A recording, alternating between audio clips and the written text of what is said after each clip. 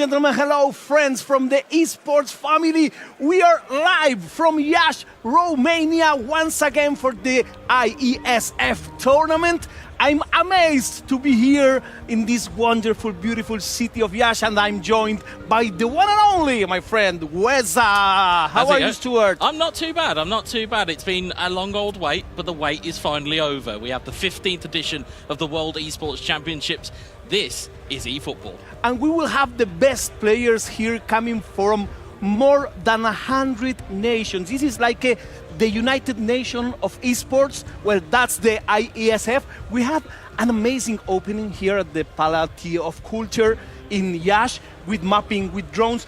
And there is a very important notice for us, for the esports, eFootball fans. We will be joined by the one and only Barry O'Halloran, the Midnight Kid. Yeah, they get the heavy hitters in for these types of shows. They really do. I will meet him. I just know him by the internet. I know he knows a lot. I've seen him many times. I download his stuff. I want to meet him. I know he's your friend. Yeah. So you will introduce him to me? Yeah. Okay. I'll happily do that for you. But we will have our first match right away.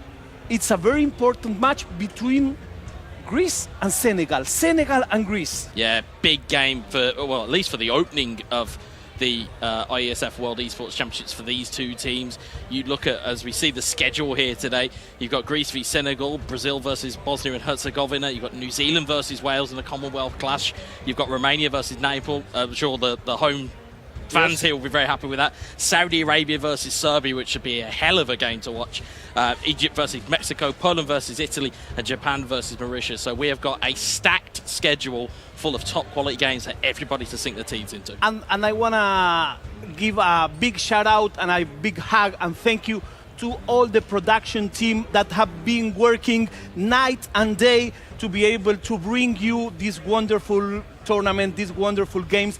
People is working here all time. Romanian people are really heartwarming, really welcoming. So I'm really happy and I appreciate the work of all of our team, from the first one to the last one that arrived here and made this wonderful thing be able for you to watch at home. Yeah, and again, it's often the unsung heroes, our production, the people who build the stages, those types of players. You'll always see the esport players, and you'll always see their delegates, you'll always see the coaches and people like that, but the production team are really what make it tick. And, you know, as is with any esport event, there are always going to be some teething problems.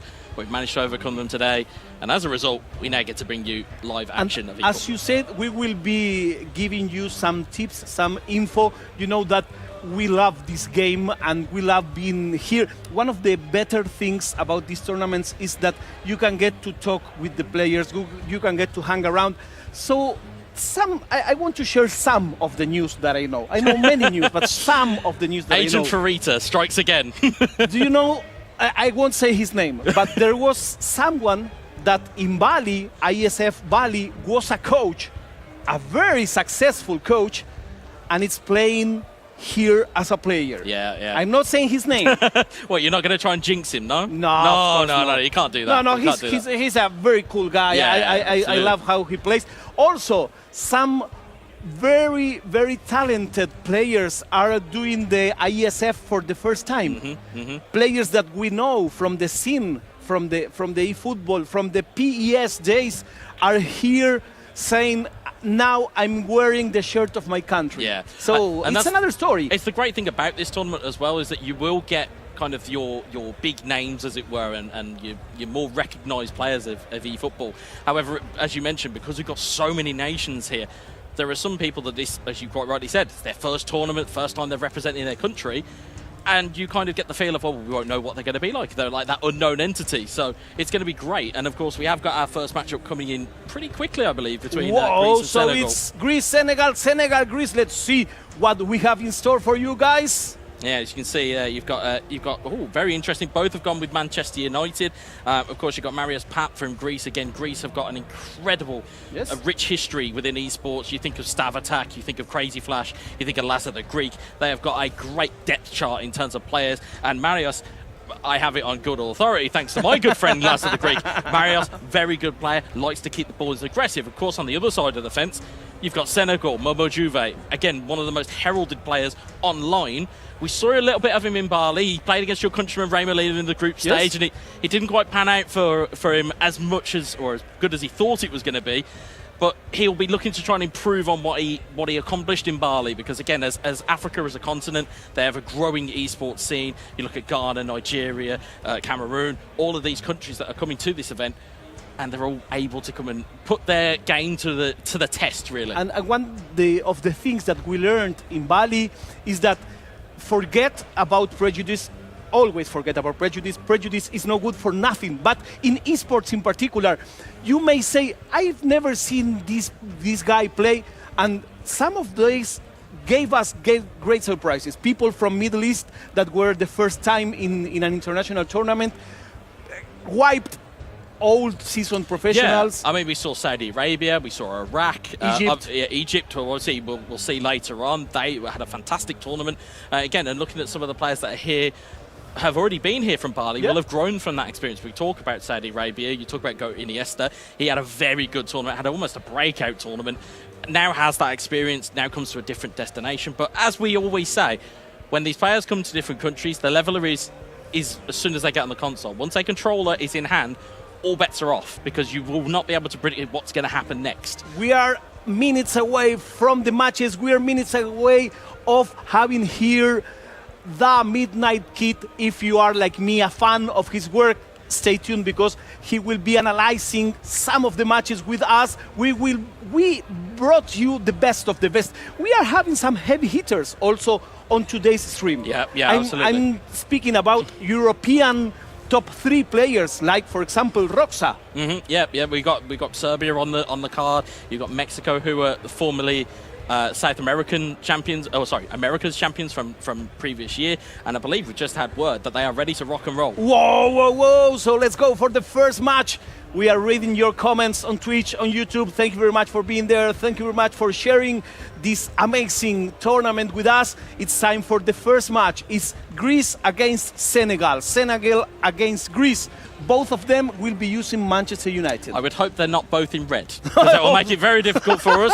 But I am sure that again, as we said, our very much loved production team have got the graphics all in the right place for us, so we know who is what side. Of course, as a commentary team, we will keep you up to date with who is who and what end they're kicking from. Of course. Because again, it can get quite confusing when you see two teams go against one another. And of course, the interesting bit about the IESF tournaments, it's all stat balanced. So it's all on that stat balance mode. So basically, it kind of comes down to, in this type of mode, as you'll see Momo and you'll see Marios, he was looking at Instagram. I saw him. Maybe looking for some last-minute inspiration from those two players, but they will have to be at their best, and it will, both being Manchester United, it then comes down to the player who executes better as a player, and we'll see that at length during this entire tournament, because of course this is only match 1 of day 1. We have got everything else in store. You've got the playoffs, you've got obviously the grand final. And today, grab some drinks, grab some popcorn, because we have a long day of video games to share with you,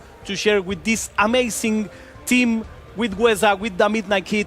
The best of the best players in the world are here, and of course, for me, this is my opinion, the best video game community in the world is the eFootball PES community. So I'm very happy to be here once again with you all. Said with no bias whatsoever. Said with absolutely no bias. Absolutely no bias whatsoever. Are we doing predictions this year? No, because the last time we ended in a draw. We can't do that again. And also, you've got to then somehow have Barry incorporated into it. No, and of course, Barry knows too much. Of course he knows too much. He will win over us. I don't understand how we've got him here. He's got too much knowledge about him. That's the problem. But I mean, on this stage we won't do predictions. No. Next stage, maybe we'll keep a scorecard. You will decide. If you want predictions, just let us know on the chat, and we will do predictions for you. So I think we're minutes away from start. Yeah, we are about ready to go here. You'll see both the players on your screen here. They are ready just to go. Side by side. I like that. Just wait and just double check there. You'll see just the slightest of tweaks. They'll just make sure that their camera's correct. All of these tiny little kind of details. Yeah, it's the kind of the micro in the macro. They are very much making sure that everything is as it is at home for them. Because of course, being away from home, You want to be as comfortable as possible. And granted, as we know, the weather conditions that are here, it's hot as we'll go. And we'll start off here from left to right. It is Marius Pap in the red. Yes, Greece on the red, Senegal on the striped shirt. It is indeed. It's Lindelof. Launches that forward towards Rashford. Up to Martial. Mount into Sancho. Sancho looking in for Martial. He slips at the vital moment. And the last take it away.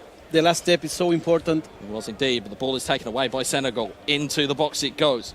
You've got Rashford looking to pass that back into the box. Instead, it's going to be cleared away. Instead, it's been picked up by Senegal once more. Greece are going to have to be very careful. I was just about to say good defending, but it was very casual in the end. Here is Scott McTominay. McTominay in towards Mason Mount. Mount looking back in, and Senegal in the early going, just opening 8 minutes, have just slowly got themselves into the game here. But this is where Greece could be particularly dangerous, but Casemiro will gobble that up for Senegal. Sancho looking for runners. He's got one in Martial. Martial with a back heel, but he's cleared away. By now, the attack is on Senegal's side. Not very clear, but he's pushing his attack. But now he is indeed pushing the attack, and Greece have not really got an answer for it so far. And of course, just to bring you up to speed, for the group stages, we have 2 games. It is an aggregate score over both games is the result of the match. So again, if the first game ends 0-0 and the second game ends 0-0, it's 1 point apiece. Exactly. There's no tiebreaker at this stage. No, there is not. It is Mount. It's a Senegal throw. He's going to leave it on Mason Mount. He's thrown it in here towards Jadon Sancho. So ball in field here to Martial. Martial looking for the cross in towards the back post, and Nana gobbles it up. The first shout out goes to Drum that says, is there a Myanmar player? Young PH, it has a lot of skill. Okay, we will see. We will look after him, of course. Yeah, I believe there is so many nations here. And Yes. again, it was an open qualification here. So all nations can send players to this event. There wasn't a qualification. I believe Myanmar is one of the nations that is in all the other groups. We do have groups A to P, but we are focused here on Greece. It is Rashford looking across the box, and now looks to be cleared away again. Greece looking for that counter-attack opportunity, and ball will get played down the right-hand side. Here is Anthony. Neat little double touch. Goes for the early cross into the box. It's headed clear. McTominay will head that one down. Here's Rashford for a through ball. This seems like a classic game in which the first goal is so important. It's such a commentary cliche, but it is. The first goal is vital, especially in this type of game, especially at this moment in your tournament. It's the first game. It's your first game on stream as well. All eyes are on here, on this match. Very much so. Here's Senegal on the attack. Martial into Rashford. Rashford on towards Mount. Back towards Rashford, looking for Martial. He had a bit more space than he realised there, I think, Momo Juve, but he'll look to try and rectify it here. It's Martial. Martial, ball in, looking for Sancho. Sancho with a dummy. Good save from Onana. I was going to say, is the last step what is missing now from both players, especially from Senegal. They reach the end of the pitch, but they cannot mark. Yeah, he's still coming back, though, is Momo Juve. Here's Mason Mount. It's cleared away by Greece. Greece looking forward in the red from left to right, as we mentioned, if you are just joining us. There's Bruno Fernandes looking down the right-hand side here. Marius looking to get a ball in towards Anthony. Ball across to Rashford. Rashford looking across the box to Martial. Goal! And it's a very important goal. As we said before, it's a counter-attack. Marius Pap was patient. Marius Pap was quick. And in 3 touches, the ball kisses the net. As we said, it will only take one moment, and it looked like Marius was just waiting for that moment. Ball through again here. Here's Martial. He's got Rashford as a runner. He's got Anthony here as well. Anthony goes to the controlled strike, and it's into the hands of the goalkeeper. He only needed one opportunity. He didn't need much. As you said, 3 passes, he was in. Fantastic bit of work there from Marius. Sometimes if you do the right passes, you don't need a lot. You need the exact and precise ones. And that's what Marius did. Yeah, absolutely. Ball forward. Senegal will look for a response here. It seems like the goal hit very hard. It did. It certainly had an effect there. Imprecisions. See that throw to Greece. you know, we are at 42 minutes. I was saying that. I was just going to say that it's very important to try to get an equalizer before the first half ends. Yeah, it'll certainly It's change. vital. It'll change a team talk, definitely. An equaliser just before half-time will certainly be a difference maker for Senegal. But as of right now, it is Greece with the lead. It is Greece looking to just conserve that lead going into half-time. Nana clears the ball forward. Here's Rashford. On towards Martial. Back to Rashford. It's cleared away once more. Here's McTominay. It's going to be forward to Rashford. What can Momo Juve conjure up here? Mason Mount. Some other Here's goal. McTominay. And we're into stoppage time here. As soon as it goes back across halfway, that will be half-time. And just to, again, bring you up to speed, it is Greece 1, Senegal 0. Yes, and I think it's a fair result. Greece was the one making the effort on the first minutes, on the first half. It was only around the 30th minute that Senegal tried pushing to the other end of the pitch, but I think it's fair. This 1 for Greece, 0 for Senegal. Yeah, absolutely. As you can see the score in the top left-hand corner of the screen. Martial into the box. Header was on, and it's riskily cleared away there by Senegal, but Momo will take it clear, but it's attacked by Casemiro and for a throw. For those joining now, Greece is on the red shirt, Senegal is on the striped kit. Yeah, it's very hard to keep up when you do have two teams that are of the same makeup and the same team. It is quite hard to keep a track of it. As we said, we appreciate the graphics team making sure that we're across it correctly as well. As the ball looks to go forward from Senegal, they are searching for an equaliser, one that is not readily available. Yes. And I say hello to Fabricio Santos that says, Vamos Sudamérica, let's go South America. And also El Locogado that asked about Rey Molina. We'll have Rey Molina later. Yeah, I was going to say we do. Well, no, actually, no, we have, I believe, on day 2, I believe we have Turkey versus Argentina. But I didn't want to say that. We've got to get through day 1 first, and we've got to get through game 1 as well. Technically, it's later. Yeah, technically later, most definitely. Here is Rashford. Commentator lying always. Yeah, very much so. They are looking for an opening here, Senegal. Here is Martial on towards Luke Shaw. Martial looking back there.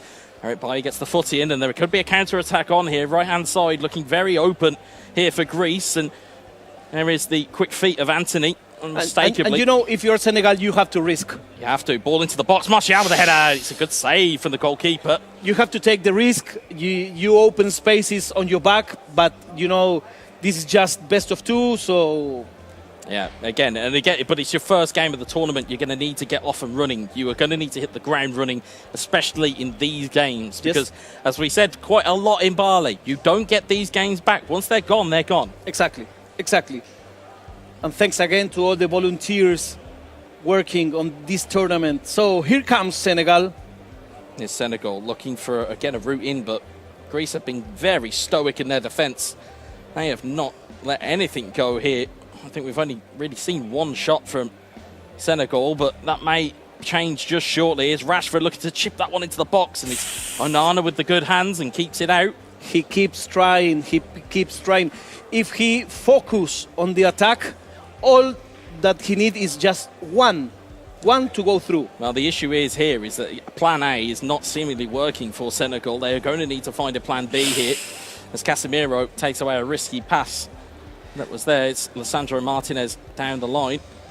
Have you seen that the midfield is almost non-existent? They play only through the sides. Yeah, they're looking to cut out that midfield battle, such as that key position of defensive midfield, where you've got obviously Casemiro on both sides here. He's a very canny operator. You will not want to try and get through him too often. Here is Casemiro and his mount, and there's not much long left here for Senegal.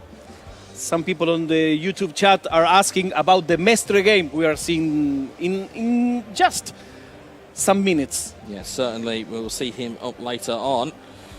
You'll see the ball here for Mason Mount. Here is Jadon Sancho. This could be the opening for Senegal. Sancho! 1-1! And, you know, I was thinking, I was thinking he cannot make this goal. It's a great little bit of movement there. Just ball rolls it away. He risked. But we said it. We said it. You have to make a risk. You have to take a chance. But you don't have to risk there. There you have to shoot with all your strength. When you're a player like Momo Juve, you can risk there because he knows that team very well. I know. And certainly, again, the way that this balance has gone, it's very much a sucker punch for very much a sucker punch there for Greece. So it's 1-1. As we'll see it level here. So it's 1-1. It's a tie. Tie game at the moment. Here is Rafael Varane. Senegal may just try and nick this one away from Greece. So we said if they get the equalizer, this is starting a new game. And that's what it happened. So now Senegal, I think it might use the power of this goal, the power of this equalizer. Let's see if they still have some stamina. And they've certainly brought on some substitutes as well. Hoyland just free on the left-hand side there, looking for get a quick ball into the box, but it'll be Rafael Varane that will lead it away for Greece. They have an opportunity here to potentially launch a counter-attack, but instead it's coming back the other way by Senegal. Rashford, Hoyland, back into Rashford. Martinez again, sure to stop that one, and the counter-attack again could be on here. You see at the top of your screen, runners everywhere for Greece at the moment, but just ran it out of play instead. A little bit too much, and with roughly five in-game minutes left on the clock here, plus a little bit of stoppage time, it's a bit of a costly one. The tie pays a lot on this betting page, and let's see if we have a last-minute goal. Now, you may still have one. Martial, it's cleared away there by Rafael Varane. Eric Bailly clears that one forward. So this is the first game. People are asking, is this the first game? Yes, this is the first game. First game, and these are best of two in the group stage. Well, I say best of two. It's an aggregate score for those two games. So, as we said, if this one ends 1-1 and the next game ends 1-1, it is a 2-2 draw for the tie. Of course, we may not necessarily see that. We may see more goals here. We may see one at the end of the game here. Here's Anthony, who's got down the line here, and he can't keep that in. And there's not long left here. Stoppage time. It's not too long here. Ball will go over halfway, and it'll be a case of whether Greece can win the knockdown. They can, but they can't win it too far. Ball is still live, and the clock is still ticking. Ball in towards Rashford. Could it be on? It may still be there. It's Greece. Can they score? Oh, it's a brilliant tackle. Fantastic tackle from Senegal. There won't be enough time for the corner. There is the final whistle. 1-1 draw to start us off here. He will dream about this last chance. There were so many moments. There was a super cancel in there. There was the ability of manual goalkeeping. It was just going to throw them a little bit. Amazing. But of course, we've got a second game now, and of course, looking at it, both teams will have an idea of what they're what capable can they expect? Of. Yeah, they've got an idea. I have a Mukahit on the chat. I don't know if it's the real Mukahit, but hello to him, of course. That's the real one. That's the real one. A lot of Spanish-speaking people rooting for Momo Juve. Yeah. Well, he's a very popular figure amongst the community, of course. On the in terms of, I think he's multilingual and he's able to, kind of converse with everybody. But he's a very popular figure amongst the community. Of course, on the other side of the fence, Marios, popular figure amongst the Greek community, and of course they are incredibly passionate people when they come to their video games. And I believe it is as you were here. I'm just waiting for the graphics to come up. Yeah, it will be Greece again, left to right, and Senegal from right to left. Yes, they are keeping the shirts. They are keeping the shirts, which is very helpful to us. Very helpful indeed. Here is Rashford. Senegal looking on the early charge. Here is Martial with a quick dummy and scores! Excellent play. Let's see. It's a great goal to start off the tie, or start off the second tie for Senegal. So this is also like a dreamt stage. So you start the game, first situation, boom, goal. Yeah, so very much caught his opponent cold there. In terms of what Marios was looking for, just started off very cold. Yes. And just did not get what he needed. And certainly the dummy in the box as well from Momo. Again, it was a brilliant piece of play. Here is Marios on the attack, though. Here is Anthony Martial, unmistakable with the gloves in any weather, Anthony Martial. Whether it is rain, sleet or sunshine, he will be in gloves, so he's very easy to spot on the field. Do you think he will wear gloves here today? Oh, I think he might, even so. Even so, in the near 35-degree heat that we have here. A shout out to Phantom Duck 95. Thank you very much, my friend. Another one of those notable names from the Greek community as he sees his countrymen go 2-0 down. Senegal take a 2-goal lead, and on aggregate that is a 3-1 deficit. I don't like to say that I told you guys that this may happen, but I told you guys it may happen. The equalizer was an energy boost for Senegal, was an energy boost for Momo Juve. I think the other interesting point here as well is that when you've played the first game against somebody you may not necessarily be familiar with, you have a game's worth of data to work on. These players will almost be robotic in their approach. So they'll say, okay, well, I've played 90 virtual minutes against you. Okay, I know how you play now, and I'll just come and play the way that I want to play. And that's kind of almost a perfect piece of kind of game plan here from Momo Juve. And I think that this may be something that we will see over the tournament. The second games being better than the first ones. They'll be slightly more open, in my opinion. Yeah. I think you'll see they'll become more open as time goes on. As we'll see the header on here for Greece, and I believe that is Mason Mount who stayed on side. He was trying to get the ball across the box. Luke Shaw will clear it away for Senegal. People asking about GOAT Iniesta. Yeah, again, he'll be up later on versus Serbia. He's on the schedule, as we'll see Anthony try and make his way in for Greece. But, of course, as we know, there's a lot of personalities that are here that a lot of players and a lot of fans will follow. And, of course, we'll try and keep us updated as much as we can. Yes, yes. As the ball goes forward.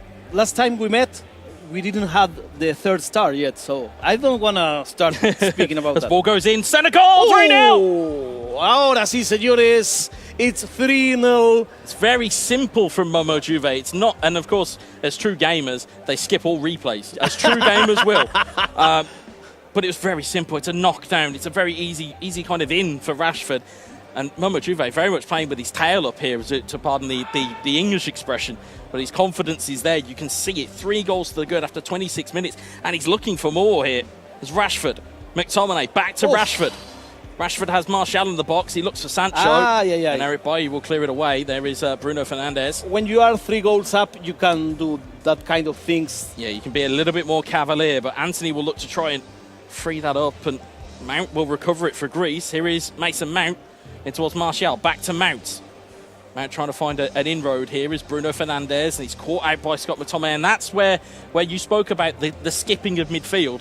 That's where it's so important, because once you get to that last third, the DMF position becomes so important, because it's basically like having a security guard at your back door. It's so important, as we'll see Martial and Momo trying to come forward with him, but it's been a fantastic start to the central midfielder is a spectator in this match. Yeah, I think the CMF position is not the most important. It's the DMF that's the most important. And if you have, again, in stat balancing mode, if you have a player like Casemiro who can just dictate how much of the ball you can retain, it makes it so much easier to launch attacks, because if he cuts the ball out, you're already progressing the ball. So that's true. It's so important. As we'll see Senegal trying to come forward again here. They're looking for more goals here. Here's Rashford looking to poke it through. It's Scott McTominay. It's 4-0. He cambio de pierna. He changed his leg. He showed with one leg. He shoot with the other one. So now it's absolutely on fire. What you can see at the bottom of the screen, the points, the goals from the first match. Yes, you can. Yeah, just to not confuse anybody, we've got the live score of the game in the top left-hand corner. That's it. We've got the first game score at the bottom. Exactly. Of course, we can leave you to do the maths of the scoreline as it is, but of course, we will tell you it is 5 goals to 1 for Senegal. It's easy. It's very easy. It's very easy at this stage. Advantage is given there. Here's Anthony. So thanks again to everybody on the chat, on Twitch, on YouTube. Thank you guys for always being there.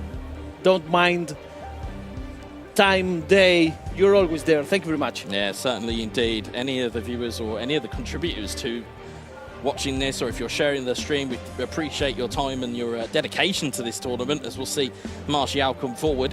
Here is Jadon Sancho. There's 2 added minutes of injury time here, and Casemiro wins it back for Greece. They've got to get something out of this game in terms of a goal, or just something to boost the confidence. You'll see Rashford get through in on goal, squares it across for Anthony, and there it is. It could potentially be just a consolation for Greece. Yes, but we have seen some mammoth comebacks in eFootball. Yeah, but this would take a hell of a game. No more time. Well, No more time in the first half. Yeah, He's got 45 left. He's got 45 left to try and solve it as Marius. I know. And again, though, it's a difficult game to start off against for both of these players. Both are incredibly high-level players, so you're not really somebody you want to see or sitting across from you is either Momo Juve or Marius Pap. You don't want to see either one of those. So unfortunately, as we do say, though, with these groups, you've got to beat the best. You've got to beat the best to get through. You have to beat everybody. You have to beat everyone. Everybody. Anybody who's in front of you. What's your name? Can I beat you? Yes, you can. So, for those joining now, Greece is on the red shirts, Senegal is on the striped shirt. They are indeed, and Senegal have been all action from that first half. As we see, though, Marius trying to get his way in here is Anthony. Goes to the controlled strike and a little bit fumbled by the goalkeeper, but ball will be taken away. Some people are asking about the Selic match. We have plenty of matches. Oh, we got so many matches, and you'll no doubt see the graphic flash up at some point during the broadcast as to what we've got left on the show here. Yes. But we have got the likes of We Poland. will have Arma from Romania. We will have Roxa. We will have Felipe Mestre. Yeah, you've got Poland versus Italy as well. Ostribuch versus Go Diamond. There's quite a lot of good games on the show, and of course, what we've seen already so far. Yes. If this is anything to go by, very nice first it's match. Very, very good game of eFootball, and especially from Momo to have that. I would say the mental side of the game is probably more important. The fact that he went 1-0 down in the first game, the fact that he had that little bit of a shock, and he said, "Okay, I equalised," and then he's managed to just reset himself mentally, and has absolutely dominated this game. But Greece will not let this go. They are a country of fighters. We know that for certain. Here's Bruno Fernandes in towards Rashford. Rashford looking to try and take it away from the midfield. It's launched clear by the Senegalese defence. So some other names coming tomorrow to the contest. Rey Molina from Argentina. We also will have We've got Arda Golasso, who we could versus him Arda Golasso. in there. There's a lot of names on the slate. I've seen today Camps from France. Camps are from Mestre France. from Spain. You've got Kerif Dennis from Wales. Oof. There's a lot of The good. best of the best are here. Yeah, there's a lot of good players here. Here's Mason Mount, flicks it forward. Again, you just think time is just not on the side of Greece here as Victor Lindelof squares it infield there as Scott McTominay. Ball there to Sancho. Intelligent ball there, knocked it down. Yes, he has no rush. No rush at all. He will play at his pace.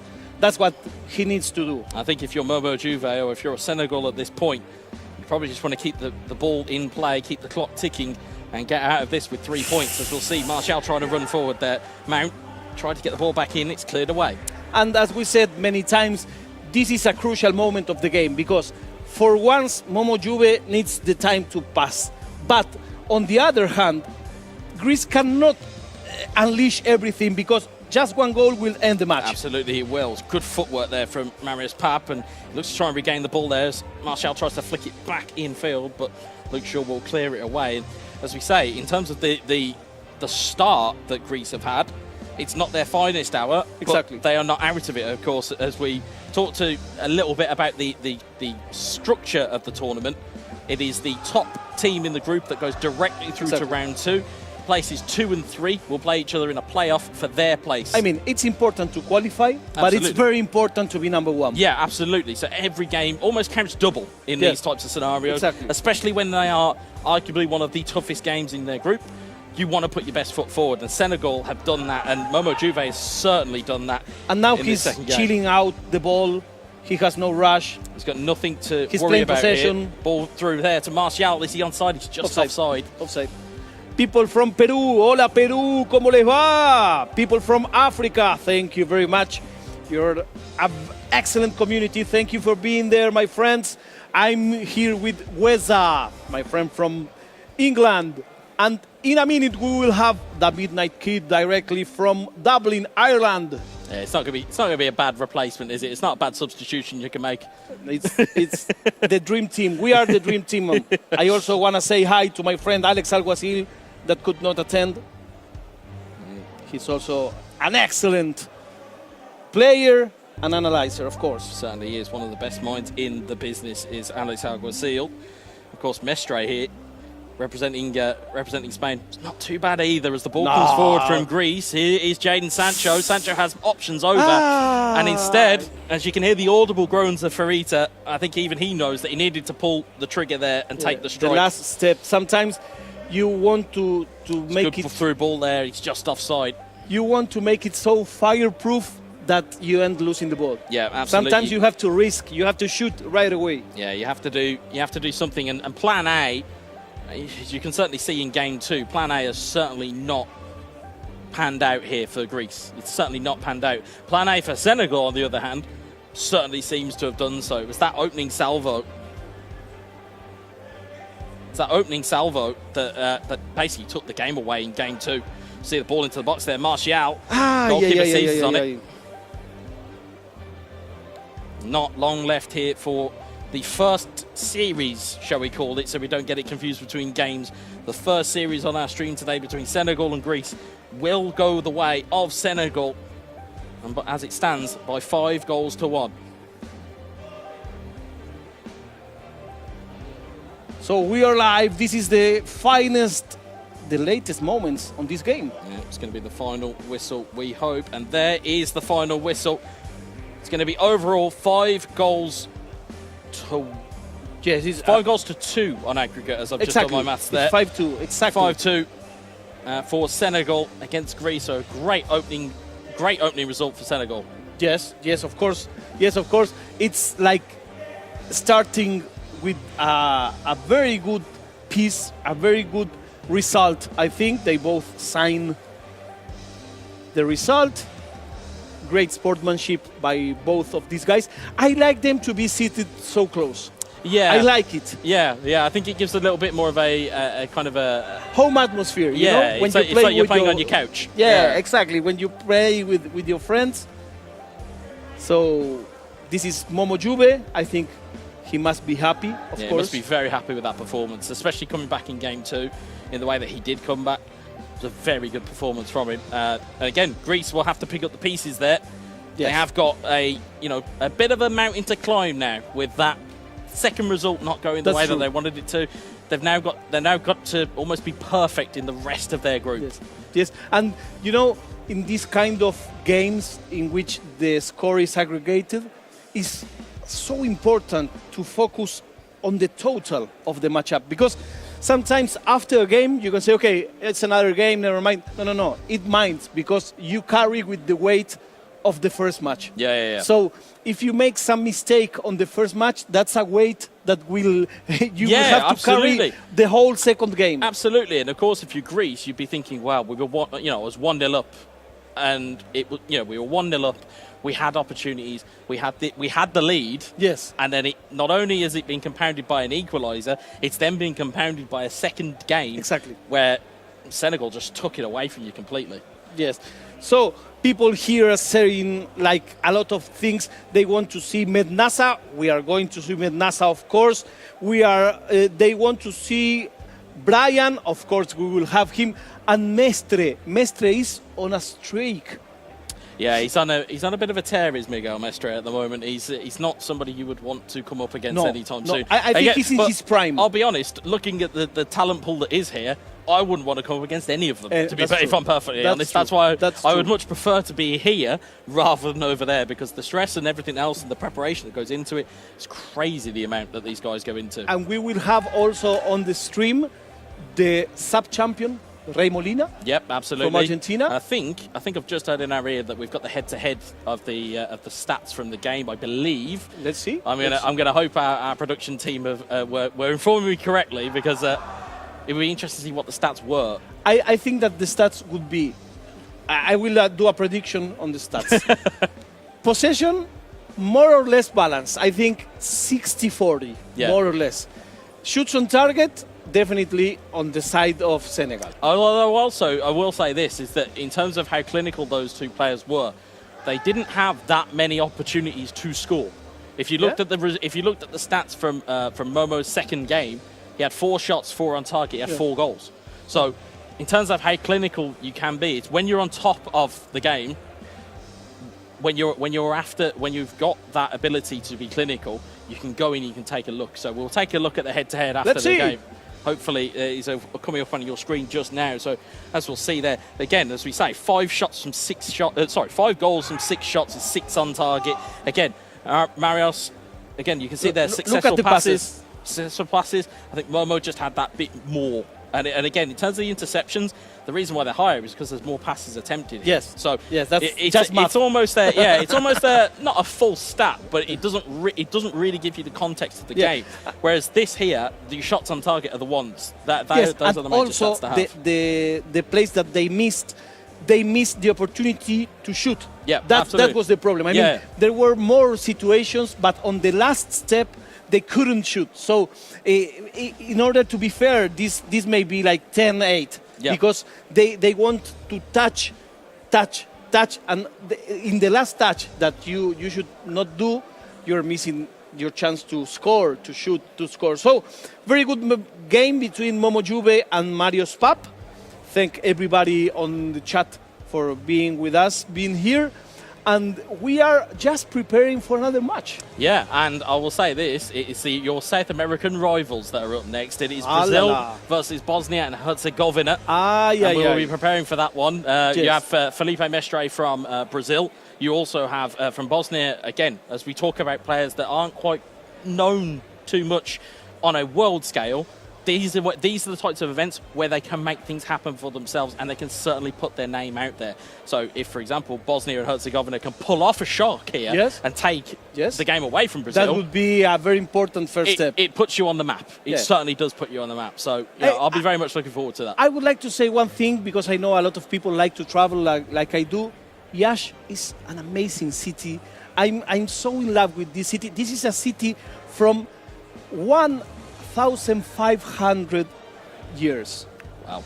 I mean, from the year, stat, folks. From the year 1,500. That's what He's one for a stat, folks. I can't deny him. He does his research. And this is like the 3rd largest city in Romania, and it was the capital of Romania. It's called like the old capital, and you may see a lot of buildings. The architecture is amazing. We were on the theater. They have a beautiful theater. They have university. This is a university city, so you find a lot of young people from all over, and we are very near to Moldova. And this was also the capital of the Moldovan era. There's a lot of history behind this. Yes, a very beautiful place. I will continue.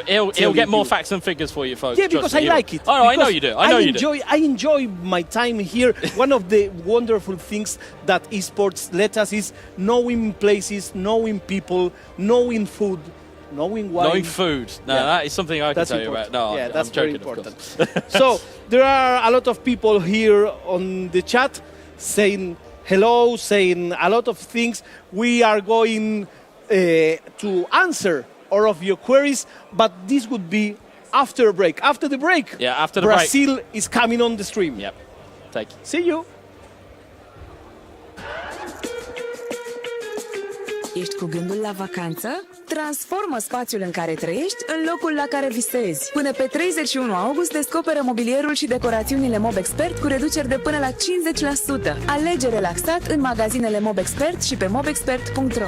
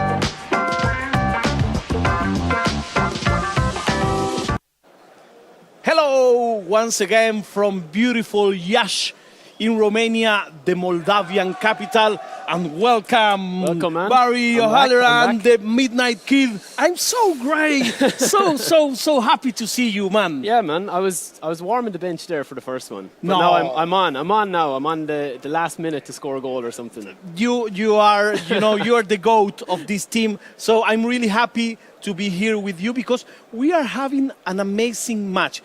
We are going to see two styles clash. Yeah, Very definitely. different players. Yeah. Brazil Yeah. against Bosnia. Yeah. Well, I mean, South America versus Europe. Yeah. There's going to be that going for it as well. Yes. But obviously, you look, Brazil, you have the flair of Brazil. South America, as you well know, all the flair. You have to keep it unbiased now today when it's Brazil, all right? No, I'm no bias, but I must say that Felipe, it's Yeah. a very seasoned player. Yeah. Very temperamental guy. So this is a guy that has a lot of skill, but also he's like short-fused. I don't know if I say that. Yeah, okay. Yeah. So he's a guy that sometimes his head may help him a lot, Okay. or may destroy him. Okay. Well, we'll see. We'll have to see. So do you want to see the matchup? Yeah, definitely. Okay, Yeah. Let's Well, see the matchup for Let's see this the matchup now. wonderful game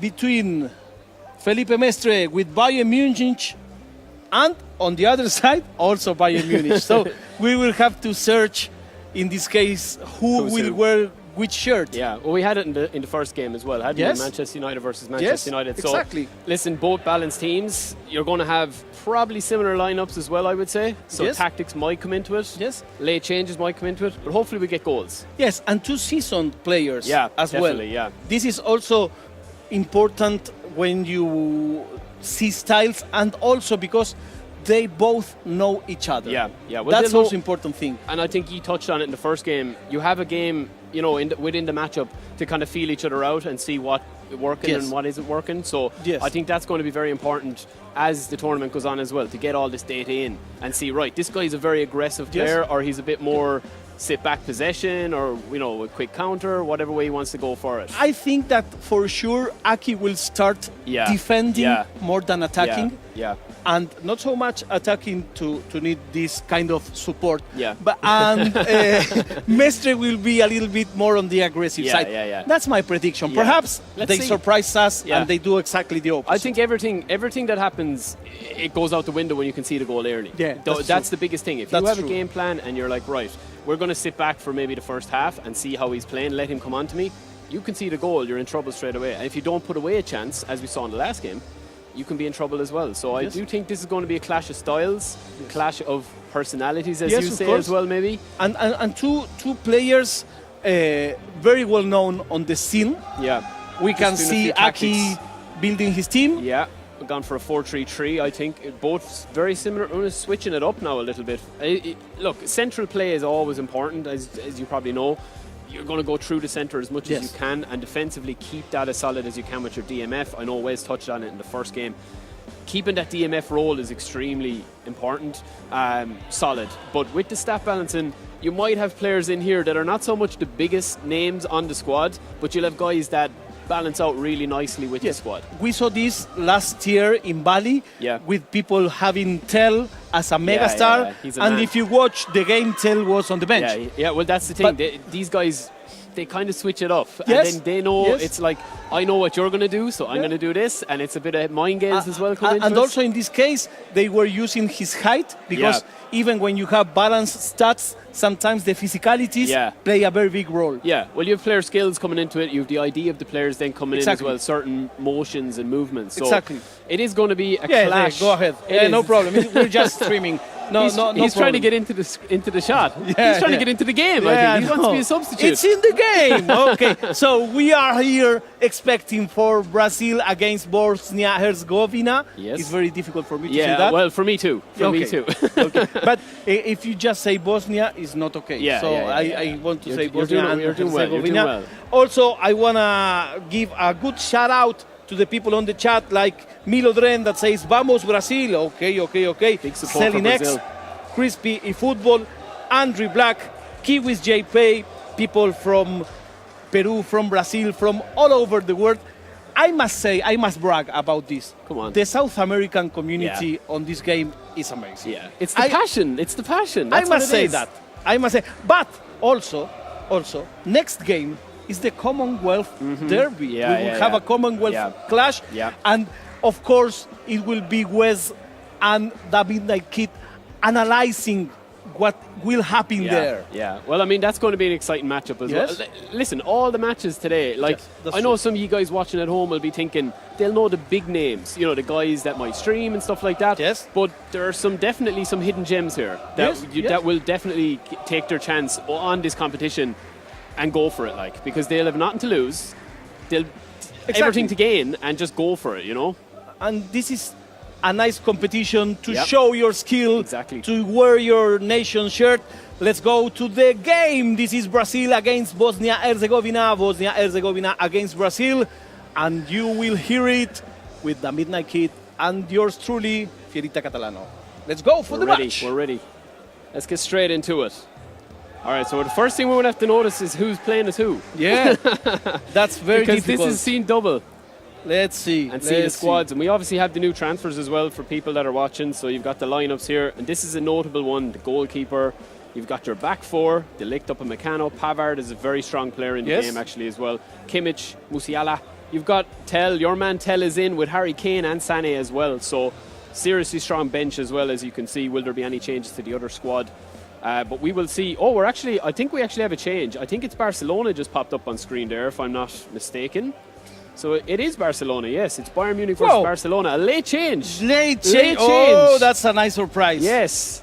So it's a 4-3-3 versus a 4-3-3, but you can see that Rafinha is sitting in that whole player-centric position is what I would call that. Okay, now are we after having a change here? We're changing sound, we're changing this, because we're changing that. As Wes told us, every detail is important. Everything. You want to replicate what you're playing at home and what you've practiced. Yes. Probably hundreds, thousands of hours of playing, so you want it exactly as you're used to. I had a frame. Be careful not to cross, please. Pero. I just. That shout was for you guys. Yes, this guy, come here. Come here. Just to show people that I'm not lying. Come here. I want to give a handshake to the opponents. They were just there. Okay. Trying to be nice. And you almost crossed, but you didn't. Yeah. Okay. He pulled himself back at the last second. You're from the USA. US. Yeah, we just played Sweden. I was going to shake their hands. Nice game? Nice. Did you enjoy it? Yeah. Okay, see you later. Bye. Okay, so this is I wasn't on live. expecting that. That was a pivot into something we couldn't have planned for. Yes, exactly. So excuse the volume. So we are having this second match between Brazil and Bosnia Herzegovina. Yes. Yeah. One of them is using Manchester United. No, the Bayern other one versus Barca. is Barcelona. Bayern versus Barca. Whoa. So let's see. We have a few changes here. Yes. We've got Bosnia playing as Bayern Munich. Oh, they're both the crest. Yeah, we're a little bit confused here. I think Bosnia are playing as Barcelona. Early start. Lewandowski! Yes, Brazil is on the left, Bosnia is on the right. Yes, we'll get that crest updated now, hopefully, just to see here. Because we're seeing what you're seeing, lads, watching at home. So yes, of course. It can be a little confusing. Yes. It can be a little confusing sometimes for us. Bit of a collision there. And it'll be interesting to see as well, Frida, how... Oh, an early chance here, actually, just to interrupt myself. It's offside. Offside. So it's Brazil, the one starting the match, Yes. the opportunities. Ooh, that was a late call, I would say. But it'll be interesting to see the matchups of how centre the play goes. Will they switch it up without wide as well? Yes. You know, we know the Brazilians like to have that little bit of flair, that samba flair. So let's see. Good defending great by defending. Felipe Mestre. Beautiful quick playing. one-touch passing all the way up the pitch for the overlap to Kimmich. Cancels, swings it in. Marcos Alonso is at the back. Good defending. De Jong. What a passer De Jong is as well in the game. In the first 8 minutes, no mistakes. No mistakes. Everybody doing what they should. Yeah. Well, I think, do nerves come into it as well, do you think, when you're playing at this in your first game? Yes. Like, it does kind of come into it a bit, Yeah. No doubt about it. Torres spread out wide. And it's cagey, as you said. It is cagey. But no mistakes. They won't want to make mistakes. That's the thing. Yeah, it's so important to be able to start with the right foot. Oh, bad pass. It's unusual from Pedri in that area of the pitch. They're trying to work it into Harry Kane, their new signing, but Yes. he's a bit far out from goal. He likes to come deep as that deep line playmaker or play as a forward, deep line forward. Lovely little switch. Has he beaten the offside? He hasn't. He hasn't. He was taking care of not falling Yeah. into the offside so much Yeah. that he fell. Yeah. Trying to give himself every advantage. Yes. Yes. It's a long ball again. And at a lot of time as well, when you're kind of feeling each other out, right, you kind of want to make your opponent make a mistake, whether it's kind of lobbing the ball in. It might look like a knotting pass, but they're kind of probing passes, so to speak. You can see that congested area of the pitch as well is going to be an area to watch throughout this whole tournament, Frida, is that centre midfield area. As you Ball- can see it here, it just blocked. If you just join us, it's Bosnia with the Barcelona, it's Brazil with the Bayern Munich. Thanks for this, not playing with the same team. Bonus points if you don't play with the same team. Trying to trick. Won't work against that solid Alonso defence. Back to De Jong. Outside of the foot. Lovely threaded ball into Lewandowski. Touch and go is on. Lewandowski, if he squares it, he'll go himself. Oh, Frida, that should have been one, you would think. It's difficult when you don't have an angle. It's difficult. It's brave Yeah. to shoot anyway, Yeah. but you know, at this level, Here's that Tell. ball can never go inside, I think. It's kind of a half chance, really, isn't it? He did everything he could. Yes. Just didn't get in. But it was kind of close. Look at how Felipe Mestre is making his attack. Yeah. He doesn't want to advance just because of it. Yeah. He needs every player to be on the correct position, and only then is he advancing. Yeah. Well, that's the thing. They don't want to leave gaps. They do want to go forward. You'll see the touch and go. Whenever Yes. that's on, they go for it, as Yes. you see here with Tell in. If he squares it or cut back, yeah, I think he And should have. patience is so important in this kind of touching game, Yeah, you know? yeah. Well, look, it's easy to say when you're sitting here, Oh, we're standing of here course. where we are. Of course. But I think he should have probably just taken that back a little bit there. Yes. But he knows better than me. But it's amazing. I like the precision Yeah. of the passes. It's like they are doing it from memory, you know? Yeah. Memory work. Well, a lot of it is animation driven. That these guys know the animations so well. They know what's on. Exactly. They know the player's positioning, their hand movements. They'll give little signs that they're making a run. Just whether or not they can make that count is the big thing.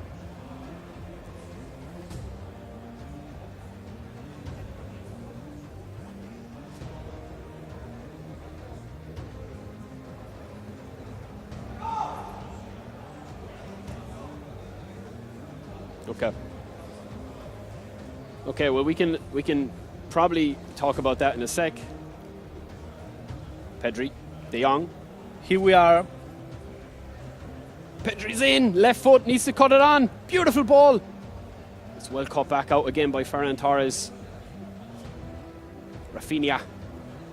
It's just all very congested here, as you can imagine. Early nerves maybe, or just early probing each other out to see what's open, what's on. Couple of long range shot or long range passes going in. That's what we talked about, Frida. Like, this could be decided, these cagey games, as the tournament progresses, by a mistake. Exactly. More so than a bit of magic. Exactly. You know? So it's just one play that you do it correctly or perfectly, Yeah. should I say, that makes the difference. Yeah, exactly. It's lovely dribbling. Lovely ball. Kimmich! That's a dangerous parry back from the keeper, but there's nobody there from Bayern Munich, unfortunately, and Bayern Munich will have to try again. Gravenberch is getting through a load of interceptions in that midfield. That's going to be a problem, I think, as this game goes on for Barcelona. What a ball! Tell! There's one. So- 1-0 for Rita. Exactly what we said. So it's just One mistake, one play. perfect 10 Yeah. that you need. Yeah. If you can do a perfect 10 play, you will score. And if you score, this game, you know, is decided just on goals. Yeah. Well, you just mentioned it, Frida. It's a great point. Like that, Brazil and Mestre is kind of, he's probing, but he's not going too far forward. So he's leaving himself defensively set. And you just saw Tell there do what Tell does. One of the favoured players to use in the balance mode. Just a quick head up. On the first match, it was Greece, the one that won. Yeah, As just, they were using the same kit, there was some kind of confusion on the graphics. It's Greece that won 5-1. Yeah. So on aggregate. So they won 5-2 on aggregate, was it? Or? exactly. Yeah. So excuses. Yeah. for Just this to is the clarify first that. match of the tournament. They were both using Yeah. the same shirts. So That's why we said it can be confusing Yeah. because, Yeah. like, when we have Barcelona versus Bayern here, it's kind of easier to see who's who. I love when they use different teams. Yeah. Listen, as you said, Frida, one chance is all you need sometimes, and he But took you his have chance to when he make got it perfect. Yeah, you have to, yeah. Good is not enough. No, It not. must be perfect. Not at this level. And Bayern look a little bit on top, would you say? Yes, Bosnia and just Barcelona struggling. seems a little bit stressed. Yeah. I mean, like nervous, you know? Yeah. That's a great ball again. If he can square it, he's just off again. And in front you have Felipe, which is a very, very, very hard player to beat, to crack. And if you're Aki, if you're Bosnia here, do you start panicking yet, or Yes. do you kind of chill out and stick to your game plan? I try to, but you know that you're playing against someone that may score. That's a big mistake, and there's two. Just as you said it. The defender overran it, nearly caught us off guard, but there is that Harry Kane wonder strike. Well, it wasn't really a wonder strike, but we'll call it a wonder strike. You can see the mistake here. But look at the line. He doesn't fall for No. the offside. He just gives the step backwards. That's a big blow now. I think, and very for important Bayern. goal. It's 2-0 Yeah, for 2-0. Barcelona/Brazil. And now they need to come out and play, but this plays into Felipe's hands, as you said. He loves this. He loves having his opponent on the back foot, where he can be really aggressive now. Yes, because now he knows that Aki needs to go for at least one goal, and that gives him space, that gives him opportunity, and most important, that gives him command of the game. Yeah, definitely. Especially with the format that this tournament is in. Yes. It is a lot about mind games as well, that if you can get on top of your opponent, you can actually put them to the sword and really, really get the result in your favour. Bayern are just pounding forward here now, piling forward. Harry Kane! Brilliant save from the keeper yet again. A lucky save, I think, for Ita. The defense is not very good. They are not very well organized, not very well synchronized. Yeah. They're suffering. I think the runs that Felipe is making as Bayern are really, really hard to stop. You know, he's just touch and go, he's gone, he's not committing too much. And he's very fast. Yeah. And look how solid he is at the back there. He's got runners to track everything defensively. Yes. You know, you get an interception there, it's spread out, he has an option out wide. And he doesn't like very much the possession. He's more about speed. Yeah. Oh, that's a beautiful ball into Torres. Manual goalkeeper! Doesn't matter. Does not matter one bit.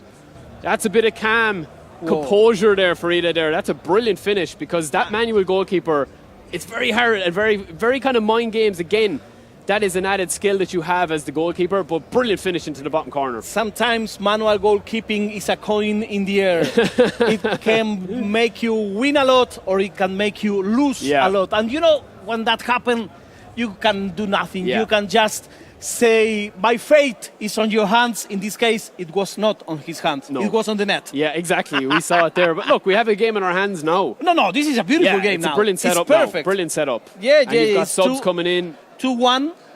Hold your horses. Yeah, hold your horses. That's a good saying. That's your new saying now that you've learned in Yash. Hold your horses. Yeah. No, in Bali. In Bali. I'll have to give you an Irish saying so from Yash. Yes, please. But look, we're perfectly poised now, and you can see subs, squad rotation. Yeah, that's a clean tackle. That is a clean tackle. Lewandowski. And always a goal lifts your spirit. Yeah.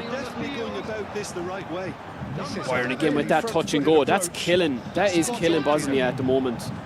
And Herzegovina, they're just really struggling with that style of attack, which is a very common style of attack, but it's very hard to stop. He can get that clear. So if you're just joining us, Brazil with Felipe Mestre, showing a good level of alertness. Bosnia and Herzegovina with Aki. It's 2-1 for Brazil. And he's picked out the run. Gundogan is on as well as a sub. That's replacing Pedri with Gundogan for that added kind of, I think maybe just to hold on and just try and push a little bit more aggressively rather than passing. Just push, move, pass and run. Something quite promising. Rafinha didn't make much with his attack. Yeah. But listen, this is still all to play for, I think, with that goal that they've got back here. That's definitely a lifeline for them. And that interception was most necessary. Ferran Torres. Lovely little slip move back up inside the again Gavi. Beautiful spread to Lewandowski. Could have been dangerous, but it came Well to defended nothing. again, Frida. Just the simple things being done right here. Last 10 minutes, remember that this is aggregated score. So even if you're losing by just a goal Yeah. is not as hard as it may be. Yeah, you've everything to play for in the next one. Lewandowski looking for that spread across the switch. This could be the equaliser. No, it's not. We're running out of time now, Frida. I think Yes. if you are Barcelona. Yes. Felipe Mestre wants this game to end. Yeah. But remember, this is not about the 3 points, this is about goals. So he's just one goal ahead. Another lovely ball here in from Bayern. Can they add to that lead? He's just going to hold up now and play a bit of game management. Lovely switch back. Again, Marcus Alonso has been very, very solid at the back in the second half, I would say. Looking for that switch again, does not work. Kimmich, Gravenberch all the way out. A real chance to break. And now we're just trying to kill the game off here if you're Yes. Bayern. He's not interested in continuing this match. No. He wants to keep the ball as And that long as suits he him. can. Oh, it's a terrible pass though. Spots it could be- and intercepts. He could be in trouble with that one, but he's not. Gavi again. No free rest, says play on. Free kick's been given.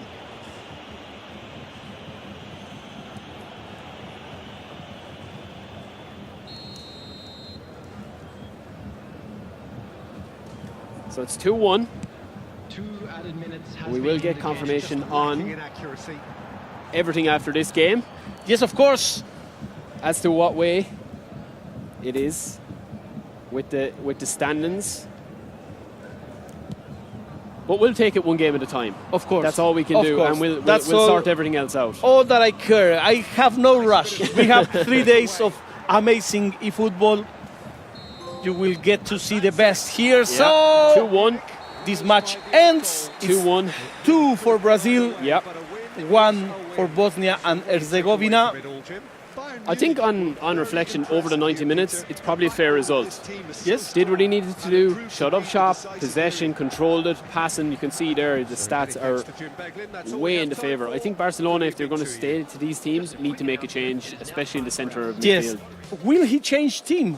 Will he surprise again? I don't Well, know. We don't know. I don't know. Hi, hello. How are Hello, you, Aki? hello, hello. Nice to see you. So, Vasi says Barry is the GOAT. Yes, of course. Where is the fixture? Says Guille. We will have it later, of course. People from Chile. Gente de Chile, le mandamos un gran abrazo, por supuesto. Fabricio Santos 87 también. Bueno, un montón de gente. There's a lot of people, excuse me. I just turned into Spanish mode. But it's a lot of Spanish-speaking people on the chat, people from Peru.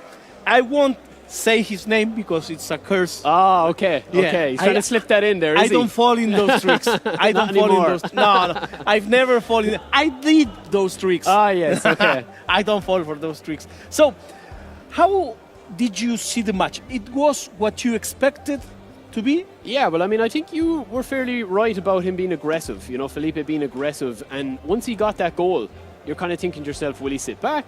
Will he go for it? The chance opened up for him, and he took it. And that's what all good players do. Yes. But at the same time, he did let that goal back in, which will give Bosnia a little bit of a chance. You know what Yes, I mean? and So, that goal, I think, changed a little bit what we are going to see on the second match. Okay. Because until that goal, it was like a monologue. You know, Yeah. it was like if Felipe was playing at his pace, whatever he wanted to do. But that goal said, okay, Aki said, I'm here. Yeah. Let's go to the second game. This is Bosnia against Brazil. Brazil against Bosnia. First match was going to Brazil. yeah, 2-1. Let's see what happens with this one. We're ready for the second one now. Yes, of course. I was born ready. I'm not ready. I was born ready. Are you? Are you ready? Are the fans ready? That's Yeah, the question. we are. Whoever's watching, are the Aye. fans ready? So I think we have a couple of changes here. You can see, maybe not. We're seeing, see, these are the mind games I don't like. Yeah. You know, if I was playing, I'd be like, these are the mind games. You've got a team, and then you switch into a different custom formation with custom players. Yeah, people But we're do sticking to these this. kind of things. Oh, it's I the love mind doing games. this. Yeah, I like it, but not if you're playing against it, because you think you have to read on your opponent. You know, I have a friend that every time he loses, it's when the controller doesn't work. Yeah. Well. There's always an excuse. Yeah, it's you always have an to have an excuse. excuse ready, you know. I don't want to Especially- name him, but he's Robbie. Yeah. But I will not name him. Do not name it. No, of course not. That's because he has the advantage over you, I think. Yeah, You know, I he know. has the aggregate over you. Yes, but he never was able to win a match against me. But we won't talk about that, my friend. We are here for Barcelona against Bayern Munich. Is the Midnight Kid Let's with crack us? on. Listen, this is pretty much the same setup, I think. So it's going to be all about those chances again. If they can take those chances, and I think middle of the pitch, center of the pitch is going to be very, very, very important in Yes, this game if he's that's to get true. back into it. That's true. So I think that it's important that Aki can open the score. Yeah, I think so. If not, he will suffer a lot. He has Great to ball. climb the score. And this little touch and go, Frida, we're going to see it how many times over the course of these 3 days in Yash. But it is going to be something that plays a big important part in it. If you can get your gameplay on top, and if you can get your style of play on top of your opponent, you're in a great position. Yeah, you know, that's true. to be able to play your style of football. That's true. Rafinha, there's 2 men in the box. If he can get it in, he's going to recycle it. Beautiful dribbling outside of the foot does not work though. There's that brilliant hold-up play from Kane. That's what they bought him for, of course, and that's why he's in the team. Oh, straight into the face there. Yes, but the That game woke him up a bit. continues. No problem. First 10 minutes without any shot at target. Let's see what a we little have bit more in store. congested in midfield as we kind of predicted. Oh, that's a super ball. Splitting the defence. Rafinha to Lewandowski. Torres, it's one. Excellent. What a finish. What Excellent. a finish. Excellent. This is what you have to do when you play against a guy as good as Felipe. You have to touch, you have to be fast, not give him any chance of tackling you. Yeah, I agree. And shoot on sight if you can. But he was patient. And Barcelona have started this seriously impressive here in the first half in terms of just holding possession on the flanks and recycling it back in. What a ball to Torres again!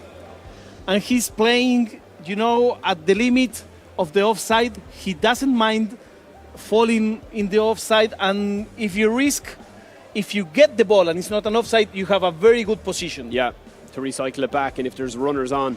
You see Barcelona are making some darting runs Yes. in from the centre of the pitch. He's playing a very deep game. Yeah. It's kind of a switch up. He's been a bit more aggressive than he's had to. He's had to come out and play a little bit now. So but Felipe will have his time as well. Too good of a player not to get a chance in the first half. He's just been smothered up in midfield for Ita, isn't he? He's just kind of not really on there. Yeah, Torres it's like again. if Bayern Munich didn't came out to play this game. Yeah. Nothing. It's a great ball again. If Lewandowski gets enough of that ball in, he'll do something with it. So good in the game. Lovely This intricate is what he needs to do, but not on that part of the pitch. Yeah. He needs to advance. He's just been kind of held in midfield. He just can't Yes. get past the line. Now, this is the first break he's had all game. Lovely ball. Araujo was there and just kick it out. And a little bit of panic stations there, but he does get rid of it. We are seeing a lot of 1 versus 1 that define the Yeah. game. Was it trying to switch it again? You've seen a lot of crossfield switches as well. They're high risk, but when they work, they do kind of confuse your opponent. Exactly. And we've seen some crossings to the end of the pitch, you know, Yeah. going until the line, and from the line, boomba. Lewandowski trying to control that centre forward position. De Jong, Rafinha. Ball back into Lewandowski. Lewandowski with that ball across. Brilliant from Kim. Just one defender left. Yeah, and Kimmich is there to mop up. Lovely ball, and there's the overlap. And there's another overlap on here if we can get the simple pass across. It's 3 Too against late. 2. Yeah, too late. I think he just held it too long. Yes. Lewandowski again, playing it very deep, Lewandowski. He's almost playing like a centre midfielder at this stage. And he had another forward coming from the back. Yeah. He didn't saw him. Seems to be playing Torres and Rafinha bursting forward rather than Lewandowski. There's another crossfield switch. People on the chat are asking about Peru or Mexico. We didn't have them on the stream yet. Mexico will be on later, as far as I know. It's a great ball in. Rafinha. There's Lewandowski trying to hold up. Oh, Ref doesn't want to know about it, says play on. As the first match was all Bayern Munich, this second match is being all about Barcelona. Yeah, definitely Clear agree. domination of the game. Yeah, controlling the game. Anything that they're doing is well measured here. They're not making any mistakes so far. Every time that Bayern Munich get the ball back, they pretty much have no option. Yeah, and I think by now ball. the stats would show 0 shots at target from Bayern Munich. From our count. Lovely ball on. You can get that overlap there with Kimmich. Maybe the first one? Pedri trying to close it down again. Good defending. Yeah, brilliant defending. Manual Block defending. defending. A lot of the time where the skill gap comes in this defensively is knowing when to call the defenders. What a ball to Torres. He's surely off. He's not. Surely he was off. Lewandowski. What a block from the line.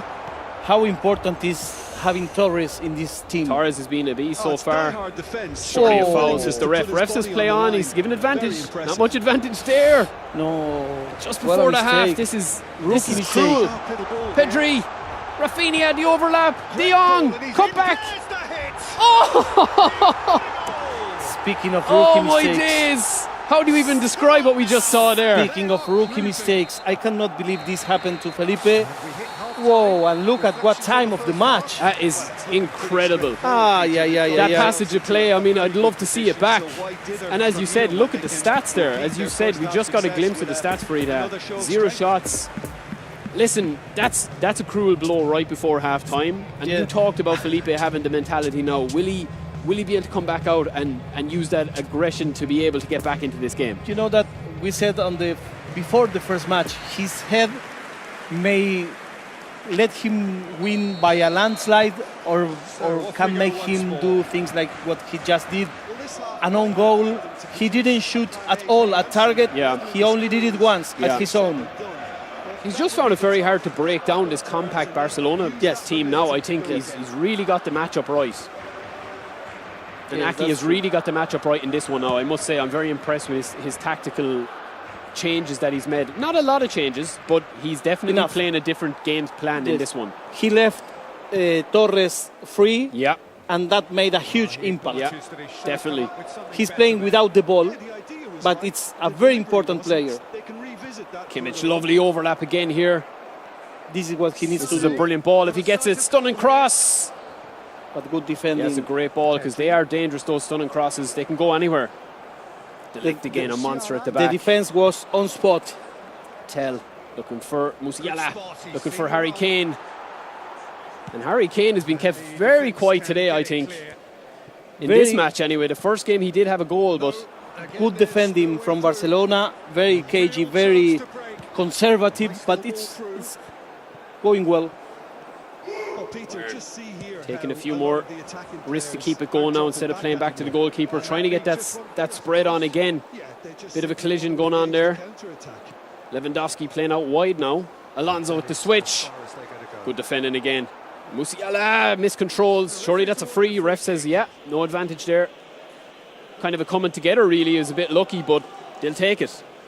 Yes. This is a dangerous opportunity now. And a good opportunity.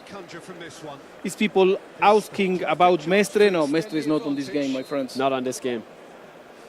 So we have Brazil against Bosnia Herzegovina. Bosnia with Barcelona, Brazil with Bayern Munich. First match was in favor of Brazil. Oh, a little trick. A trick set piece there. I thought he'd have a pop. Bit of mind games again going on. And that those mind games will creep in as well, of course. When you've got, if we do see, if we do see a penalty in this game or we do see a free at that position, you do have those mind games. Birch is getting through a ton of work again in this game. Alonso, very impressed with him as well, Frida, today. And a big shout out to my friends from Deva, Argentina. Thank you very much. They are here with a very, very important delegation. Thank you very much. Pedri. Torres getting so much ball in this game, hasn't he? He's been really the star man for Barcelona. Yes.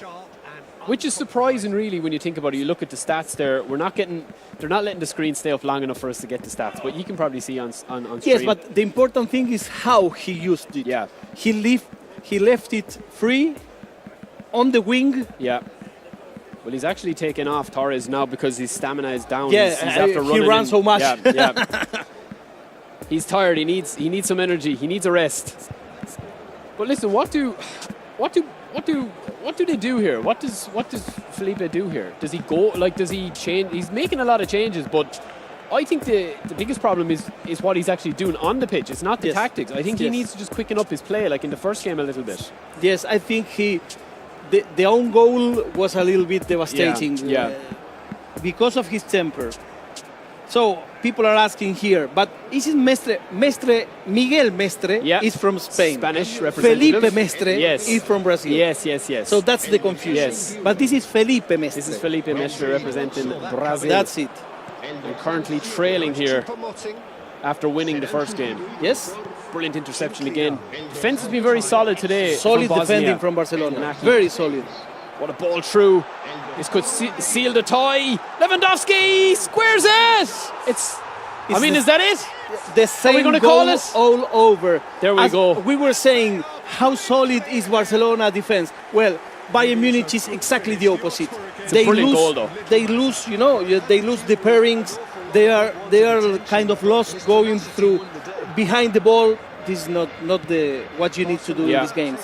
Well, anybody that plays Dream Team or anyone that plays the game at a fairly regular level will know the importance of that position and that player that was kind of made famous, I suppose, that classic number 10 or that whole player where you sit in the pocket and you do little cross balls like that and just be there to finish it. And they just cannot get the ball. No, he cannot get the ball. It's the same thing again. Look, same pattern. Yes. Brilliant save. And there is always more Barcelona players than Bayern Munich players. When you have that and they are runners, there's not much you can do. It's very difficult to stop it. Yes. And in fairness, he's taken his chances when he got him. Yes, he got lucky with the second goal, with the own goal. Yeah, of course he did. But, I mean, if you're not in, you can't win, as they say. So, the one lovely ball in. Excellent analysis on the chat by Rockchalk. It says that diagonal ball is working amazingly. That's the fifth pass that's come off for Bosnia. Yep, there you go. I mean, we can see that pattern. Point. Yeah, we can see that pattern. We can see that pattern coming. And that's the importance of players, not a traditional striker, but somebody like Rafinha or Torres that we saw today. That'd be more kind of like winger type players, but are able to play centrally and use their speed and acceleration. Yes, and we have people that is sharing this game with us. We're very happy to have you there. Thank you very much. We do this just because of you guys. Rafinha again, lovely ball through to Lewandowski. And they're in dreamland here now, in 3 up. They can just take the sting out of the game. 15 minutes left for Ida. They are asking for color, but as you said, I think this is not a strategy thing. This is not a lineup thing. Collar, yeah.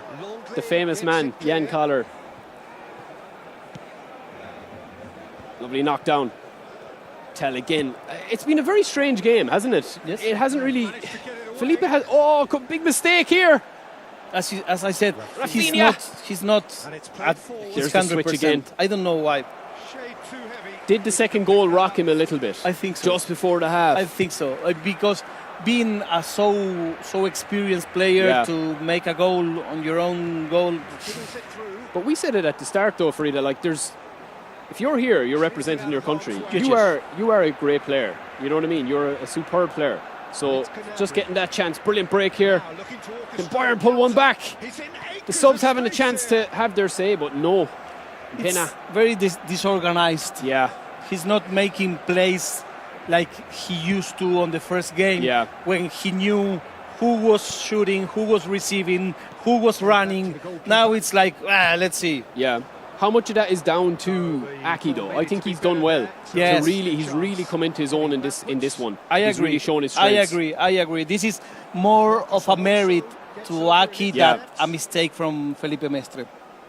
Gabi. Ball to Rafinha again. We talked about him earlier. Just overran it. He'll be happy with that. That's fine. Yeah, it's reset the defense. Minutes.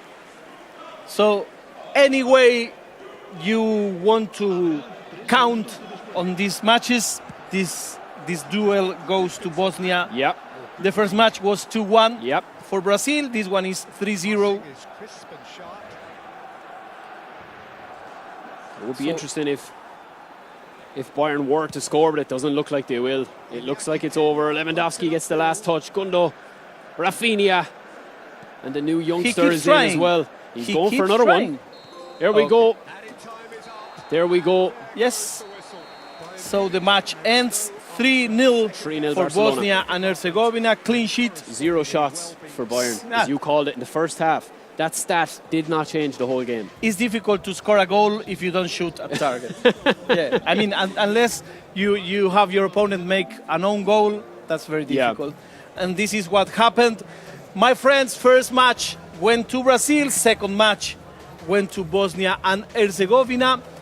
If you have to analyze these two matches in terms of justice, do you think the result is fair? I think, based on that second game, it was pretty much a fixture of two halves, really, wasn't it? The first game, I thought Felipe did very, very well in getting his keeping his composure.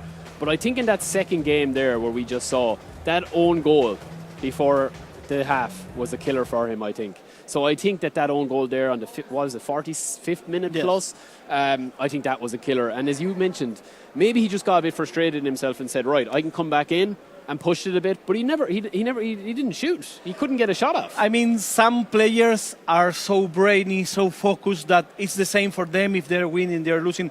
Some other players, like this one, are very heart-centered players. Yeah. So if a winning streak may help him very much, but an own goal may get him in a dig, in a very deep place, like he went here. And that's what we saw, because he just couldn't get into it. It was like a different player we were watching in the second game. Yes, There's games like that, though, where it happens. Exactly. You know, it happens me, it happens you, it happens everyone that plays eFootball. I don't know if it happens me. I'm quite good. So we are going to have a very important match between two Commonwealth nations, and it will be narrated by Wes and the Midnight Kid, just coming up next. That's our next match. In these two lads will be doing the play-by-play, as you will watch it in a pub in London or in Dublin. You will feel get some cold beer if you drink. If you're a kid, don't, please, and be ready for that match which is coming up next. People here is going crazy. I would like to see like the face-to-face, the matchup, the numbers. Yeah, the chat. You want to see the chat. Yeah, That's always. what you want, to fly it. Always. No, but it's great that people are getting involved and watching and dropping their predictions and dropping who they want to win. You always have a favourite, don't you? You always want to shout for somebody that you might know or might follow or whatever. So yes, exactly. It's good to get involved. In my case, it's people that are not crossing. Those are the most that I like the most. And which are your favorites? Who are you think may win this tournament? I'm reading right now. It's true what I'm saying. I'm reading as I'm talking to you, but let's see the head-to-head. Yeah, let's go in. Okay, let's straight go. Through. This is the head-to-head of the match. So here we have the stats. I mean, look at the shot difference there. And all of those shots in the right-hand side from Felipe Mestre, they all came in the first game. Yes. So you're talking about, look at the passes. Look at the passes compared to successful passes. But look at the goals and the shots. Like, it was just a dominant performance from Aki. And I was very impressed with Aki there in the second game. Yes. He didn't acknowledge that he lost the first game. No. He just shrugged it off. He just shrugged it off and said, listen, I can get something out of this game. Let's have it. You know what I mean? Exactly. Let's have it. I've nothing to lose. Let's go for it. And he was aggressive. That's also so important in this kind of tournament. Don't letting one game affect you. Yeah. That's so important. So people here are doing also their own predictions. Good. Very, very interesting. Some say Momo Juve, some say Bednasa, some say Joao. Okay, perfect. That's your opinion. Thank you very much, my friends. So this is the head-to-head. Yeah. I think both of these players may have better performance. Yeah. Well, I think Aki will be happy with that. Yes, but I mean, I've seen him play, and for sure he's more the second game than what he showed on the first one. But then the first game as well, you just probably want to... I think you just want to get a result rather than showcase your talents, really. True. And I think that we saw that as well, like with Felipe in the first game, whereas he was probably happy just to get a result in the first game, and he probably felt he could go out and do the same thing in the second one, and then Aki just comes with a bit of an uppercut in the first 10 minutes, and it's like, how are you going to react to that? And in fact, that was exactly what Felipe did on the first match. Exactly, yeah. So exactly. Role reversal. He drink his own medicine, you know. Yeah. But here we are, my friends. We are live from Iași in Romania, sharing with you this beautiful tournament, the IESF, more than 100 nations competing in the amazing world of esports. This is a beautiful tournament, this is a beautiful city, the atmosphere is amazing. We have an excellent opening ceremony. We will have here a musical closing. We will have Armin van Buuren. Yeah. Whoa. That's going to be big. I brought my dancing shoes. I want to see you with the top off, waving it around at the end of the ceremony. Yeah, I will. We'll all do it. If you are on the party, search for me. I'm the bald muscle guy. So, thank you very much for being there. We are reading you in the chat. Coming up next is the Commonwealth match. Yeah. I don't want to ask for predictions because I know that Wes and you will analyze this better than anybody. Yeah. Well, I think Wes knows these boys as well, intimately as well, and he knows their games as well. And obviously, you know, being a nation close to me with Wales, I'm going to be unbiased. But listen, we have to try it. We have to see if it's going to be something that they're able to, if Wales are able to get into the game. But I'm sure me and Wes will get into that as well. It should be a cracker. Do you want to see the matchup?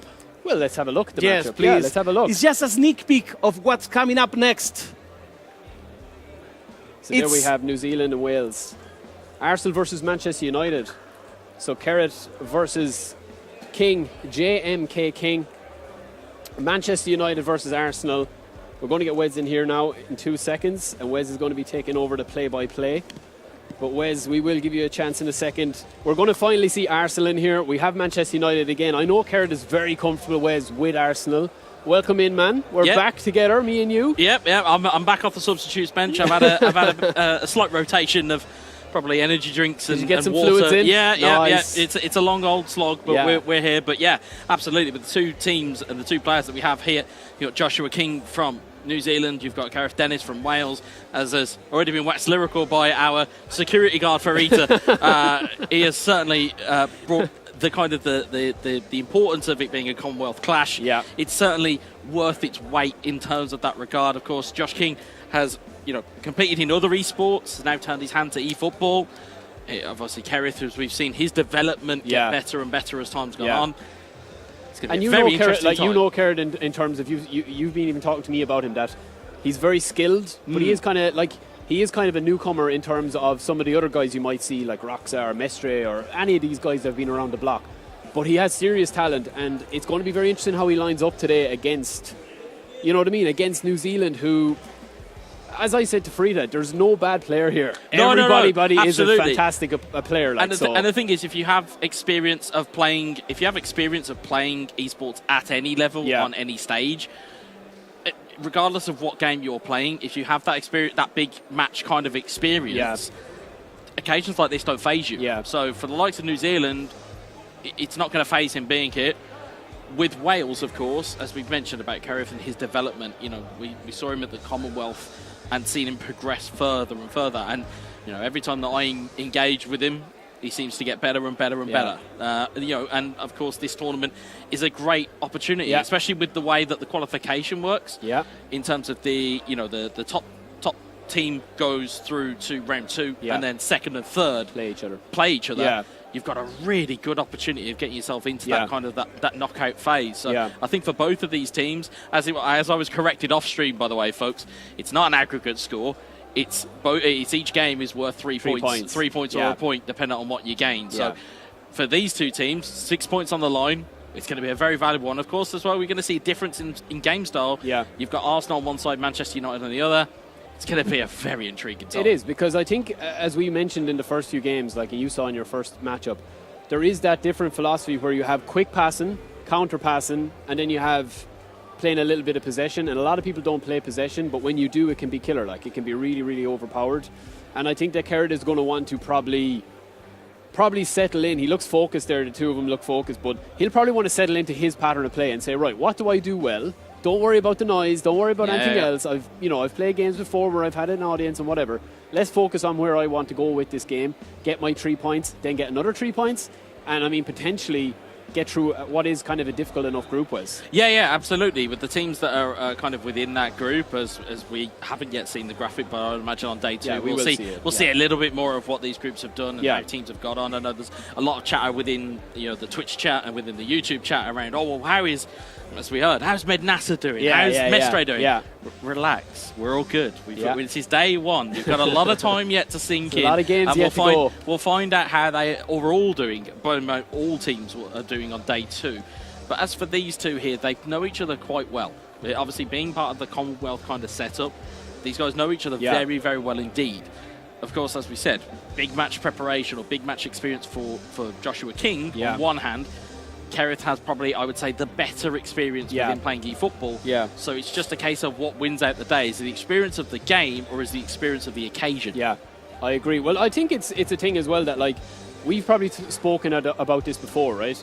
How much does it come into where the mental battle comes in as well? Whereas, like, if you go a goal down, is it kind of down sticks and you're like, I'm really under pressure now, or do you keep the composure? Because I think whoever keeps composure, Wes, stands a good chance, not just today, but in the tournament. Yeah, absolutely. If you're away from home, as we know all of these guys are, maybe outside of Irma, of course, it's a home. It's very much home territory for him. But all of these guys will have all of those travel conditions to work with, the acclimatization, all of these different factors that I think that sometimes maybe gamers take for granted. If you're sat on your couch.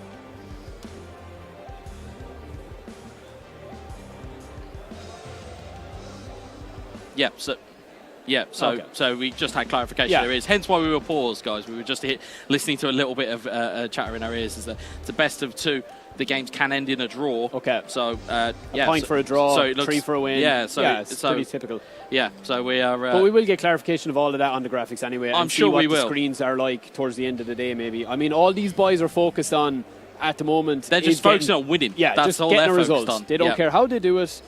And they just want to get a result. Yeah. I mean, they look pretty focused, the two of them here, listening to some tunes, probably getting into the zone, Wes. I mean, you've been there before, playing competitive. It's a different window. Yeah. It's a different window than playing on your couch.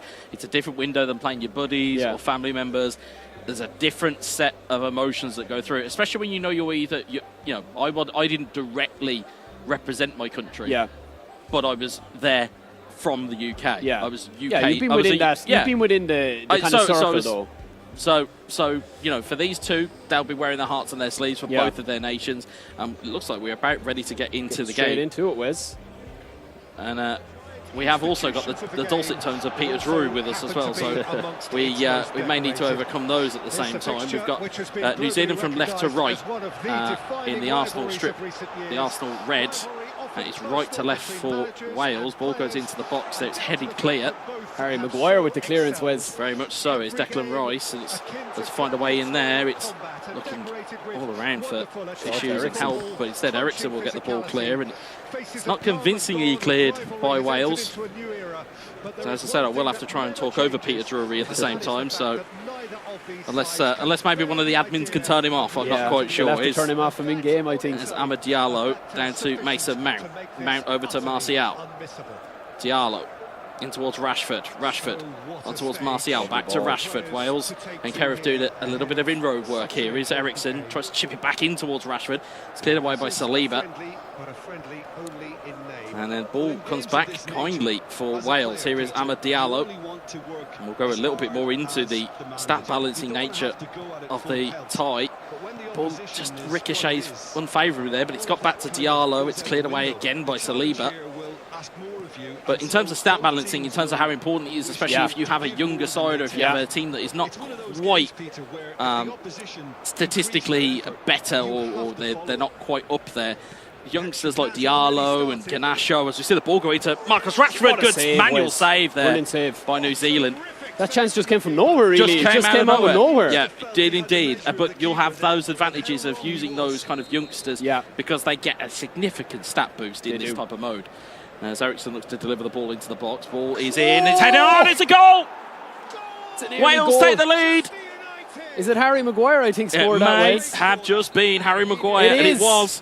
the unmistakable figure of Harry Maguire. That's a storyline in itself there. Very much so. Much maligned at his club, but not within eFootball, especially in stat balancing mode. Here's Diallo, and Wales won't care who's got the goal. No. They'll just be happy they've taken the Great lead. start from Kerrett, Wes. I mean, he's controlling the play, keeping him New Zealand on the back foot, and he's in again. It's Rashford trying to find a ball in. It's been deflected away, and Joshua King will need to find something here for New Zealand. His ball comes forward. It's Martinelli against Lindelof, and so there's going to be one winner there, and it is the gigantic Swede. Here is Diallo. No options at all there. He's boxed out. Very much in a cul-de-sac he was, and the ball goes forward here. It looks like it's Gabriel Jesus that's onto it here against Rafael Varane. He's unseated the defence, and it's a great bit of defensive play there by Wales, and Casemiro takes the ball away. Here is Rashford. He's got two options on. One of them is Diallo. Diallo has Mount for support. Back to Diallo. Diallo trying to double touch his way out of trouble, and he can't get that all the way done. Ball has come back the other way for New Zealand. What can they conjure up here? It's a chaotic start to the game. I mean, there's no real... The goal has very much put the... it's very much disrupted the hornet's nest here, most definitely. Here is Christian Eriksen down to Rashford. And he double touch, takes it away, and all in all, it's... As you said, it's pretty much all Wales at the moment. It's end-to-end, though, Wes. I mean, it's fairly end-to-end. Obviously, that goal has changed things a little bit, but it's still all to play for here. And you'll see the importance of the players in the centre of midfield. Casemiro, I know you mentioned the first game as well. It's something we've mentioned, we'll probably mention time and time again. Casemiro, Declan Rice, them holding players. Massively important are the holding players in midfield. Here's Rashford across to Eriksen. Eriksen looking back inside for Rashford. Great reverse ball in towards Martial. It's beautiful finish, Wes. Absolutely brilliant finish. Great finish, great movement there by Wales. 2-0. He's in dreamland so far, isn't he? I mean, brilliant wonderful move from start. Martial there, brilliant finish. Brilliant start here for Wales, and New Zealand are going to have to find an answer, and quick. Here's Mason Mount, and it's just been disrupted again by Wales. The ball has come forward here. Here's Jesus. It's cleared away. Here's Eriksen. Diallo, Martial. It's Kiritini down the line, but it's met by Lindelof. Here's Diallo. He's getting serious space out wide, isn't he? Very much so. He's got that loose man at all times. As Mason Mount tries to take it round, appeals for something. Nothing given by the referee. It's taken back the other way here. Martinelli. Lovely play. Pepe. Resolute defending there. And Luke Shaw takes it back. Here's Rashford. Neat footwork from the Englishman. Here's Amad Diallo. Good work on the right flank here. Just can't wriggle free there from Tierney. Kerrith is getting a lot of space down that right-hand side. He's getting that overlap every time he looks. He's getting a lot of joy. New Zealand looking like they're out of ideas already, and we're only 40 minutes gone here. It just seems to be that midfield part where it just gets disrupted enough. Just can't get the supply in. That's the biggest issue here, I think, for Joshua. Yeah, you're going to hope that he can maybe somehow get something going with Martinelli. Here's Kieran Tierney. Casemiro with a risky one. We've seen them given. We have, actually. We've seen them given, but it's not on that occasion. Here's Amad Diallo. It's headed back towards the goalkeeper, so 45 minutes. It's after flying by, gone. really, but it's very end-to-end, and I think Kerrith, if it stays like this, at this style and this pace, he looks like he can score again. Yeah, I think it suits him to be at this type of pace. Here's Rashford trying to double touch his way around. There is half-time, 2-0. Wales lead here. Harry Maguire with the opener. That's a headline in itself. It very much is. Very solid start for Kerrith in this competition. And sometimes, as we no doubt say, sometimes it can just be a set piece that can unlock the door. Yeah. And on that occasion, 0 shots from Arsenal. I mean, that tells the tale of it, really, is that he just hasn't been able to get the supply in. It'll be interesting to see the interception rate at the end of it, because looking like in this type of game, very much is worth, it's worth seeing, certainly. As Wales are now kicking from left to right, Martinelli. And Mount will intercept. It's almost perfect placement from Kerrith in terms of his midfield positioning. And sometimes you can win a game on game plan alone. It doesn't necessarily have to be anything flashy. It's sometimes just making sure that your players are in the right place at the right time. You see it again, perfectly picked up by Casemiro. He's a rock. It's Martial looking for Rashford.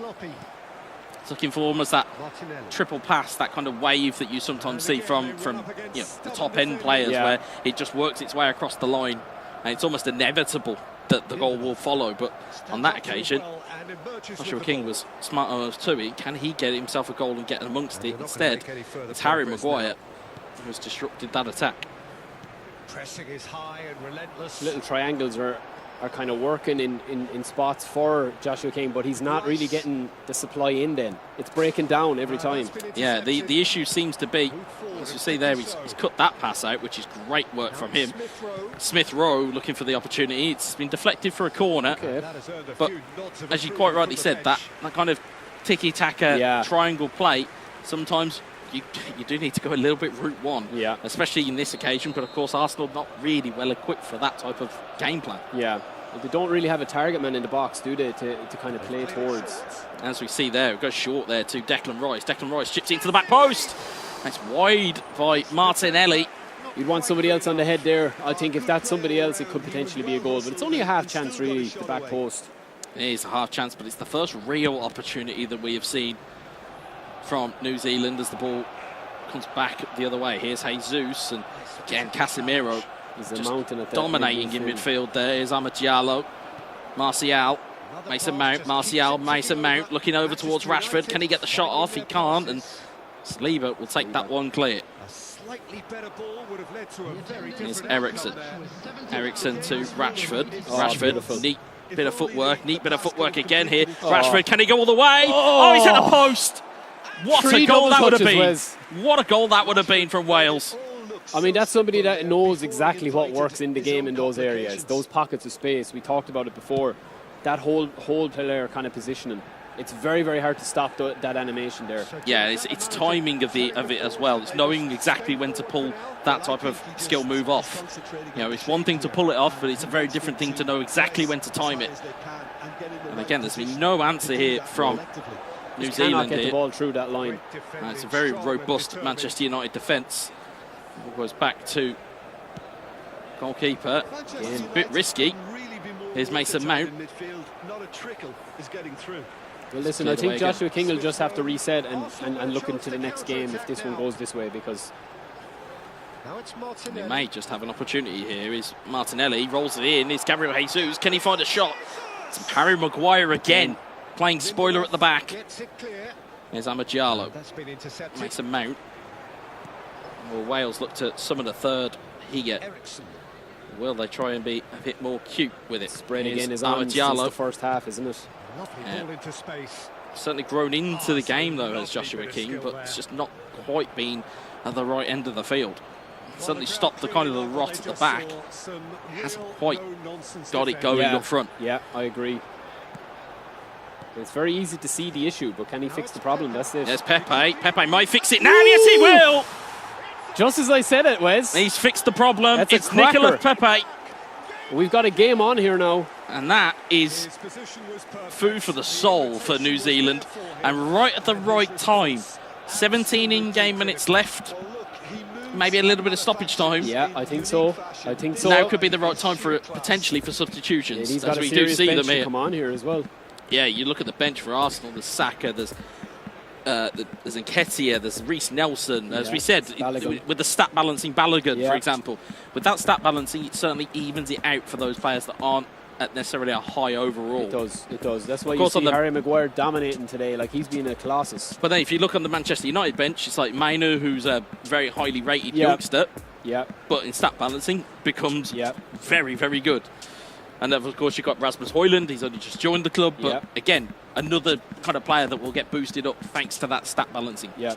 Well, it gives every team a chance to kind of play different formations and different teams, but have like fairly evenly balanced players, even on the bench. If you have your starting 11 and you can bring on different teams and different players onto that squad, you might be seeing, like for Tell for Bayern Munchen, he's turning off the sound now. Finally, Peter Drury can have a rest. Finally, Peter is getting tired.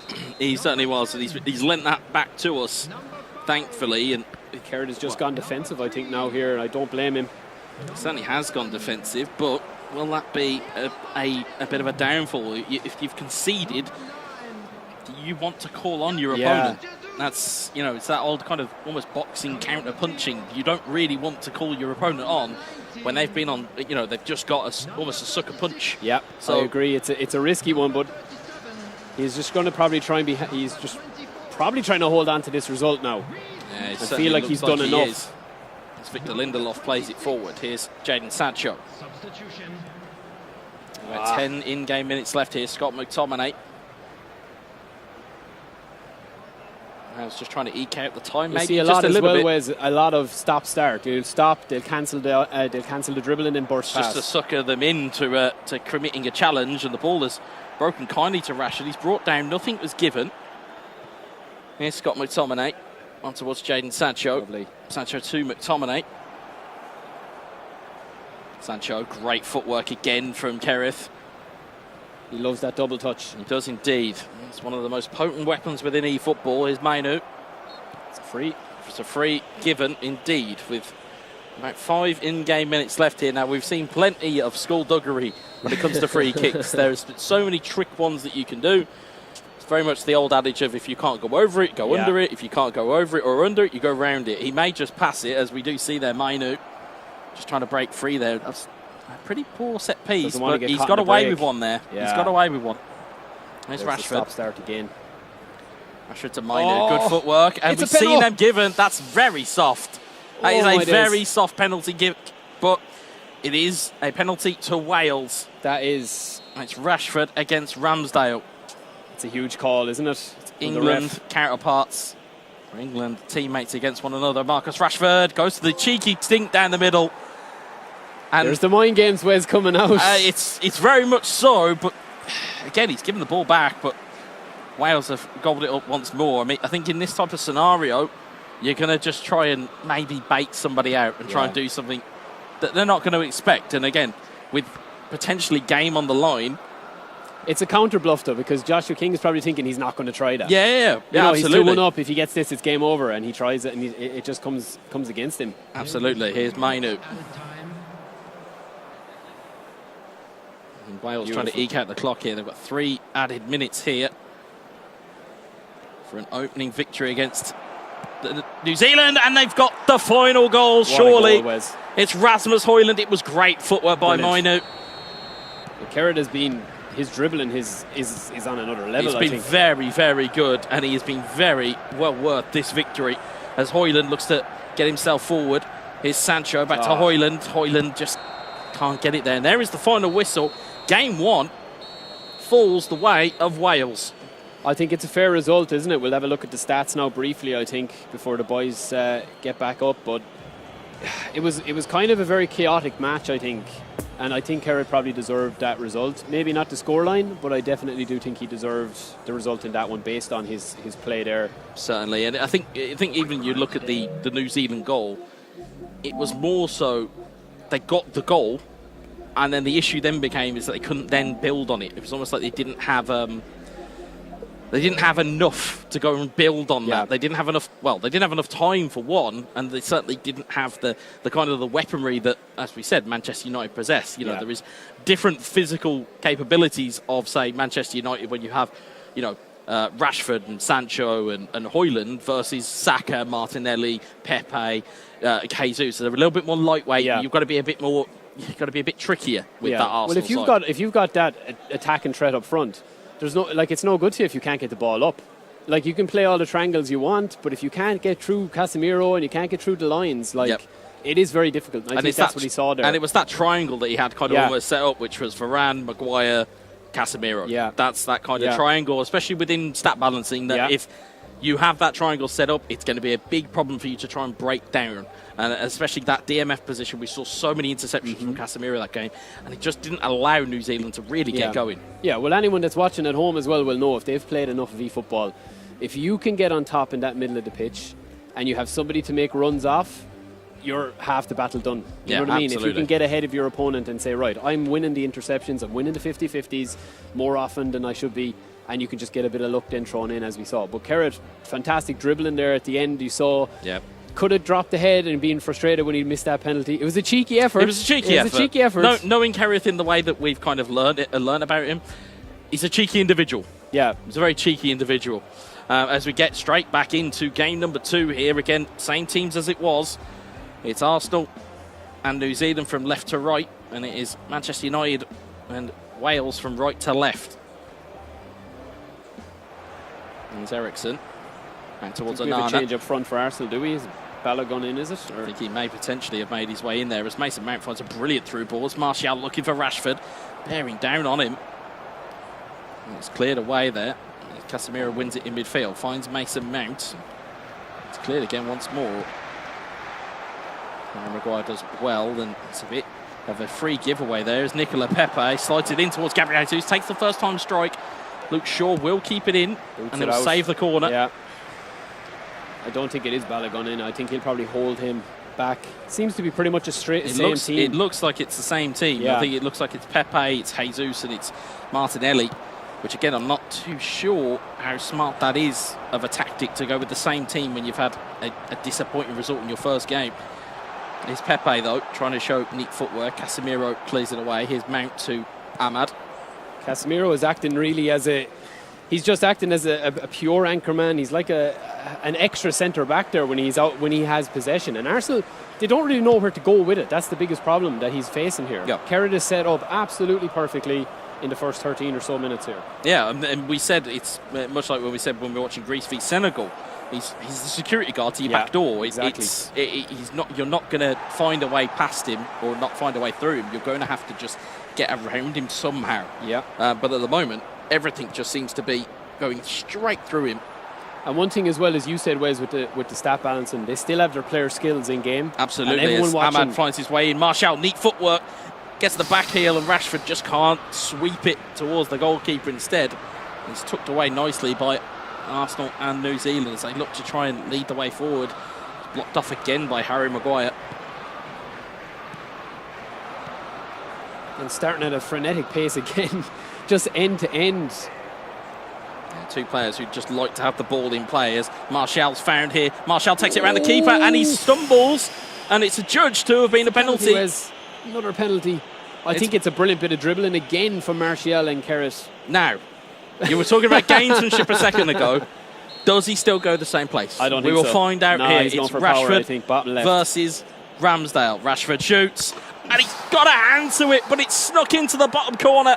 It's and a bad Wales penalty. have a lead. It's a bad penalty because it's straight at the keeper, really, and it's just a bit of luck. It's just the power. Yeah. If you full power a penalty within eFootball, the odds of that type of thing happening where a goalkeeper might not necessarily get it cleanly, it's quite a high percentage. It is, yeah. It's just and as Wales take the lead here, they're looking to try and double their advantage. Here is Rashford. Brilliant. Good footwork from Marcus Rashford. Eriksson in towards Martial. Martial looks to try and dink one into the back post for Ahmed. And Arsenal are going to have to come out and play now. They're going to have to change something, Wes. Yeah, New Zealand have got to find a plan B here because plan A is certainly not helping them. Here is Marcus Rashford. Christian Eriksen. Mount in towards Martial, beg your pardon. Really good footwork. Such as the speed of the pass, you can't really keep up with the commentary. No, it's just so end to end. I mean, these boys are just throwing everything at it. And I think that's probably as well because they're aggressive players. They like their tricks, they like their flair, they like their style. It could be hard to keep up with it. Absolutely. What a ball! Neat dinked ball into the Gabriel Jesus' path, but Onana will take it cleanly in the end. And Onana loves to come out and collect the ball like that, so he's going to be careful with that, but at the same time, he's not going to come out too far. Oh, it's a charge down there. It's Diallo. He's got away from the last defender. Surely will he score? No, he won't. Brilliant strength. Brilliant strength from Arsenal's defence. New Zealand had an opportunity to just close that down, and they needed to do so and take it. And now they're on the attack. Here's Jesus. It's Thomas Partey looking for the stunning strike, and instead Mason Mount will clear it away, and Wales will be begrudging that opportunity and then hope that it will not come back to rue them. As we see Declan Rice and we see Mason Mount charging back there, doing the dog work, as we would call it in England, or the doggies. He's certainly tracking back and helping out his teammate. Here is Smith Rowe. Smith Rowe looking good. Rolls into the box. It's a great pass. It's a great strike, but danger is not gone here. Smith Rowe, stunning strike. Great save from Onana. New Zealand growing into it. New Zealand, Joshua King starting to come into it a little bit, Wes. And you see Onana, we talked about him. He loves those types of saves. They can go anywhere, but luckily enough for Kerrith there that it just spilled out into a non-dangerous area. And it comes out rushing out for it, and instead it's been knocked in towards his teammates. It's been cleared away, and now the counter could potentially be on here for Wales. Here is Marcus Rashford. It's stop and go again. It's so overpowered sometimes. It is. It can be. It's such a valuable tool because you're trying to almost preempt what your opponent is thinking you're going to do. So it's, again, a lot like a game of chicken. You've got to see who's going to move first. As we see Party trying to find a route in here. Only 1 minute left on added time here. Ball into the box. Good save from Onana. Brilliant save again. He's going to get knocked out of that because it's gone out for a goal kick. Onana's been demanded a match in the first half. He's just been called into action time and time again, which, look, is good signs for New Zealand here. I think they'll be happy that they've actually peppered the goal a little bit. But all he needs is one chance, and Kerrith has that penalty, of course, so he's in the driver's seat. Yeah, he's indeed certainly taken pole position here. 1-0 has a lead going into the second half. It looks like a fragile lead, though. Yeah, it looks like a more fragile lead. You can see the passes with. Look at the pass difference there. 65 successful. He's not had a lot of the ball, has Kerrith, and New Zealand have been looking to try and build something. And again, looking at the way that New Zealand have, as we said, the way that some of these players will work is, okay, we'll play the first game against you. We'll get some data on you. Mentally, we'll get some data on you, and then we'll try and implement our game plan afterwards. It just so happens that Wales have started off as they finished the game. They took a lead, and now they are looking to keep it. And when the game is when the first goal goes in, I know you always talk about the importance of that. Wes, the first goal is killer for the opposition team because you kind of have to come out and play then a little bit more, you know. Yeah, you can't just tuck your chin and hope for a 0-0. You have to come out and play. Here is Christian Eriksen, Martial, Mason Mount, double touch, goes for the control strike, rolls one in off the post. Mason Mount makes it 2-0. I'm speechless, Wes. That was absolutely brilliant from Mount. And Wales have doubled their lead very early in the second half. And you can see again that double touch is absolutely killer. I mean, Kerrith is definitely one of the best I've seen use it. He's a fantastic dribbler, and he's the timing. Really putting himself on the map today with this performance. It's the timing of the touch. That's the bit that you need to develop. Yeah. It's like we said. It's a very simple skill move. It is. But in the right hands at the right time, it's one of the most valuable skill moves. And you just need to time it. And as we are seeing at the moment, he's timing it to perfection. As Gabriel Jesus tries to make his way in, Harry Maguire will close the door. This is just a classic. How many times we've said that? Yeah, this is like a classic match, though, isn't it? Martial's robbed his centre back. It's Anthony Martial. Has he got the legs? He's turned inside. He's gone over towards Rashford. Manual goalkeeping on, and Rashford makes it 3-0. That's surely it, Wes. Just as I said there, I mean, in fairness, New Zealand have played all the football. And Kerrith won't care. He's just been absolutely ruthless up front, and you can see the skill and composure he has in the box. Absolutely incredible. Absolutely. It just goes to show you don't need that much of the ball. Nope. You don't need that much time with it, and you can be as effective as possible. And as we've said, it's all about when you're on top being clinical. And as we've seen from here, it's not necessarily been possession based. It's just been opportunities, taking them and effectively killing the game off. As Diallo looks to try and get another one. Here's Mount to Martial off the post. It's kind of rinse and repeat attack patterns, but the problem is that Kerrith is so good at doing it, is that it's very hard to stop it even though he knows it's coming. Yeah. He knows double touch is coming. He knows stop-start, dribbles are coming. But it's just the efficiency of his movement is incredible. Wes. Absolutely. He's no wasted movement from Kerrith Dennis. As we'll see there, Mason Mount rolls it in towards Rashford. It's cleared away once more. And again, if you're New Zealand here, I mean, you're looking for some type of salvation. You're looking for something.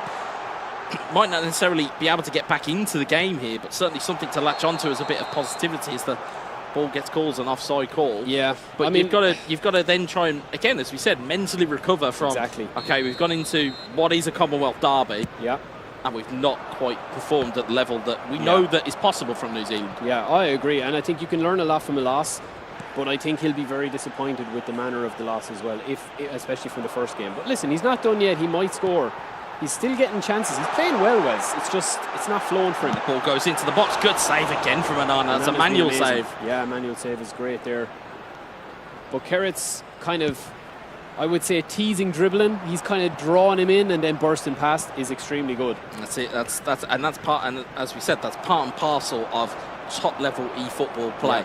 Is almost suckering your opponent into doing something you want them to do and not what they want you to do.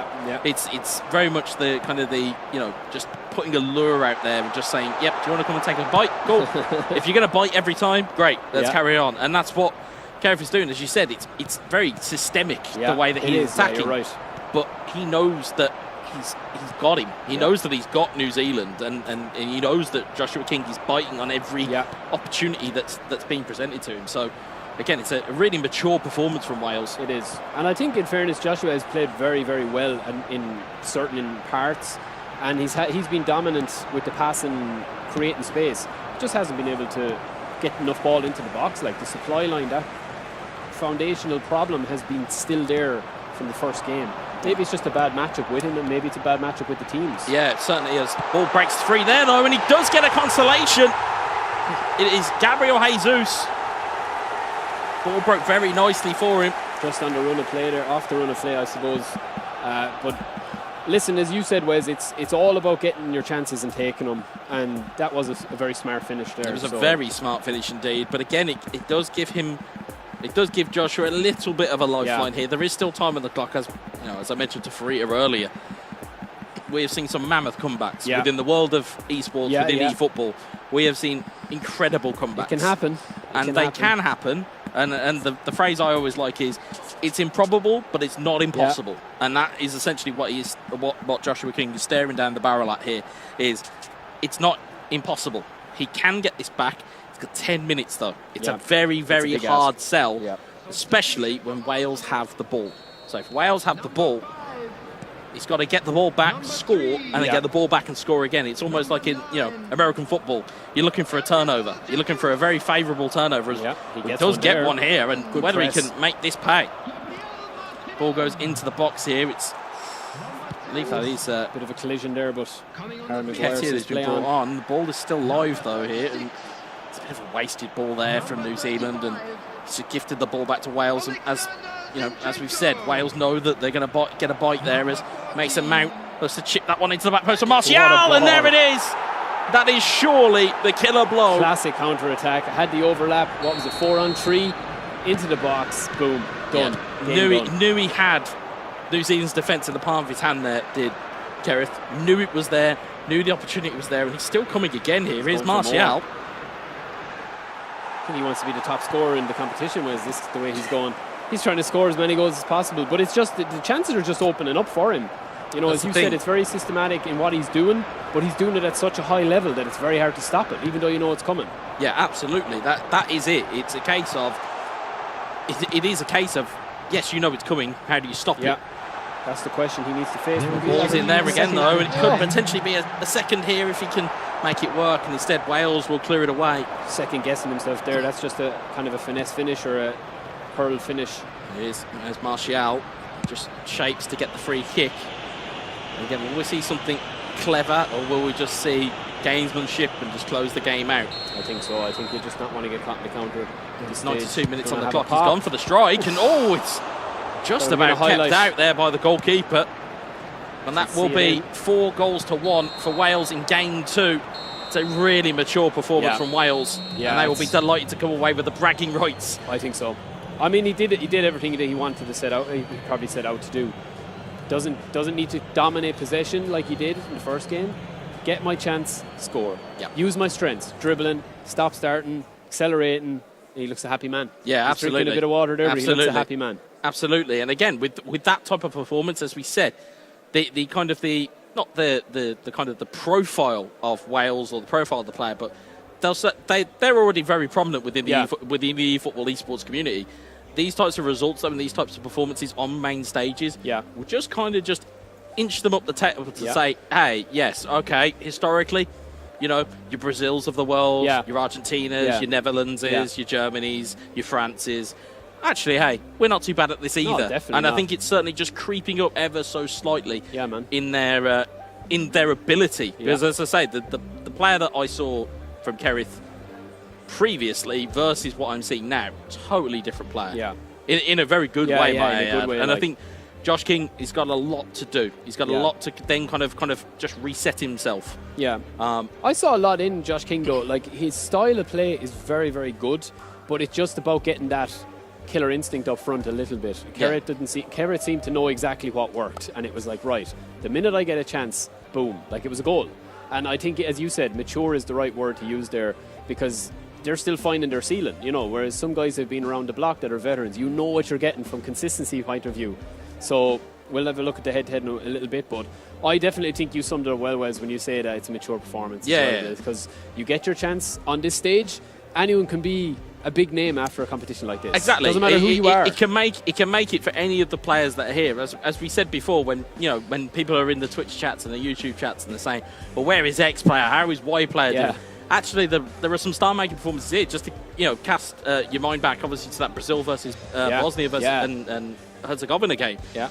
The second game for Bosnia was superb. And again against a player like Felipe Mestre. Yeah.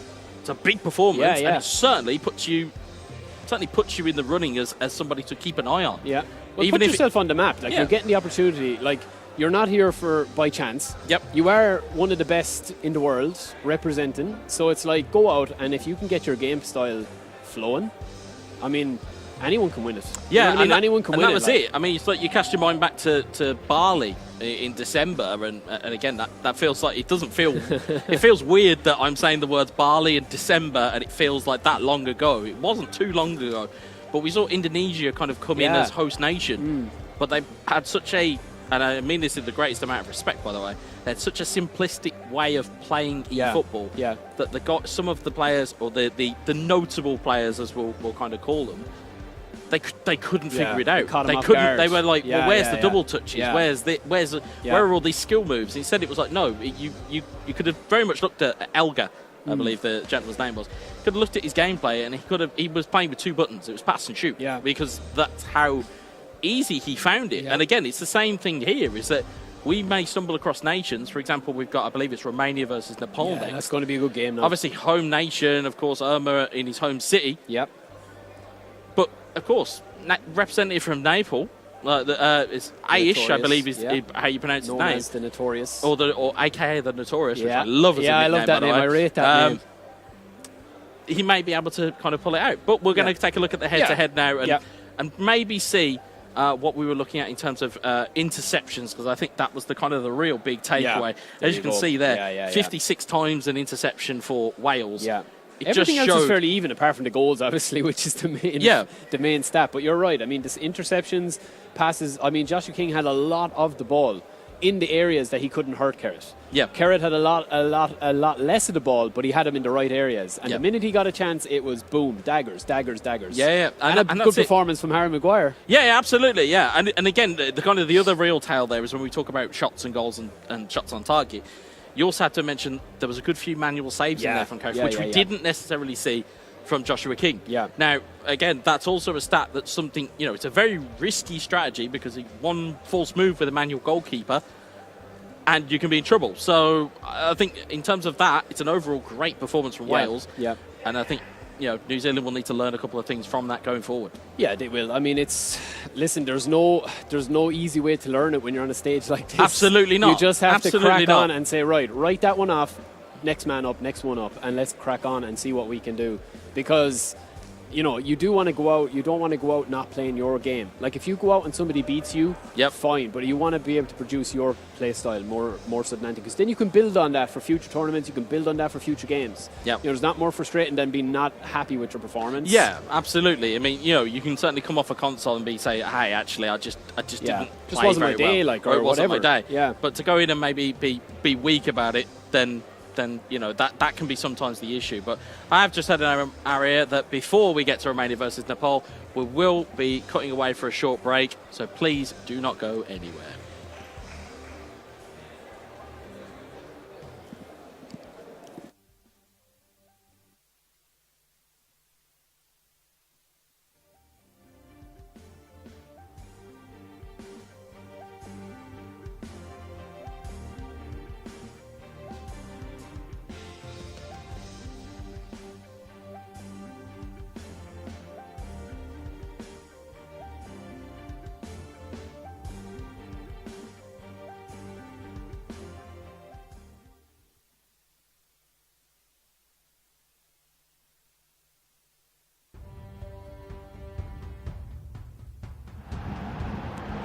Threads now the finish.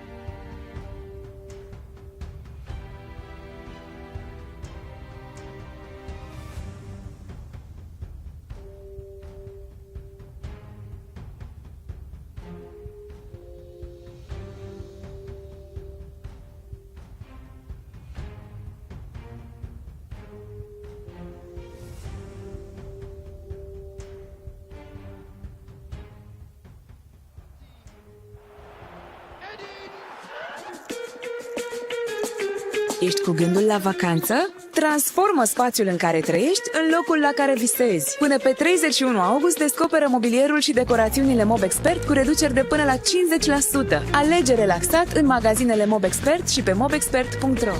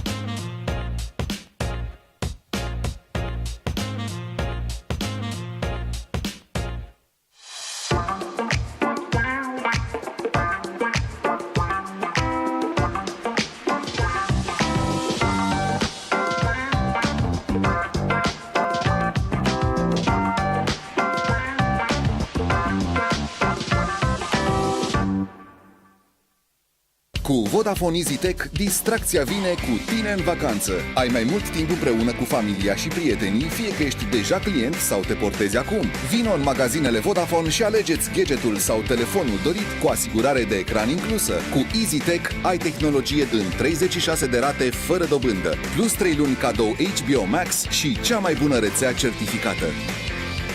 Vodafone.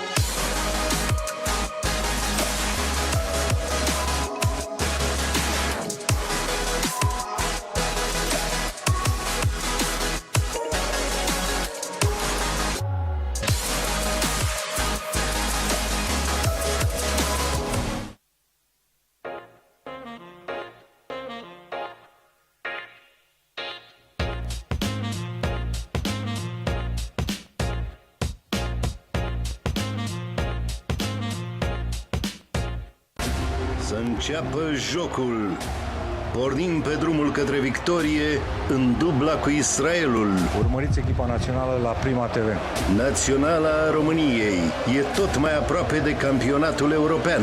Urmărește meciurile echipei naționale la Prima TV. Suntem gata de luptă. Hai România, fii prima! Hai România, victoria e cea mai importantă. Hai România, fii prima! România-Israel, pe 9 septembrie, la 21:45. Naționala joacă la Prima TV. Cel mai tare festival ține tot anul la Prima Sport. Fotbalul, handbalul, tenisul, sporturile cu motor, basketul, rugbyul, canotajul sau gimnastica sunt mereu pe scena principală. Pentru milioane de români, Champions League, Superliga, cele mai puternice campionate din lume, meciurile naționalelor aduc idolii planetei zi de zi în fața ta.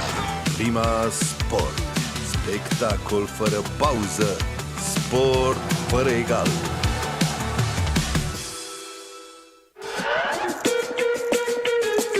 Ești cu gândul la vacanță? Transformă spațiul în care trăiești în locul la care visezi. Până pe 31 august descoperă mobilierul și decorațiunile MobExpert cu reduceri de până la 50%. Alege relaxat în magazinele MobExpert și pe mobexpert.ro.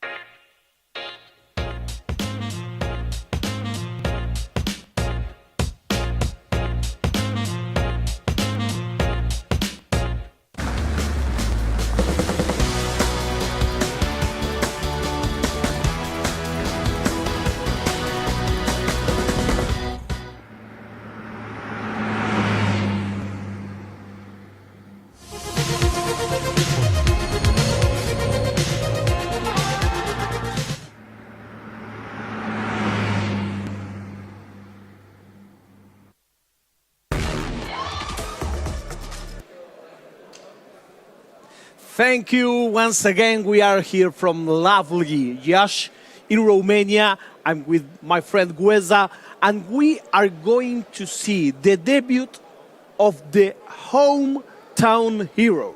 Yeah, it is. It's literally, you couldn't get more hometown hero than this if you tried. It's home nation and home city for Irma from Iași. He is only from a stone's throw from this location, so he will know this place like the back of his hand.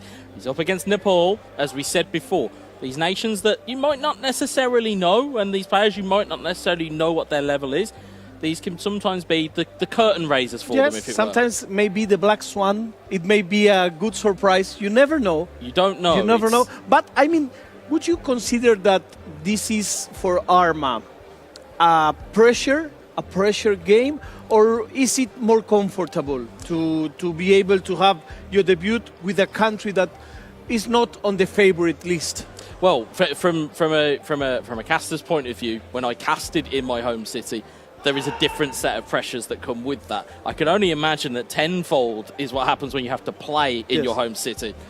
So it's going to be very interesting to see how he gets on, and very interesting to see how Nepal get on here, as we will see the player matchup shortly. Let's see it. Why not? So this is the matchup. Let's see what both teams have gone with, which is very interesting here. Irma going with AC Milan, and Nepal going with Bayern Munich. So again, an interesting deployment here of AC Milan. Of course, they've had some notable outgoings in terms of their strikers. Of course, Zlatan Ibrahimovic, now retired. You've got, I believe, Ante Rebic has also left the club. So you've got some new weapons to go with in terms of AC Milan.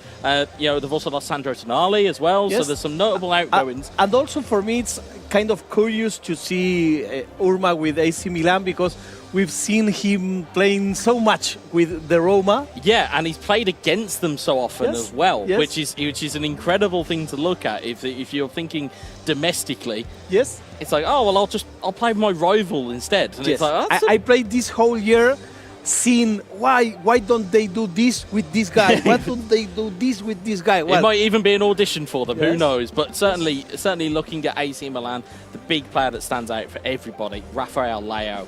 He's such a good player, especially within stat balancing. Gives you that physicality, gives you that pace, gives you that ability to finish. Of course, Bayern Munich on the other side, as we've already seen earlier on, they have their own sets of weapons. You've got Thomas Muller, you've got Harry Kane now, who's now came in. You know, you've got Leroy Sané, you've got Serge Gnabry. You still have Tell that now plays a little bit more on the midfield, not just the last man as we used to see him in Bali. But we are here for a treat. We are here for a very interesting match. If you just joined in, we had some great matches, but this is the debut of the player from Iași, from Romania. For the first time in this tournament, he will be doing his debut here. He's like of the host, you know, greeting everybody, saying, if you need something, if you want to know something about my city. He's very proud of being in Iași. He said, you're in my city. Yeah, absolutely. When I first mentioned to him that the World Esports Championship was coming to Iași, the demeanour, he lit up. It was like looking at a Christmas tree on Christmas morning. Lit up, very much excited about the fact that it was coming to his city. But he is such a cool customer off console, but on console he is a firebrand. Now, it'll be interesting to see how Nepal and Aish, I believe, apologise if I have butchered his pronunciation of his name, but it'll be interesting to see how he gets on and how he combats that. Because as you said, it is the home nation, but there is also something to be said about actually spoiling the party here. Because again, if Nepal, as you said, can pick out that Black Swan event, certainly can be something to go on here. So we'll see. Game has just kicked off here. It is Nepal from right to left, and it is Divock Origi and AC Milan from left to right. It is Romania. It is Adli with a strike. Good save from the goalkeeper. Yes, both are playing with the alternative shirts, just to confuse us a little bit. Yeah, indeed. You've got AC Milan in their all-white kit, and you've got Bayern Munich in their all-black kit. So for anybody who's trying to keep track at home, that is what we are looking at. As the ball goes into the box there, it's punched away by the goalkeeper. It's exactly the opposite of what you will imagine. Absolutely, absolutely. If you said to me what are the traditional colours of AC Milan, white would be nowhere near the list. So, and the other way around also. Certainly. But here we are enjoying a game This is Romania against Nepal. Is that man Rafael Leo, and Manuel Neuer will take that into his hands nicely. And again, more so from a caster's point of view, I'm very intrigued to see what Nepal actually have in terms of their play style, because as we said, there's that many nations. The ball casually given away there. Divock Origi to Rafael. Good save from Manuel Neuer. It's not clear convincingly. Ball into the box, and there it is. It's the opening goal for Romania. So you said we will see what Nepal has. Well, 2 defense errors in a row. It's very, very casual at the back from Nepal. It's Musiala to Davis. This Davis doesn't seem to be an easy game for Nepal, I think. Yeah, against a host nation in a host city. Whoa. Certainly a combative strength, and especially with a player the likes of Irma. As we see Divock Origi break through the Bayern Munich defence once more. He's looking for very fast touching, few errors, making use of the rival errors. Well, that's a slashing combo. It is indeed. It's very much a critical hit, to use our Tekken 7. Again. It's very much so. He just constantly cannot keep on to that ball. Upamecano will scramble that away though. Here's Leroy Sané, and it's just 13 in-game minutes, but it seems to be the most unbalanced game that we may see today. Well, hold your horses, because Nepal are on the attack here. Here's Leroy Sané in towards Ryan Gravenberch. Gravenberch with neat footwork, trying to get it to Musiala. Does so. Retains the ball well. There's Kimmich. Gravenberch is defended there again by Adley. And we say so much about that defensive midfielder position, that's where it can be really won and lost in these high-level games of eFootball. It's that position that's key. And again, looking at Nepal's setup, they may be slightly more wide than they need to be, and maybe need to draw their players in just a little bit. Here's De Ligt. So if you're just joining in, AC Milan with the white shirt is controlled by Romania's Urma. On the other hand, the Bayern Munich is with the black shirt. Indeed. Going for Nepal. Indeed. So we'll see the ball go forward here. It's Leroy Sané. Neat double touch, and does get the rub of the green there. The ball does go clear, but it is judged to have been a free kick hit. It's going to be Joshua Kimmich. Grande para a gente do Brasil, do Portugal também. Joshua Kimmich lining up. What's he going to do here? He squares it to Gravenberch, back to Kimmich. Kimmich to Gravenberch, double touch from Gravenberch. Double touch again from Gravenberch. Here's Tell to Sané. Just can't pull the trigger, and Reinders will clear that away. Here's Divock Origi. When you play against Urma, you need 8 eyes, you know? Every opportunity, he grabs your ball. He certainly does, and he certainly will like to retain that ball as well. It's a bit casual for my liking. I don't know what it is. It's maybe my risk aversiveness that is kicking in here. But Upamecano's stolen the ball, and it's been stolen by AC Milan, and that is 2-0 for Romania. We said defensive errors that are costing Nepal here. This may be the most unbalanced game from today.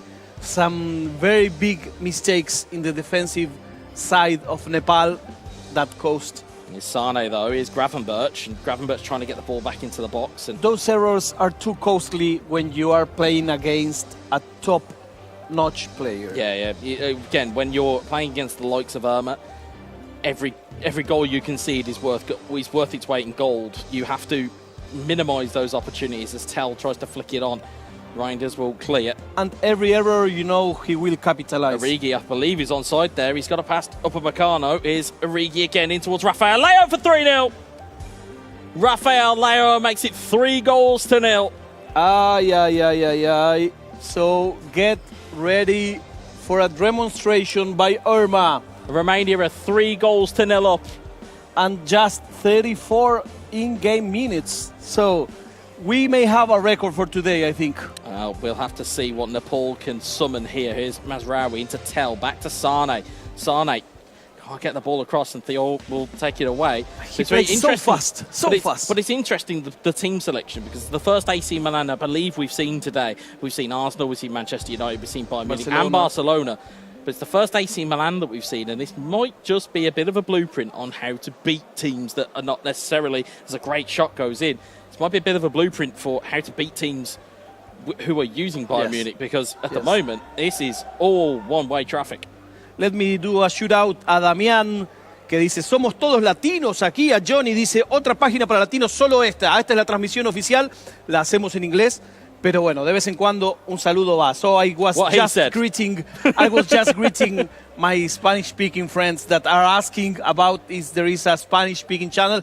Not in this edition. I hope in the next one we may have. Maybe get your letters into your local officials, folks. Yeah, but you know this is a diverse tournament. Absolutely. We are here with different point of views. Ball is given away once more.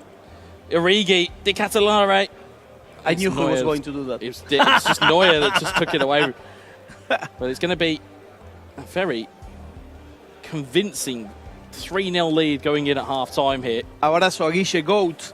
Yes. So I was saying, even when we do this stream, it's in English, the stream is in English, our points of view are very diverse and very different, and I'm glad for it. Oh, absolutely, absolutely. And I enjoy learning and exchanging ideas with these guys who know so much this game. So it's 3-0 for AC Milan. And looking at that, Nepal have had the possession, which is all great, but they've had you've had more zeros than at a donut shop. There is no shots, no fouls, no corners, no nothing. So Nepal have really got to do something here just to kind of just announce themselves here, because at the moment they're all have really been known for here is defensive giveaways. As we'll see, Origi going forward here is Rafael Leao looking for his fourth. It's off the post, off the back of the goalkeeper. Davis is there. Adley puts it wide. Oh. How has he missed that?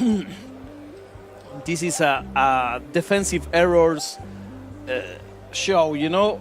People are asking, are you going to narrate the Mexico game in Spanish? No, we don't. But we will have some surprises for you. Alguna sorpresita habrá, amigo. Yeah, I need at least one South American goal from you this tournament. That's what I need. That's part of contracts, I think. Certainly, when you have a South American, you have to have that. You absolutely have to. But of course, as we are commentating in English, of course, we are trying to keep you across this as best as we can. Informed, of course. Reinders and given away to Gravenberch. Here's Kimmich. Interestingly for Nepal, the problem isn't at the in the middle third or the final third. It's the defense. It's the defense. Yeah. It's the defense is the problem. There's Di Catalare with a couple of double touches, takes it to Divock Origi, looking for Rafael Leao, who's been instrumental in all the good things that Irma's done. I mean, if I get to pick my rival, I won't pick. That's a great ball from Musiala to Kingsley Coman. Kingsley Coman double touches around the corner, and it's snuffed out there by AC Milan. Irma doing a great job at the rear guard. He's not had a lot to do. Pator35 says the guy from Nepal is too nervous. Potentially. It may happen. Again, you talk about experiences and you talk about experiences on stages and things of that nature. There can sometimes be almost the rabbit in the headlights a little bit, in the sense of it's something to overcome. We may see in the second game, we may see a different style of play. We may not necessarily see that defensive naivety that we've been seeing. Yes, of course, at the moment, if he doesn't make so many errors, he may have a chance. Yeah, he certainly knows his way around a double touch. He knows his way around his passing lanes. It's just about tying all of that together. And here's Rafael Leao, Benacer. Benacer receives it back, looks for the through ball to Rafael Leao. Adley across the way to Reinders. Reinders with the shot fake. Reinders with the chip. And another mistake. It's another mistake, but it has not been punished this time. It will be a corner to Romania. It seems like AC Milan is not desperate. He knows he has this 3 goals advantage. Yeah, if you look also on the bench as well, in terms of the additions that AC Milan have had this season, they've got Chukwueze, they've got Christian Pulisic, is a very good player to pick on. Okafor, again, a very powerful unit to bring on. Loftus-Cheek, even Giroud. Even Giroud, of course. Giroud is as I mentioned to you in Bali, is a favorite. It's a favorite of mine, Olivier Giroud. Certainly, if you were to watch a goal compilation, you would think he was the second coming of Maradona in terms of his goals that were scored. But of course, as we all know, Olivier Giroud is a very big target man to aim at, but not necessarily employed here by Irma.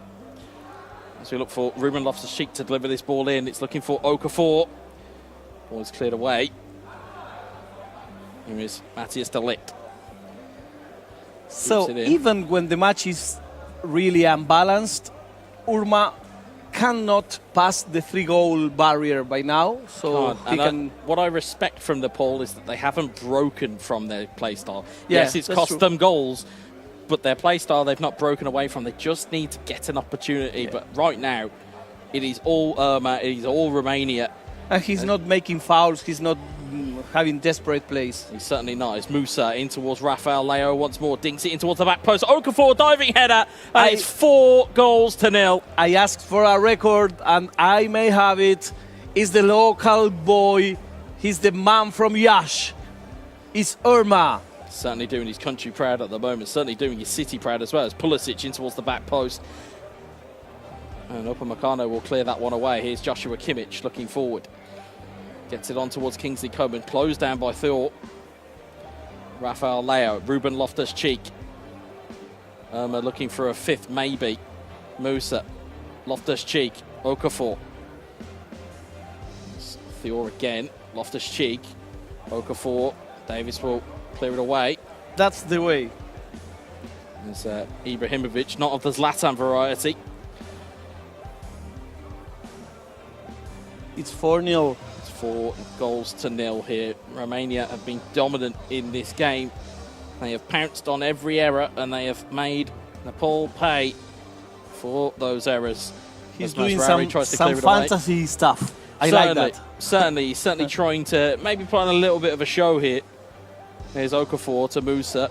It's good footwork and good play there. Okafor back to Musa. And Delit will clear.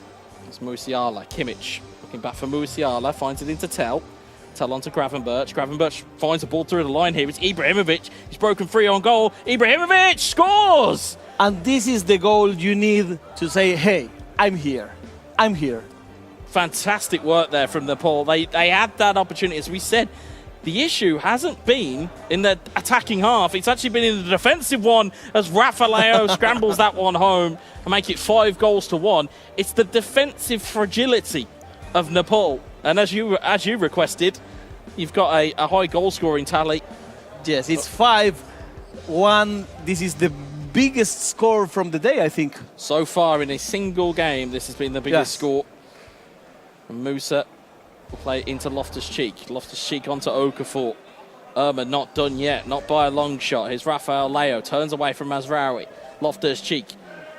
Davis will clear. It's only, again, back into that defensive midfielder position. He's Pulisic on towards Okafor, back towards Christian Pulisic. Good save from the goalkeeper. Good save. He was really compromised. Two forward players against him. He saved by the goal. The possession is on the Bayern Munich side. It has been.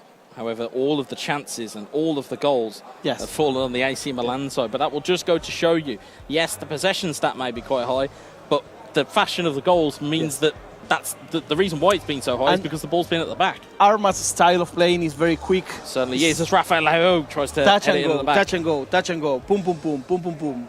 Yep. And as we said, it's almost that kind of like that melodic way of playing. It very much is a...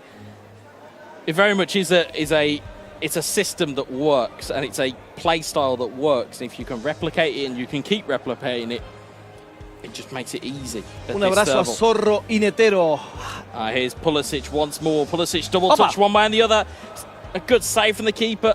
The keeper is... Musa with a drive strike. Oh, stunning strike there from Musa. He's a lot better in goalkeeping than in defending. Yeah, it seems to be that one facet is playing it out from the back. That because of the pressure that gets attached to it, you can't really escape. And he likes as we see there, Musa again. He holds the ball too much in defense. Overhit it, layout in towards Ruben Loftus-Cheek. Loftus-Cheek, can he score one more? It's Pulisic, and that will be the 6th. The American scores to make it 6-1 for Romania. We have the record of the day. The first match might also be called the first set. Is AC Milan 6, Bayern Munich. You just look at the stats there. 18 shots, 13 on target. To one. And it just shows you just how many opportunities that he had to call on there. So for every 3 shots there was a goal. That shows you the level that is here. Yes. Again, great performance from Irma. And again, Nepal, if they can cut out those defensive errors, if they can cut them out, then maybe they might have a shot, but they've got to improve defensively. That's an interesting point. So, is this result more of Irma's merit, or is it more of Nepal's errors? I think, not to sit on the fence, I think it's a bit of both, because some of the goals that Irma scored were fantastic. They were brilliant. Yes. It's quick ball movement, it's quick passing, and it's being clinical enough to score.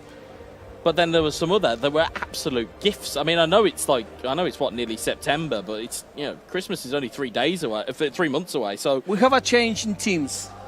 Maybe, actually, yes. Yeah, I think we are going to see Manchester United against Bayern Munich. That would be great eyes. If you've picked that out, that will be fantastic eyes from you. I think We'll may find have out. that. We'll find out here shortly. And my gut says that Orma is the one that picked Manchester United. Really? That would be a very interesting ploy, considering he's just won 6-1. Let's see. I think that's gamesmanship and mind games to the nth degree. Yes. I'm not quite sure what you would garner for that. Or maybe he's working on a plan B. Maybe he's like, well, I've got that 6-1 victory. Okay, let me try and work on something else. Yes. Just in case. Now, we'll look there. You can see Bayern Munich on one side, and quite correctly, fantastic eyes from you, Farita. It is Manchester United on the other side. Fantastic eyes from you. I did not spot that coming, but and also even better eyes from you. It is Irma who's changed to Manchester United, so fantastic eyes there. That's why we have him here, folks. It's not just for facts and figures. He's got the best eyesight in the business here. Fantastic work. So here we are in Iasi, in this beautiful tournament, in this beautiful city, the historic capital of Romania. A very, very nice city. If you have the chance to visit, you will find some very traditional construction, architecture, culture, and also very modern aspects of the city. A very huge mall, some very interesting tech applications.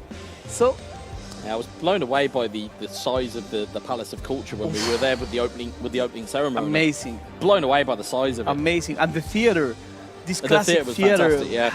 I'm not normally a theatre guy either, and even I was like, it's pretty good. We saw the Philharmonic there. A lot of things from this city. Once again, I want to thank all the technical team. They were sleepless nights making this happen. I cannot thank them enough.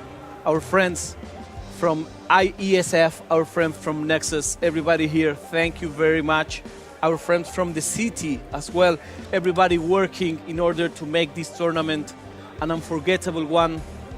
So thank you very much. We are enduring some hot weather. Very much so, very much so. I mean, we 36 degrees today. We mentioned how hot Bali was in December. Yes. It's certainly rivaling that here in terms of the heat. But again, it's something for the players to kind of also work with. And again, we talk about acclimatization. That's where there is that almost slight advantage here for Irma. Yes. Knows the city, knows the country, knows the place, knows the whole place, the venue, knows everything. So for him, he's very, very comfortable. Yes. I hope he knows some place to go after this tournament to have some drinks. Maybe. Why not? Maybe. Well, that might depend on how he performs here. He may not wish to, and he may not wish to go anywhere. But it is left to right. If you ignore the graphics at the bottom of your screen, it's Nepal from left to right, and it is Romania from right to left. And also, if you're looking at the clubs at the bottom of your screen as well, Nepal are still with Bayern Munich. Romania are with Manchester United. As we'll see there, Rashford on towards McTominay. McTominay looking forward here. McTominay to Martial. Looking for some quick feet again there from Irma. I must say that I like very much this Manchester United shirt. It's not a traditional one for sure, but it's beautiful. Yeah, it's a very nice shirt, to be fair. For me, it's green. For you, it's a dark green. It's very much so. It's very much so. And it reminds me of the great Banfield from Argentina. Yeah, I knew you'd shoehorn them in at some point. I knew you would. Here's Martial. Hopefully Manchester United here won't play like Banfield, otherwise yeah, I know. Irma might be in some trouble. Here's Anthony. De Ligt will clear that one away. Here is Joshua Kimmich. Here's Musiala. Here's Ibrahimovic on towards Gravenberch. Kane Interesting that slight changes in formation, slight changes in personnel. There's Casemiro. Here's Gravenberch to Harry Kane. Kane on to Coman. Coman back to Gravenberch. Gravenberch looking back in for Coman. Here's Harry Kane with the strike. It seems bounced through Lindelof and it's cleared away by the goalkeeper. It seems like Orma is letting his opponent play, letting his opponent have the ball. Sometimes you must do that in order to counter-attack. Yeah, it does open up the lanes, as it were. Yes. But the issue with it, of course, is that if your opponent does do some damage with the ball, you're going to look a little bit silly if you've gifted it them. As you can see, there number of Manchester United shirts there. But here's Harry Kane. Here's Ibrahimovic going for a long strike. And Casemiro will head it back to Tom Heaton. Un abrazo para la gente de Colombia. Here's Musiala. Ibrahimovic. And Nepal conjure something here.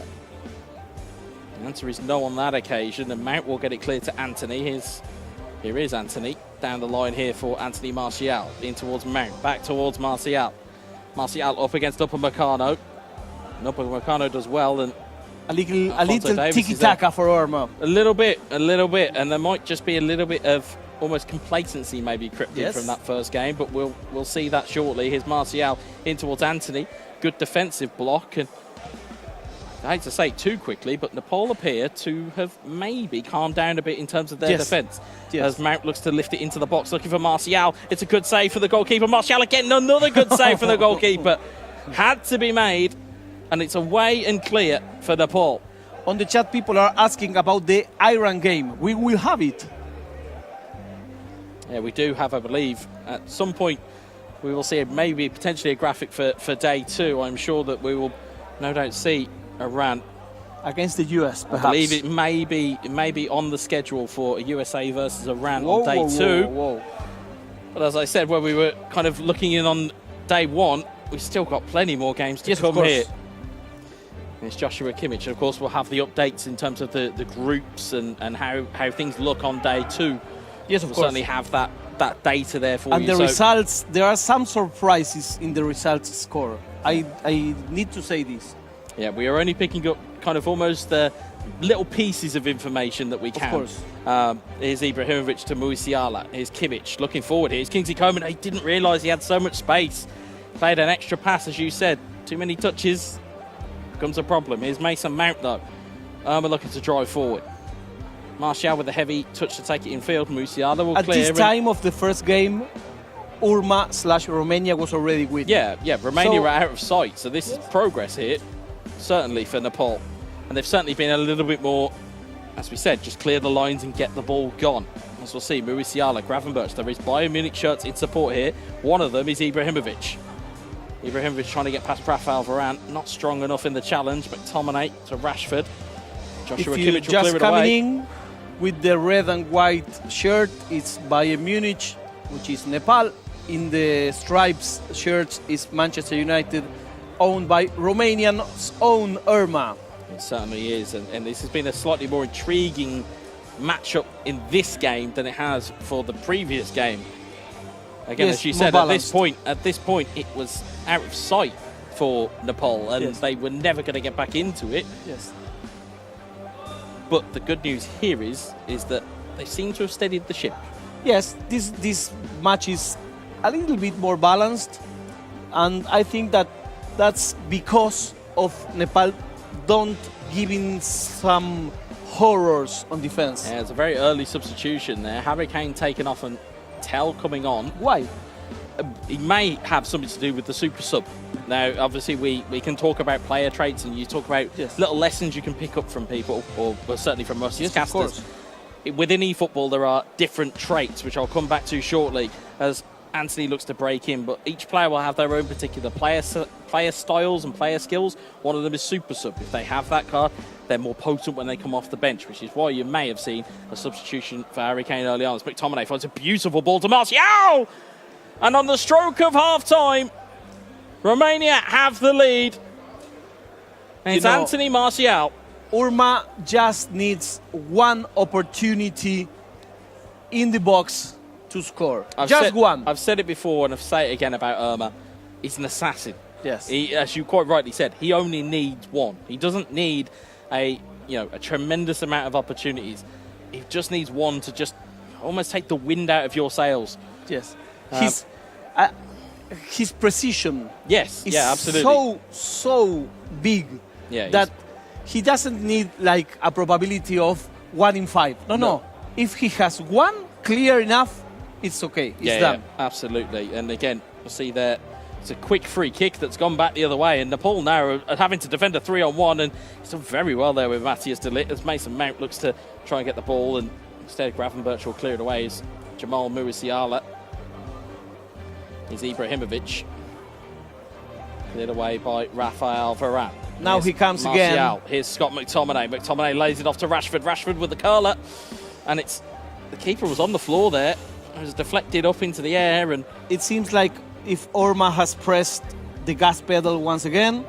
Yeah, he certainly knows how a gear change in terms of the tempo. Yes. Once there is a goal there, once there is an idea, and once there is something to latch onto, just changes up the gear and just says, "Yeah, come and meet me here." And that'll be something for these guys to really watch out for. It's like in boxing that when you know your opponent is kind of groggy, you go for the knockout. Yep. Well, something like that is happening here. Yeah, absolutely. Certainly looking for that almost knockout blow that would really put this series to bed. People on the chat are asking for GOAT Iniesta. Be coming soon, I believe. Soon. And I believe by soon, I mean it's the next game up, which will be Saudi Arabia versus Serbia, which is not a game you'll want to miss. If you cast your mind back to Bali, it was an incredible game that happened there. And certainly we'll see that play out here. Is Scott McTominay, Mason Mount. I've seen Roxa with plenty of confidence, as always. As always, he never is shy in letting you know, and that was a very close opportunity there for Romania. But he's again, he's well, it was an offside. It was offside, but he doesn't stop the ball. No.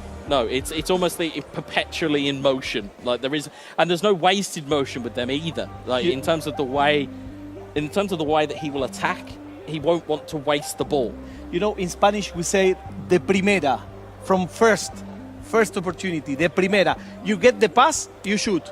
You don't stop the ball. Yeah, absolutely. And sometimes, again, as we mentioned, as Barry was mentioning during the Wales and New Zealand game, sometimes it can be a case of that stop-start is a great tactic to have, but again, sometimes catching your opponent out is actually by just, as you said, primera, first shot, boom, boomba, and that can really provide.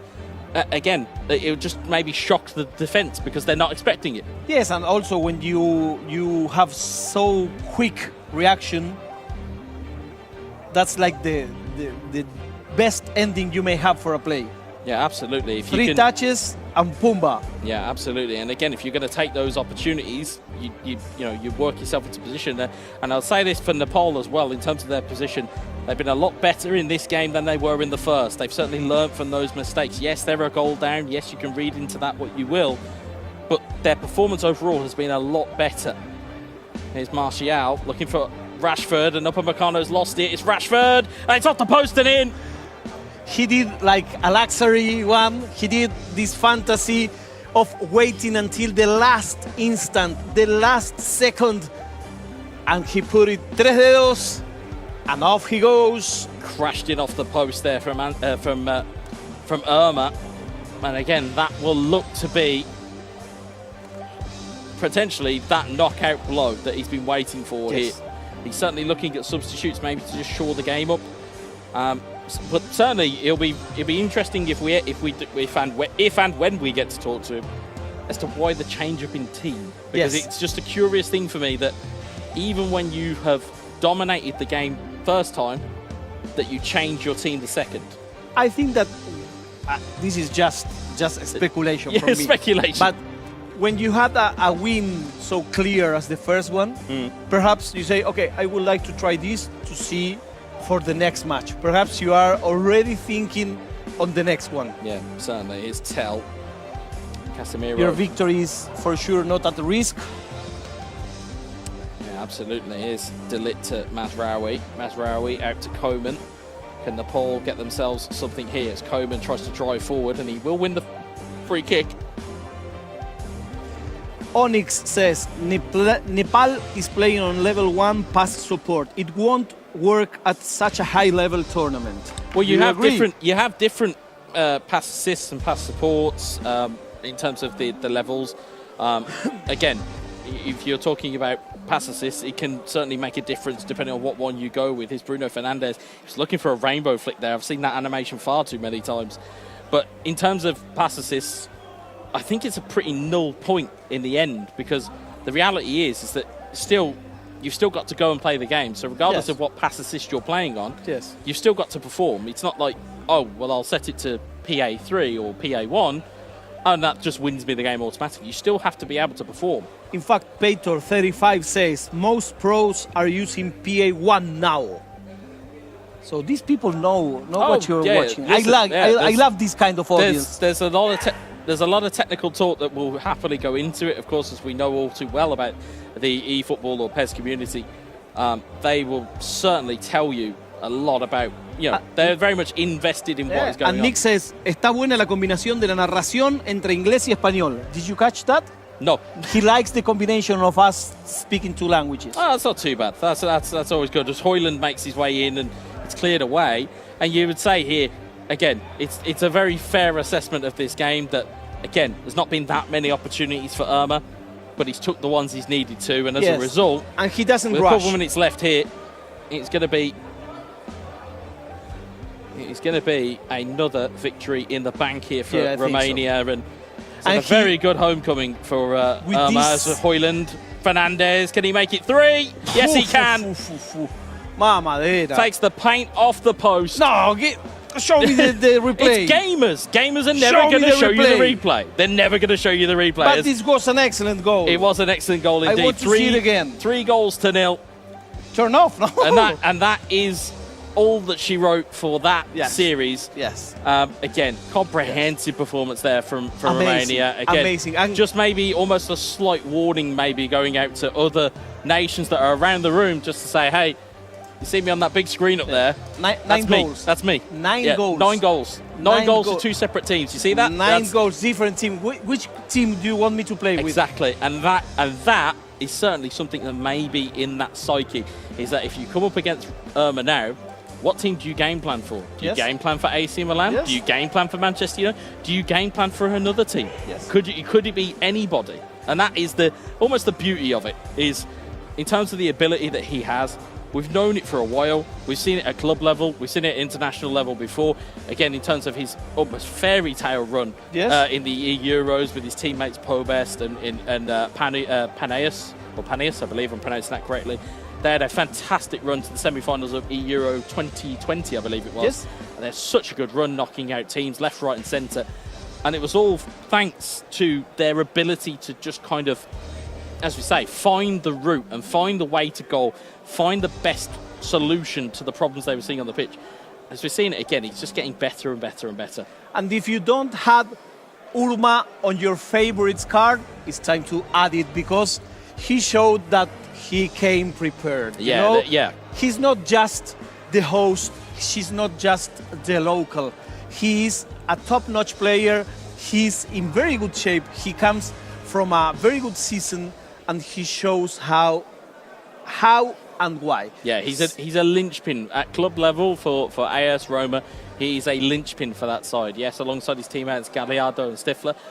Certainly, as a unit, they are. It's almost a family. There's a feel, and certainly, I'm sure that despite the fact of their differing nations, I'm sure they'll be supporting him despite the fact that obviously those two players are Italian and they may not be looking for it. No, and this guy lifted his gloves and gave a great opportunity. So we are heading for the next match. We are heading for the next match, but I believe we've got the head-to-head stats in a second. Yes.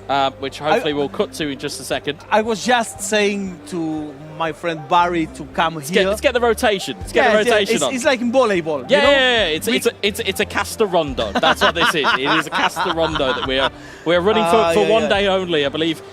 Tomorrow, at least on day 2, you'll have all 3 of us at once, which I think will be a treat for everybody. Yeah, but I think we are having an excellent tournament with great games, with great streaming quality. I'm seeing it, I'm watching it here excellent quality. Thank you very much to all the team that makes this possible. This is amazing. And let's see the head-to-head. And I leave you in the company of my friend David Knightley. Let's see. Yeah, let's take a look at these stats here. And of course, looking at it, it was a pretty dismal reading there for Nepal. They had their solitary goal, which they will be delighted that they have. They have something to just kind of maybe stick on a kind of almost a pin to say, hey, we've got ourselves here. But again, it's all about Irma in terms of the shots on target, the amount of goals, the interceptions, the amount of passes. Strangely enough, was more for Nepal, but there was more so defensive frailty there, shall we say, Barry? I mean, obviously you had a little bit more of a kind of a bird's eye view of it. But I did. From what we saw, it was very much all Romania. Extremely dominant, and he's really after putting himself now on the radar, I think, of the top players here. When you talk about guys that will probably have it in their head, this is my tournament. I mean, Irma's going to have a huge say. As you mentioned, his hometown, he's ready to go, he's ready to rock. It was a great game, and I mean, he completely dominated from the stats there. Yeah, absolutely. I mean, you looked at the performance that he put in. First game, yes, caught Nepal with a couple of defensive mistakes. There's no getting away from that.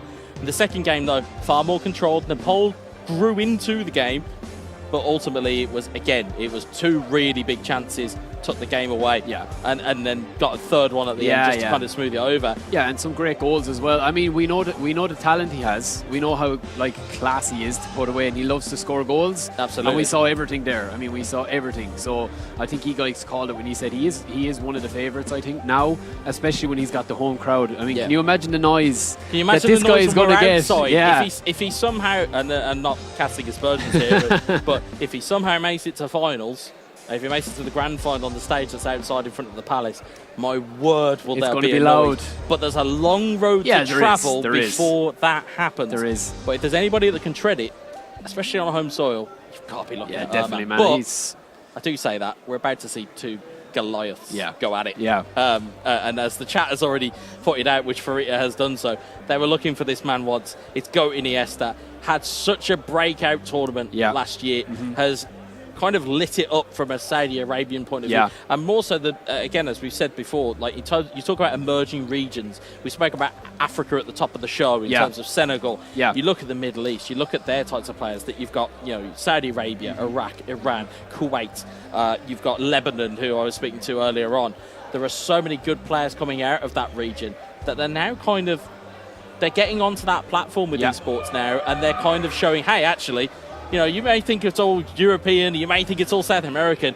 We're actually pretty good at this game as well. But again, you talk about guys, you talk about, Mount Rushmore certainly at this point in time. Definitely, I think. The man he's up against in terms of rocks, that it's not short of confidence, and it's not short of a good bit of skill on this game either. So, I mean, he's a big personality, Roxa. I mean, he's a big man as well. I constantly look up at him. But he's able to back it up as well. Like, he's able to back up that personality and that, that charisma that he has, is to say, like, look, he knows his talent and he loves scoring goals, and he's always seemed to be able to knock it about with the best of the best. And I think this tournament could suit him if he gets a good start. If he gets a bit of wind beneath his sails, as they say, he could be hard to stop. You know what I mean? And when you look at the top guys, he has everything in his locker to do it. Like, as we know from, I mean, he's a veteran now, really, of the game. Yeah, absolutely. And you look at the ability that he has. The thing that I love the most about him is kind of a little bit what Farita was talking about from Irma's point of view in terms of shoot on sight. Yeah.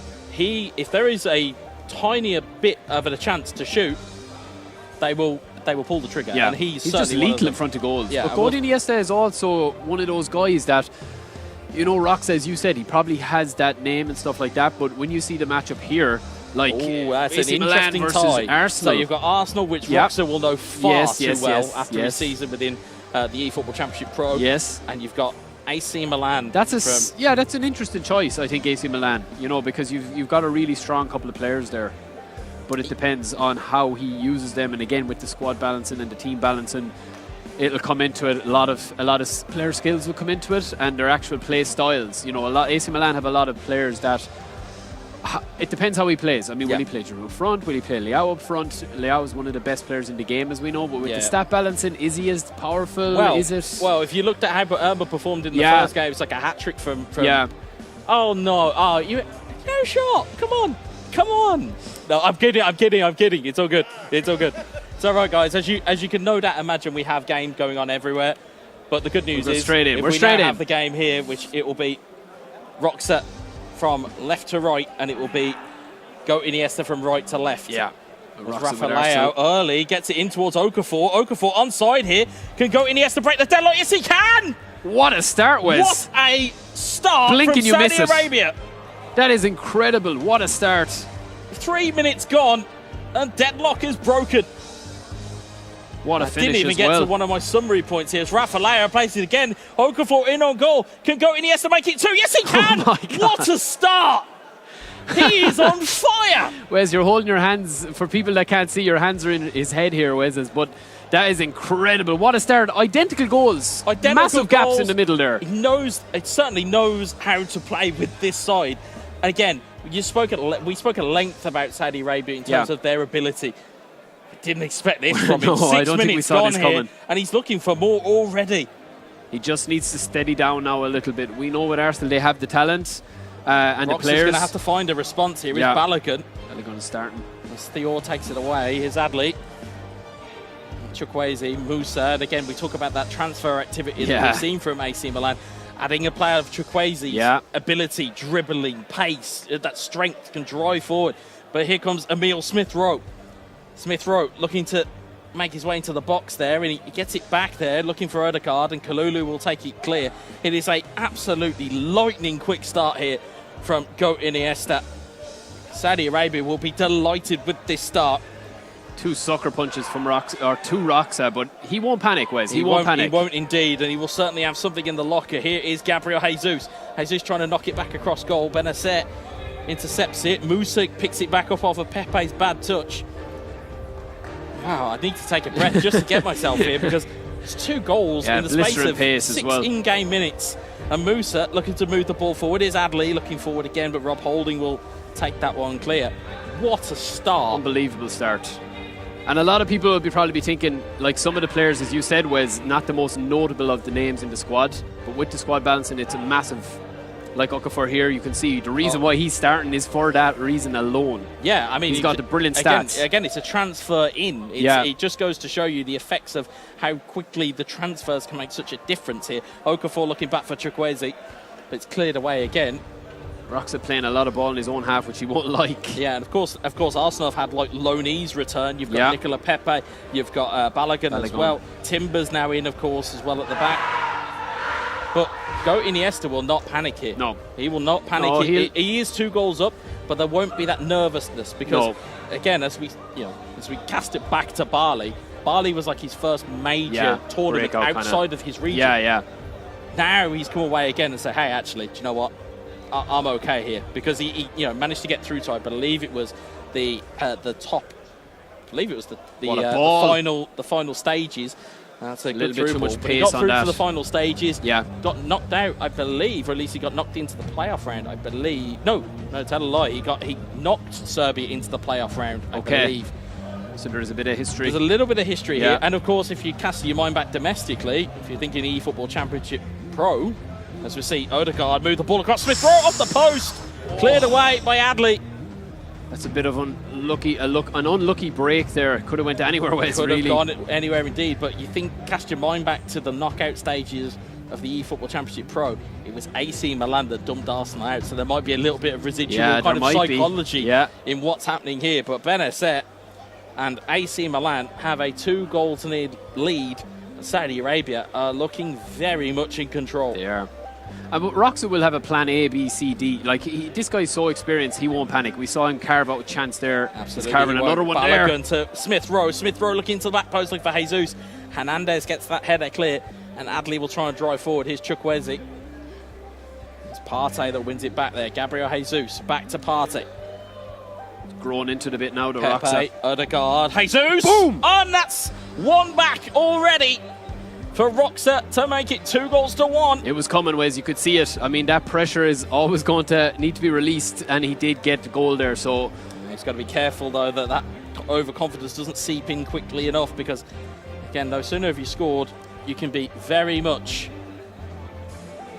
It's very open game now. Again. Yeah, it's very much broken open here. It's Nicola Pepe. It's Jesus. Free kick given. Rox is definitely playing on the front foot now, and since he conceded the 2 goals, I suppose he's had to, Wes, really. Absolutely. His free kick stood over by Martin Ødegaard. What is Ødegaard going to conjure up here? Ødegaard takes one over the wall. It's into the wall. Adley will clear. As first half's go.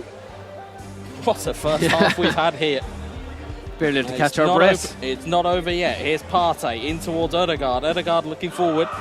Looks for Jesus. Back towards Partey. Partey looks to dink one at the back post. And it's cleared away. It's Musa. Oh. And it's Declan Rice with the strike. That's brilliant play from Rox, though. Really good. He's doing everything right, and I think he'll be encouraged by that. That if Golden Iniesta doesn't close down those gaps, he's not going to have a good day against Roxa. No, absolutely not. He's going to have to be a bit more streetwise. Here's Ødegaard in on the corner. Magnan with the punch. Smith Rowe looks to hook it back into play. Here's Partey, Balogun. Adley will clear, and the break could be on here. Here's Chukwueze looking for Rafael Leao. Leao to Okafor. Advantage given by the referee. And Saudi Arabia will be happy with that. Yeah. Because, again, looking at the way that was going to break again for Roxa, could have really been in trouble.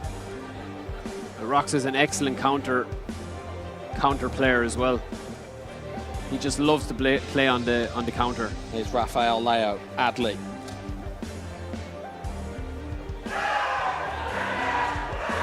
You may be able to hear over our microphones the excitement from other nations that are currently playing at the same time as well. Here's Benacer, Chukwueze, looking in towards Okafor. Okafor, he scored again!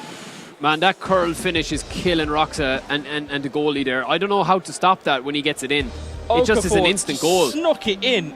It's 3 goals to 1. It's an Okafor hat-trick. Yeah.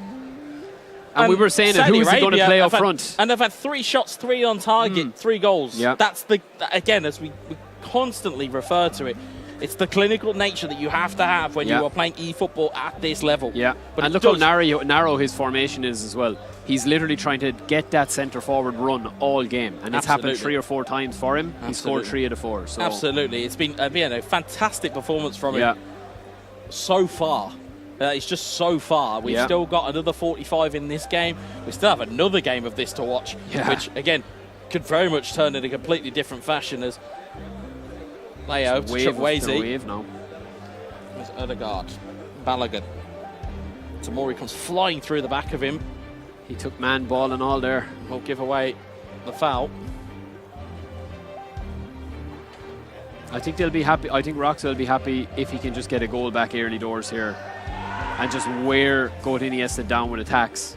He may do so. It's Chukwueze to Adley. Adley to Okafor to Chukwueze. Brilliant Chukwueze, pass. decent ball over the top. He finds Rafael Leao. Will Timber get back on him? It's back towards Okafor. Oh, what a chance that was. This guy's on fire. This guy is on fire. He wants to score more. Okafor. I think he just probably should have played a little bit ahead of him. Maybe it was a true pass rather than a normal pass that you wanted. He could have potentially took a touch there as well. But again, when we have, I would say cold blood here. We're very excited about this game. If we had cold blood, it's a lot easier to say, this is what he could have done, this is what he should have done. But in the heat of the moment, you're just looking to just put the pressure on immediately. That's how important these games are, especially within the group stage, and especially within a group that contains the likes of Serbia and Saudi Arabia in the same group. It is a tie that is, fitting of a final. It is. It really is, and you're getting it in a group stage. It certainly has a far different context to it, rather than being like a best of 3. Yeah. It's just, 2 games, and it's like we said, it is a monstrous tie. Well, Roxa will feel he's probably done a lot right. It's just those early goals have killed him. You know what I mean? Those early goals have killed him on the scoreboard. Yeah, and again, it's difficult when you score early, or when an opponent scores against you early. It's very hard, especially to get back into it. But it's very hard, even more, to get back into it and then take the lead. Yeah, it's very hard. It is. As Okafor looks to find Leao, he's got support with him. Tim Burton, very casual backheel there towards Pepe. Benacer again, talk about DMFs. Benacer very much falls into that category of great players. And granted, AC Milan have lost one with Sandro Tonali. So it's a very brave choice here to go with AC Milan, as we see. He's offside. is just going to be called offside here, but Saudi Arabia look to be in control here. Just catch our breath a little, Wes. Just a little bit. It's crazy. I mean, I think... Thank you for making substitutions, guys, because now we can take our breath. Yeah. But as you can see there, interestingly, from Roxa, 3-5-2. Yeah. Which he has to go for it now. Well, it was 3-5-2 from the start. Yeah. So But he's going to probably go a little bit more attacking now, you would say, in terms of... Although if he pulls back Declan Rice a little bit, Lokonga's coming on, Saka's coming on, maybe just go a little bit into that whole player position now. And of course, you look on the other side of it, you've got Christian Pulisic, also another summer arrival. Yeah. You've got Ruben Loftus-Cheek, another summer Brilliant arrival. subs to bring on with the stat balancing as well. Absolutely. You know, Ruben Loftus-Cheek again has the height, has the physicality, has the skill on the ball. He does. There's Balogun. There's Balogun. Great ball. There's Vieira and Ketia. What a goal, there Wes. it is. That's what he's been looking for. Instant impact. Yeah, that's what he's been looking for all game, and it worked that way, in fairness to him. And now we have a very intriguing tie. 3-2 now. Saudi Arabia have the lead. Serbia look like those subs have just made a little bit of a difference, but what can AC Milan subs do here is Pulisic to Loftus-Cheek. The substitutes combine well. Stunning cross into the box, looking for Origi's header. It's going to be Lokonga that takes that one clear. Here's Declan Rice. Some break on Vieira here. and Ketia. Balogun, numbers approaching going forward here in Ketia. Fabio Vieira. Vieira still looking for an opening for Roxa. Trossard. Looks to recycle ball. Oh, that's a dangerous one. Terrible ball away there, and he's had to make the challenge, and there's going to be no the ref says there play or on. anything. Just gives the free but no cards. Just play on, lads. It's grand. Very cynical foul there from Serbia. But again, certainly stops an opportunity coming down the way here. Ruben Loftus-Cheek looking for Origi. Tierney will clear. Here's Declan Rice. Nketiah, Lokonga, Balogun. Nketiah again. He's on that wing. If he can get it out wide at all, I think he'll have good options. Good options. Certainly, and it's brilliant flicks of the ball there. It's in towards Christian Pulisic. Pulisic looking across the box. It's a great block by Timber. Timber's one of the best players in the game. He certainly is. He's so good. Certainly is. And again, it's that blend. It's that perfect blend, especially in stat balance mode, of physicality, pace, power, and just and ball playing ability as well, especially for Timber. Yeah, he's a beast. But I've been impressed with Gordon Iniesta. I mean, we know the standard that he plays at. We know the name that he's been getting. But this has been a really, really good performance. A mature performance is something you said about other players today.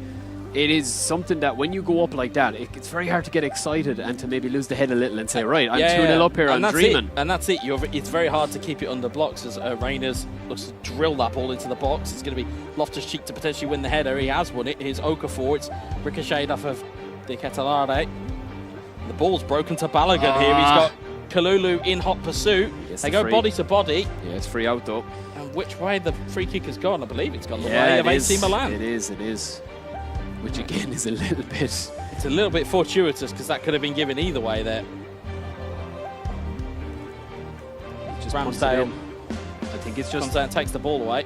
Get the result now is what Gordon Iniesta will be thinking. If he can get this result, it'll be massive. Absolutely will. Here's Trossard. Trossard looks for the ball in. Fior clears it away. Here's Okafor. Oof, get up. Declan Rice in towards Saka. Saka to Lokonga. Overlap to Balogun. Oh, no free either. Again. Rox is trying to put a lot of overlaps on. Sometimes he's not taking the option. It's not his Reyners though, and he's broken the offside trap there. Pulisic buried down on goal. He's got two players in the middle, and Tierney does very well. Brilliant defending again. Roxa saves the corner as well. There's 5 minutes left on the clock here. Some vital moments in just the complexion of this tie. Is Pulisic looking back across, and Ketelare can't make it. Ramsdale will clear it away. This is it now. It's a big chance. Here's Saka. Saka to Rice. Rice with a good ball there. Finds Trossard. Finds Vieira. Looking across for Nketiah. Can he find a goal here? It's Eddie Nketiah. Nketiah! Oh, and it's what a finish dagger in the 89th minute. That's what he does, Roxa. I told you he wouldn't panic, Wes. He never panics. Has been completed. 3 goals each. Incredible. incredible from Roxa What there. a game this has been. And it's still not over yet. There's 4 in-game minutes left in stoppage time. And we have another one to go as well. And we got another game of this to go. What a game it's been so far. And here it could be Reiners, Origi into Okafor. Okafor looking for Origi again. It's blocked away by Declan Rice. Who's going to get the last opportunity here? It may be AC Milan. Here's Loftus-Cheek into Okafor, into Origi, looking back for Okafor. Okafor has options in the middle. Can he find one? He finds Divock Origi! What a winner. The death! The Belgian is no stranger to last-minute goals. Divock Origi makes it 4 goals to 3 with the last kick of the game. Saudi Arabia take the first game in the series. That is absolutely incredible. What a finish to that game. Roxa probably felt like he had the opportunity there to get a big result out. What composure at the end as well. It's a mentality monster. Yeah. That is what Saudi Arabia have with Goat Iniesta. He's an old head on young shoulders. Yeah, man. He's so mature for the age that he is, and for the ability he is. I spoke to so many people in Pali about his ability, and they all said, you know what, this kid's going to be the one. Rave about He's going to be the one. Yeah. Like all of the kind of the older players that were from the Middle East, nah, this guy's our guy. This is the guy for us to get behind. And what maturity he's shown. We're going straight back into game 2. What a fantastic finish to game 1. And now we have to recover for game 2. We need to conserve the energy a bit, but these boys are really testing us. Well, we said it was going to be good. We just didn't think it was going to be that good. That's just unreal levels of eFootball. I'll try and compose myself just a little bit here. It's Okafor, Musa, Leao. This time the last game, Roxa was 2-0 down, so... Yeah, pretty much, I was going to say one goal had already got in, and the second goal was followed just coming already. Out. So, in terms of Serbia, and there's not much more you can do. No. You did everything, Roxa did. He did absolutely everything, and then he just got that sucker punch right at the end. Yeah. No, he'll be encouraged by getting back into the game, but Goat Iniesta has really shown his skill today. No, absolutely, and he certainly... He's, again, as we said, we're talking about finalists or we're talking about favourites or a list of people to look to. Again, much like we said about Irma, if you didn't have Saudi Arabia on your list, it might be time to look at it. It's Nuno Tavares. Tries to play the ball in the Kalulu, takes it away. It's Chukwueze. Chukwueze down the line to Adley. Adley trying to take it away from Rob Holding.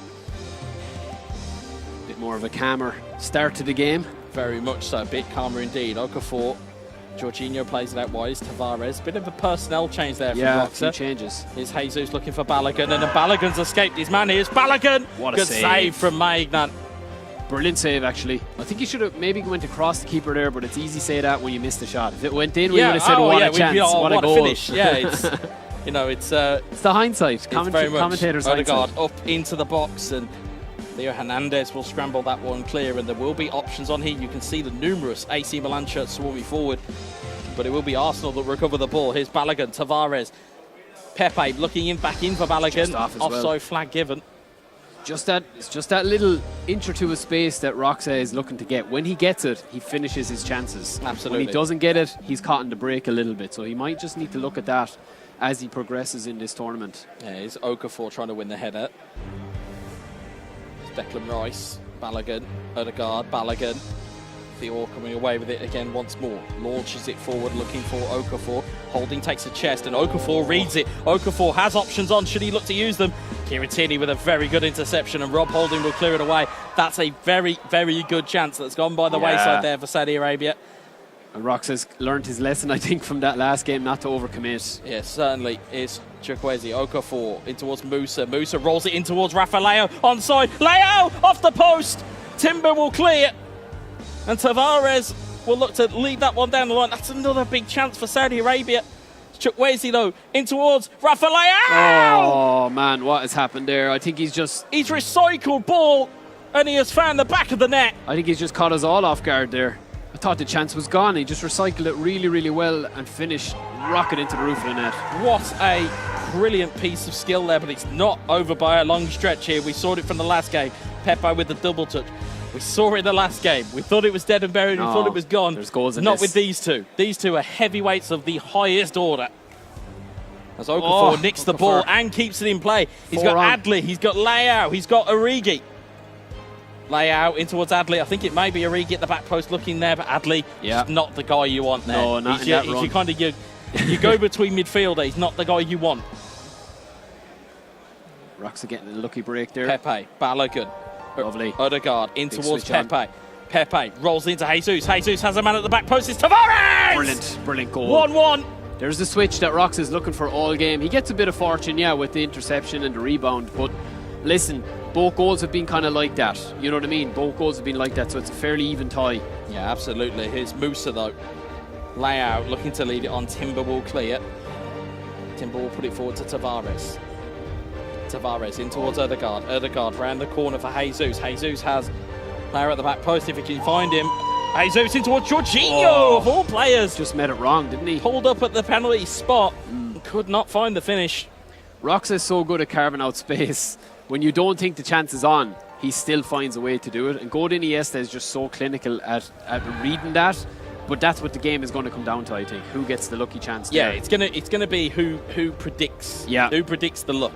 And it'll sound like a weird thing to say to those viewing this at home, but it's going to be a case of who gets the lucky break, who puts their player in the right position, where they kind of, like we say, kind of punk out their opponent and go, well, actually, we read you were going to do that. And that's going to be the key. That's going to be the key. We saw it there with Okafor. See it here with Balogun, Jorginho, Jesus in towards. It's going to be Balogun again, but it's Chukwueze to Adli. Adli looking down the line for Chukwueze. Looking to get away from Kieran Tierney. Oh, you got lucky there, Wes. Indeed. It's a bit cavalier, but sometimes cavalier is all you've got left.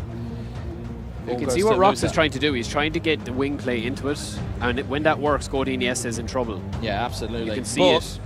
The key here is, that's a bad giveaway. I was just about to say, he doesn't very rarely give the ball away, does Godin Iniesta in silly positions, but he got away with one there. Here's Adli looking down the line. Tierney intercepts it. Here's Odegaard. This is where he wants it now.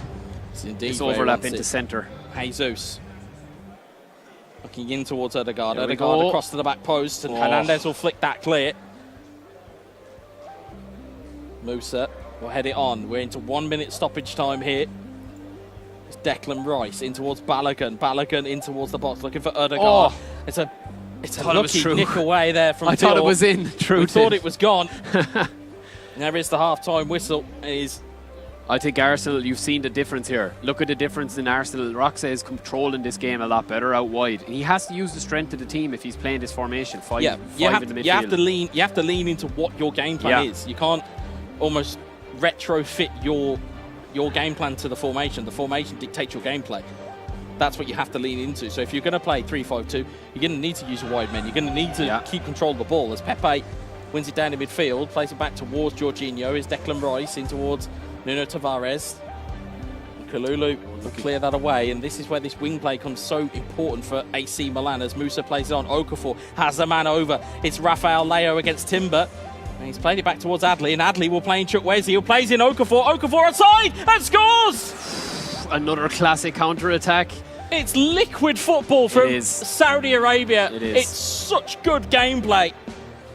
Rox's wing play is really, really strong, but Godin Iniesta's through the middle is just unstoppable at the moment. It's fantastic. Yeah. It's recycling the ball, and it's knowing the passes that you need to make. Sometimes you can go across the pass rather than, as you see there, a very high line from Arsenal. Rafa Leao in and again. Looks to try and roll in Chukwueze and tries to read the touch from Timber and tries to read the touch from Tierney and does get away with one. But again, what a performance here for Saudi Arabia. Again, like we said, we heard it from the Twitch chat. We heard it from the YouTube chat. Where's Goat coming? When's Goat coming? Here he is. He's here. And he is showing that level. Ball goes into the back post looking for Chukwueze and tries to head it back across.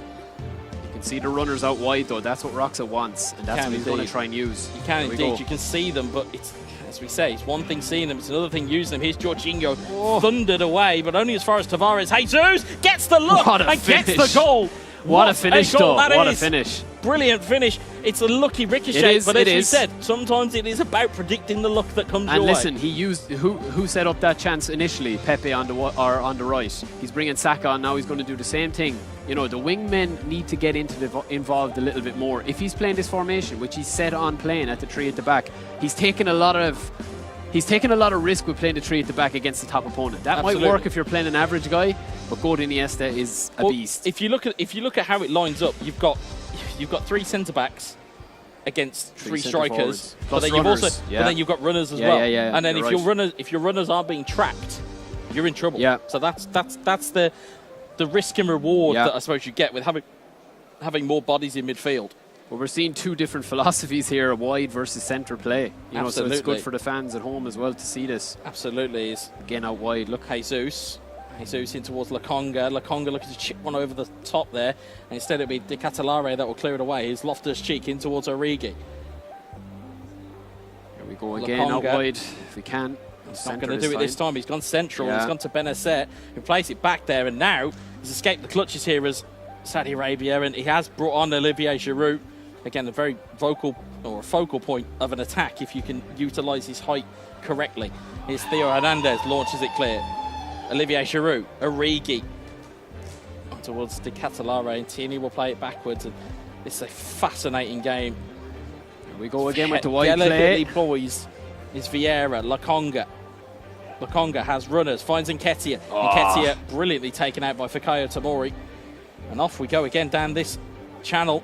You see Pulisic tries to drag it back past Tierney, nearly gets away with one. It will be Arsenal and Serbia that lead it clear once more. Here's Vieira. Lucky. Roxa again trying to build out wide.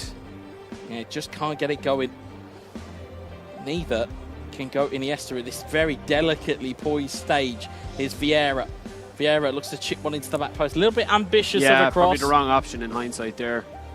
Probably should have recycled it a little bit better. There's Origi, onto Giroud, back onto Origi, back onto Giroud. Can he get away from Rob Holding? He can't get the ball off Rob Holding. Too strong, too fast. A little bit too strong and a little bit too quick. Those legs of Olivier Giroud have never been the fastest, but certainly snap balancing may give him a little bit more.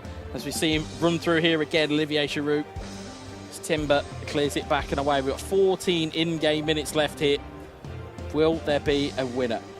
Wide, come on. There we Holding. go. That's what he wants. There's the out wide ball that you called so well. Saka, though, gets dispossessed, and Timber was to lead it forward again. Oof. Oh, I think we've had a technical issue here. Tech support. Yeah, I think somebody may have, and this is the danger with controllers and being at events. Need to pause the game because the clock is ticking down here.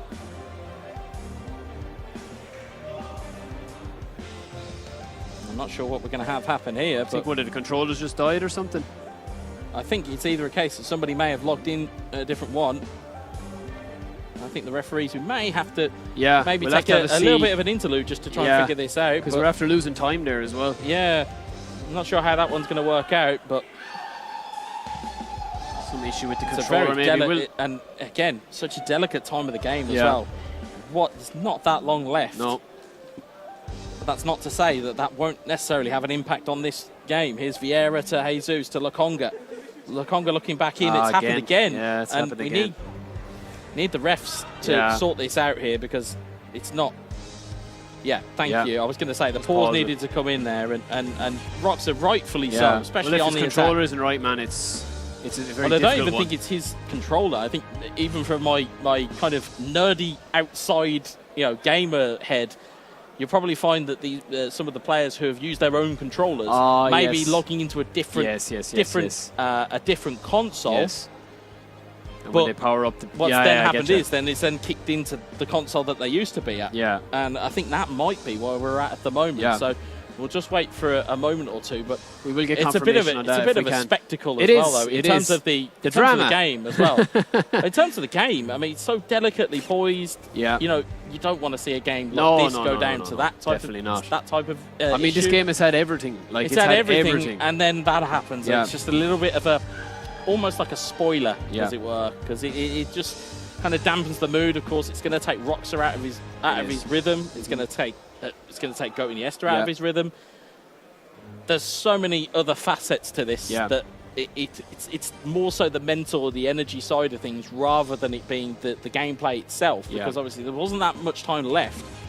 It's just a frustrating thing, I think, that happens, isn't it? But look, at the end of the day, I mean, I'm sure it'll be sorted out. Well, I'm sure. That's why we have admins. That's Yeah. why we have people on standby in case there are any technical issues. Again, it is essentially a LAN event where these types of things can potentially happen. Yeah. We do, Yeah. we have, as soon as we saw the screen come up, we knew what was coming. Yeah, of course. Because there had to be some type of interlude. Because when that screen comes up, the time is still clicked. The clock is still ticking. Yeah. So it's an unfortunate event to happen. Yeah. But look, what a game. What a matchup been a this is. fantastic This would have been, match. like, imagine this is a final or something. It's had everything. It has had goals, everything. 2 different philosophies, 2 different styles, out wide versus centre. It's the age-old, like, way of playing eFootball, I think. Yeah, we are like back, I think, Wales, underway here. Don't know how it's going to be. I think they're just going to go from where they were. Here's Nketiah to Vieira. Declan Rice cleared away. Here's Rob Holding. Holding to Tierney. One last chance. Tierney to Smith Rowe. Smith Rowe to Vieira. Vieira to Rice. Jesus. Nketiah. Pressure building here. Jesus! What a goal! What Oh my resiliency days. from Roxa. He was in the breaks of play from the controller issue. That is. But he somehow managed to mentally recover and then take the lead with not long left on the clock. Unbelievable finish as well. I thought he was going to take a touch and then take on the keeper. Shows what I know. I think Boom, I just think blasted. I think if we ever got to see a replay of that goal, because of course, as we know, don't. the guys are traditional gamers. They will be pressing pause immediately. Straight in. You'll notice that when that pass comes across, goalkeeper's position hasn't shifted. I saw the keeper, but I as a thought he'd result, just take that touch. That's why he's the mentality monster. Yeah, you know it's what I those mean? fine margins. But as you can see here, of course, Go Iniesta is going for it. He is. He's going 4 up, and Rox has switched to a 4 at the back, and he's got 2 holding players, 1 box to box. Destroyer, that's Declan Rice. Yeah, he's certainly looking to maybe shore up the defences for this last onslaught. We've got 2 added minutes here, and they are going to quickly tick down here. Ramsdale out to Emil Smith-Rowe, Declan Rice. There could be one more opportunity here. De Ketelare, and Tierney will take it away. And Serbia will take game 2, 3 goals to 2. That's been even some with the matchup. technical interruption. Yeah, some matchup. They've still done an incredible job. Very interesting that Rox changed tact in the second game and really controlled possession compared to the first one. I'm sure we'll see it when the stats guys get it up. But interested to see what the boys both thought of that, because it was a cracker. Yeah, absolute cracker. Start to finish. Yeah, there was unbelievable goals talent. in everything. There was goals, there was opportunities, last-minute goals in both games. Yeah. You know, we've had absolutely everything here. And Everything. again, All the I will drama definitely as well. need a rest, Yeah. because the way the first game finished, it was what, 3-2. Yeah. Injury time, then goes to 3-3 with the last attack and the last kick of the game. Saudi Arabia just take pulled it out of the bag. and you just can't quite. You can't game plan for those moments. Those moments are just, as Faria said, they're black swan events. Yeah. They just, you can't, when they happen, you just go. You just have to roll That's with it. it, don't you? Because you see certain names that are in this competition, you're thinking, yeah, he's strong. This guy is, really, really good at the game throughout the last few years in esports. And then you have a performance like this from Go Iniesta, where it's like, right, you've got to sit up now and take notice of a top-class player playing against Roxa and doing what he did and just keeping the cool, keeping the composure, but then Roxa, you know what I mean? Like, showing his class. Yeah, absolutely. It's absolutely. incredible. It was the, like I said, it was the mentality at that point.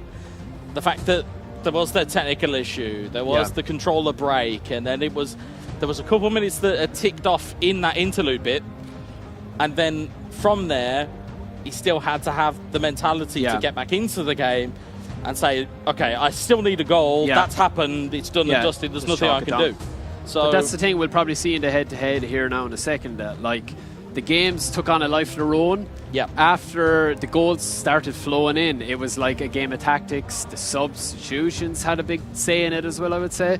But I mean, very hard to separate the two boys. Oh, there. absolutely. Like, there was nothing between either of them there. As we said during the first game, we said that this was potentially could easily have been a final or a playoffs game. As we're going to come and see the head-to-head and the stats, you'll see why. You'll see exactly why. Because if you look at how many passes from Roxa, the lack of passes, but the clinical nature of Goat Iniesta, both... It's two different styles, isn't it? It's like Goat Iniesta is kind of the less he needs to do to get his chances. And that's not a slight to him. That's basically what his game plan is. Whereas Roxa likes to control the play. When that works and you can go out wide, brilliant. But when it doesn't and you get hit with 2 sucker punches in the first game, then you have to come out and show your mettle. Like. Yeah, but it was a fantastic blend of styles, of course. As we said, we've got the Arab nation and the European nation. You saw the 2 styles clash. Yeah, you did. Again, it was fantastic to see.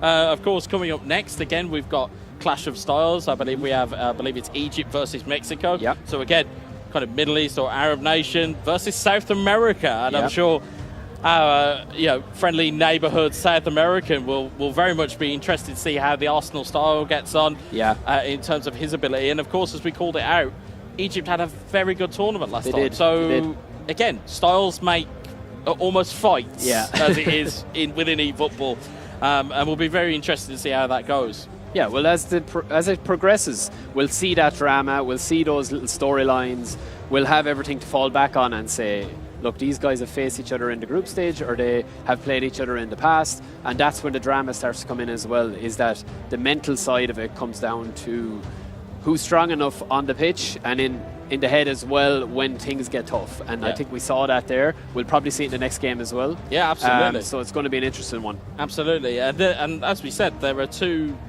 very proud nations. If you speak to anybody from Mexico, they're a proud people, as are anyone from Egypt. So it's going to be an incredible game to watch. I'm sure in terms of the time that they've had to wait for this. It's been quite a few hours. It's a game, and certainly there'll be games that have already played, so they'll certainly be warm enough already. So looking on it, this should be a very intriguing game for both teams. Yeah. It'll all depend on, like, every game is different. It takes on a life of its own. All the lads need to concentrate on is getting the result, isn't it? Until they start looking at the smaller details or goal difference or whatever. Just get your result. Doesn't matter if it's 1-0 last second of the game. Just get your result, get through today, and then see what happens. It's points on the board. Yeah, that's what they're after. They're after points on the board. They're not too worried about goal difference. They just want points. Yeah. That's the thing that will get you through. It's not necessarily, if I score like enough goals and I get on the top goal scorers list, that's great. But you may finish, bottom of your group. You know what I mean? Yeah. So you're very much looking for points. That's the key currency here, folks. It's not how many goals you're going to see, it's how many points are earned. And that's going to be what we're going to look at here with Egypt versus Mexico. We haven't had any confirmation areas just yet that the game is ready, but of course we're happy to kind of go over what we've seen already today. We saw Senegal versus Greece. We subsequently found out that actually it wasn't Senegal that won that game. It was actually Greece that won that game. And such is, we are relying on the graphics that we have in front of us. Brazil versus Bosnia and Herzegovina was a really good game to watch. Game as well. We had so many good games, but we're going to take a quick break just to make sure we get everything set up. So we'll be back after this.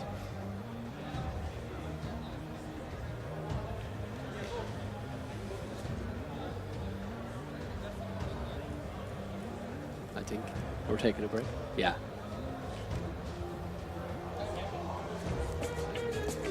Ești cu gândul la vacanță? Spațiul în care trăiești, în locul la care visezi. Până pe 31 august descoperă mobilierul și decorațiunile Mob Expert cu reduceri de până la 50%. Alege relaxat în magazinele Mob Expert și pe mobexpert.ro.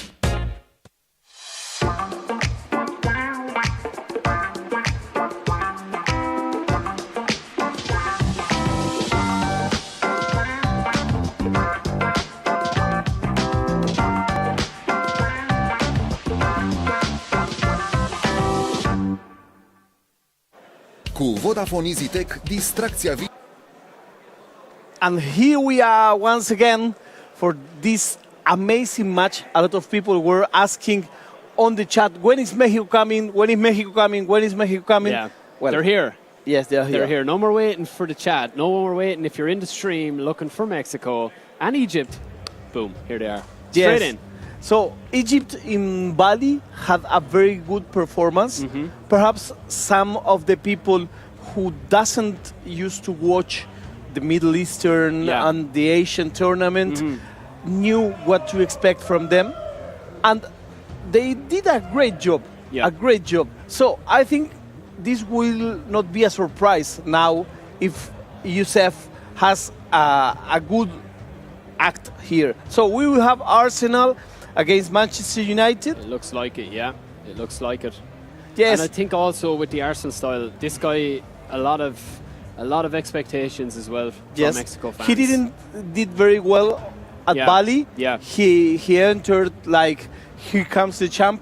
And he didn't have much luck. Okay. He lost some chained games that kept him out of the playoffs. Okay. I think he was knocked out on the group stage. Okay. So that was kind of a surprise. Now. So for sure he will want to have his revenge here. Yeah, and I'm sure there'll be a lot of love for these two teams in the stream as well. So should be a good game. Should be a good game. Of course. We'll see the a los matchups amigos in a sec. mexicanos, lo que decíamos antes, no ha tenido un buen torneo en Bali, the Arsenal style.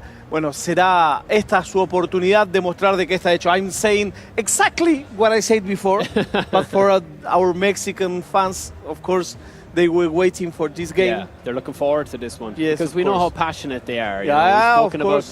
the passion of the South People Americans. love their eFootball They in love it. Mexico, They love and it. we love it as well in Argentina, in Argentina, in Peru, a great community. Yeah. Have you ever been to Peru? No. You have to go there. I will try. There are some big eFootball events in Peru. Okay. I may hook you up with a friend of mine. Nice. Here we go. You heard it here now. You'll hold him to that. Yes. It's Juega Peru. You have to go there. So a very big shout out for everybody doing local events. So let's see what they are up to. Yeah, let's see. We're going to Let's join see. the lads right now. We're ready to go, I think. So we'll see what squads they have, what teams they're using. I think, as you said, Frida, it is Manchester United versus Arsenal. I think, if I'm not mistaken, or it could be, yeah, it is, I think. We'll get confirmation with Declan Rice there. So we'll have a look at the squads as best as we can and the lineups. We didn't see the formations or the game plans. But this could go anyway, right? We know we've seen Manchester United before. They have some very good attacking options. Arsenal, very solid if you play them correctly, if you kind of set them up correctly. Arsenal have gone for a 3-2-2-3.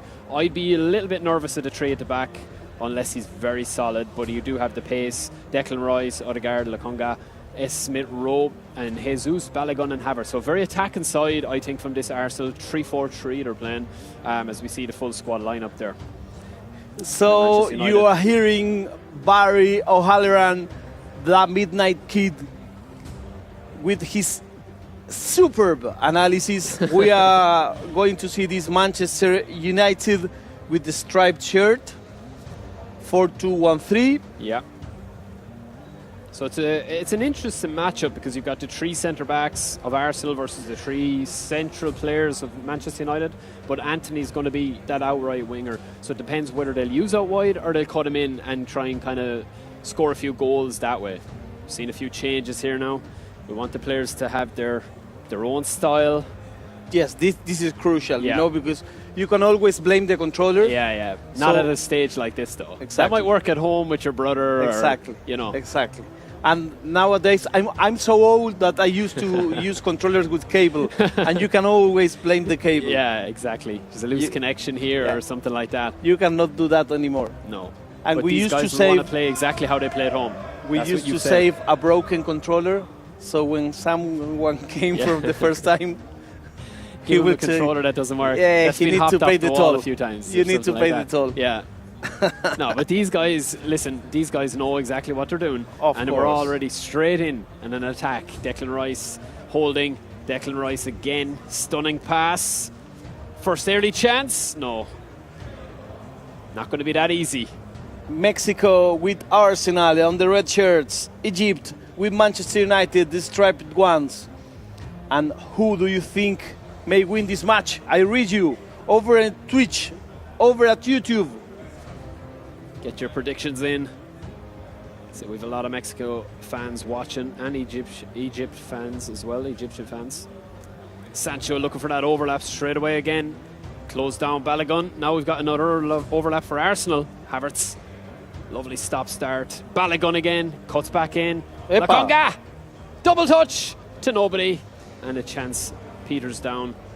Declan Rice getting on a lot of ball early doors, Frida. The back heel in Mexico, you say the taquito. The taquito.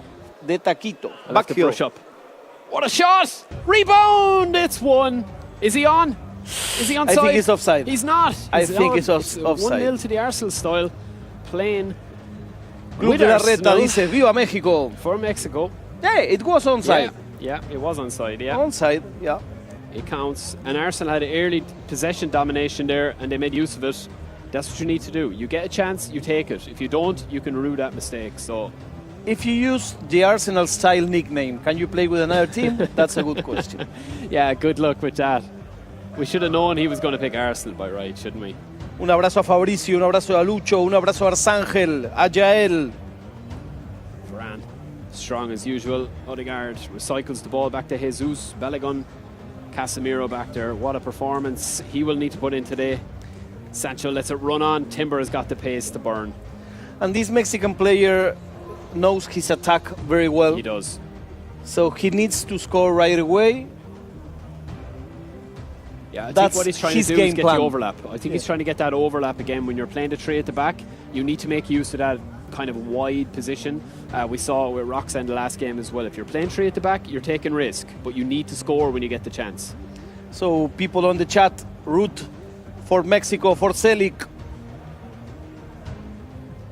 Is there hype in the chat for Mexico? When they went 1-0 up, we need to see the hype. Mexico's best, Celik Hernandez. Declan Rice. This is what roll. El Pus says. Havertz. Abba. Jesus! It's 2. It's Pero easy, and it's... I mean, what a start. What a start for Arsenal and the Arsenal style. Mexico fans will be delighted. And he'll be delighted as well. And needs to settle now, I think, Egypt. Yusuf needs to settle down a little bit. He's just not been able to string 5 or 6 passes together.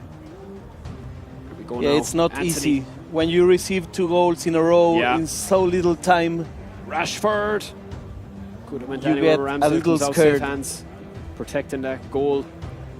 Jesus playing out wide. Balogun through the centre. Tries to find him. Doesn't. Johnny Evans is back there, of all players.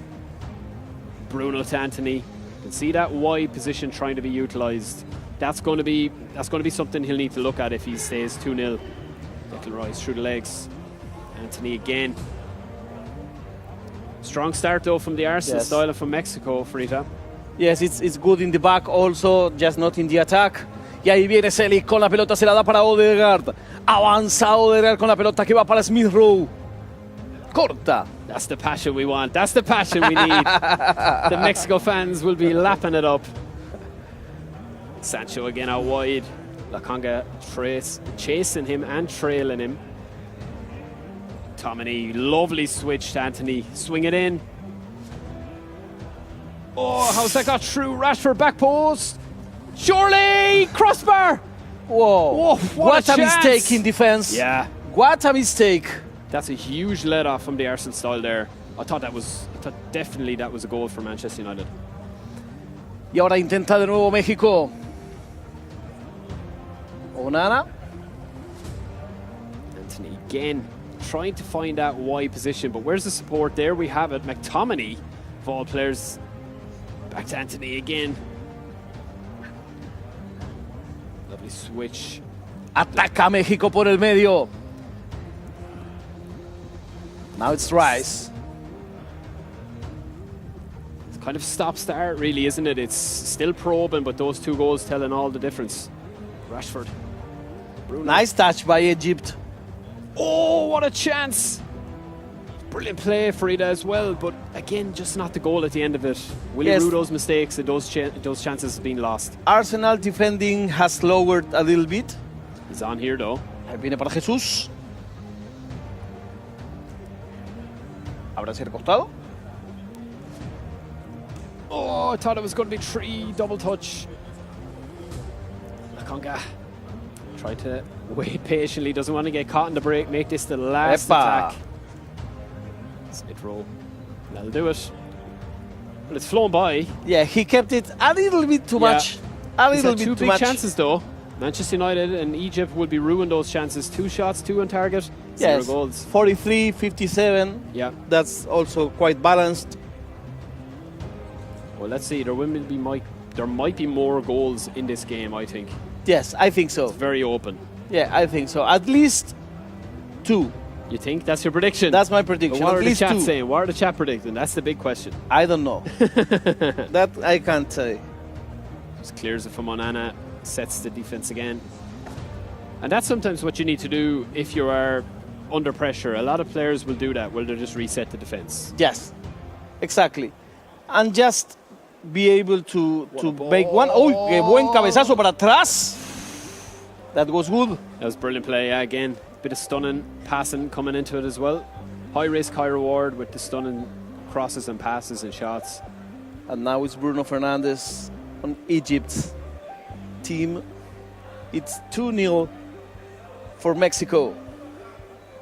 Again, trying to get onto it some way. Oh, beautiful touch by Anthony. Oh, my days. Some bad luck. Some bad luck for Egypt. Yeah. He's had 3 really strong chances that just haven't fared his way, unfortunately for him. But Egypt have still a lot to play for here.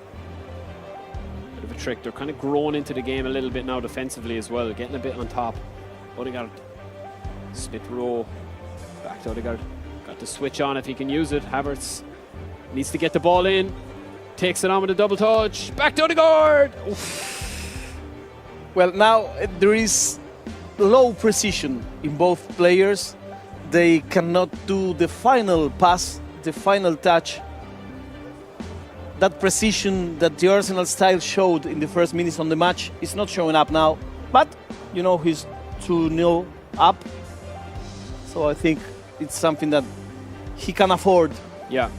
I think he probably didn't find himself in this position, or didn't expect to find himself in this position, maybe. Yeah, and that's he's possible. probably kind of like retreated back a little. Yeah, he found the 2 goals very early in the match. And he took them so well that maybe the pressure is off a little bit now, that he's kind of thinking, right, now I can relax a little bit. And he's playing a lot of volley balls. He doesn't play by the pitch, see? Yeah. Again. Well, he just wants to clear it. Sometimes that's the best option when you're up. Just clear it, don't make mistakes, and wait for your opponents. Well, it seems like he heard me. Oh, lovely touch and go from Jesus. Take him on. Oh, Opa! brilliant. Smith Rowe. Oh! Opa! Opa! What a saving header. I think it was from Johnny Evans or Harry Maguire. I'm not too sure. I can't see there on the side of the screen, but very nice playing, very nice luxury, fantasy kicking. That's the flair, the South American flair is. That's what I like. It? Yeah, in this case, he's from North America, but he's Latin American anyway. Lovely ball in. Balogun squares it to Odegaard. Oh, too much. Too much. Just sort of put it in the net. And that's the thing, Frida. I think he's just probably overthinking it a little bit. Do you know how we say that in Spanish? Una de más. Una de más. One in excess. Yeah, Una in excess. de más. Yeah, yeah. One too many. Yeah, one too many. That's it. Una de más. Rice again. Epa. Ref says play on. It's only handbags, he says. Play on. Yes, they are knocking each other. Yeah, it's a physical one. Arsenal style. Oh, bit too. He knows how to dribble the ball. He does. He's a very strong dribbler. That's risky, but it's also nice. Back post job. Well kept by Ramsdale. Jesus. Is there one more chance for either of these teams? I think so. Havertz lets it run. Shaw mop it up. Back to Onana, plays sweeper nearly. Terrible pass though. Shaw again on a lot of ball. Square it in to McTominay, and now the overlap. There we go, Sancho. Hit a pace. Wait for the chance. Anthony needs to curl this in. Doesn't work though. And that's kind of been the tail of it, hasn't it? It's just those clear-cut chances. He got them in the first half, and he just hasn't been able to score. He could yet score, but it's not looking like he'll get 2 in the time, will he? Yeah, it's like Egypt is kind of letting this game end. He doesn't seem desperate to get a goal. Yeah.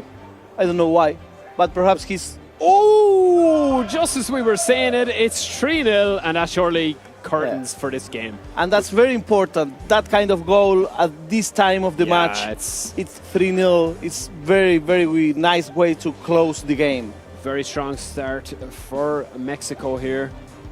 3-0. You did call that there would be another goal or 2. Yeah, so I said 2. Right. You were right.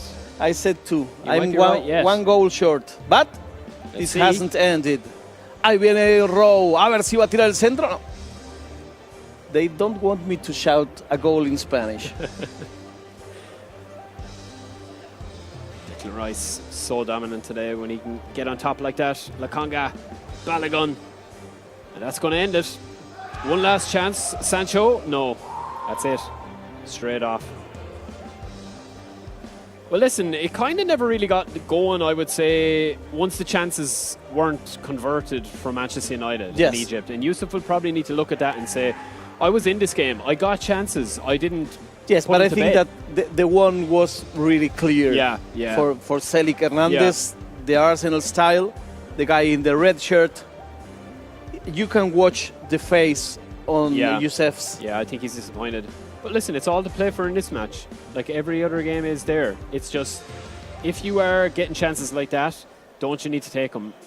A little bit better, I suppose. I know it's easy for us to say it. Yes, of course. But you do need to, at this level, you do need to be able to just be precise and that precision to come through. Yes, it's difficult because it's just one error that may cost you not just the match. It may cost you the opportunity of coming through the group stage. Yeah. It's you need to be very focused. It's very difficult because you prepare a lot of time, and just in one match, one error, one mistake.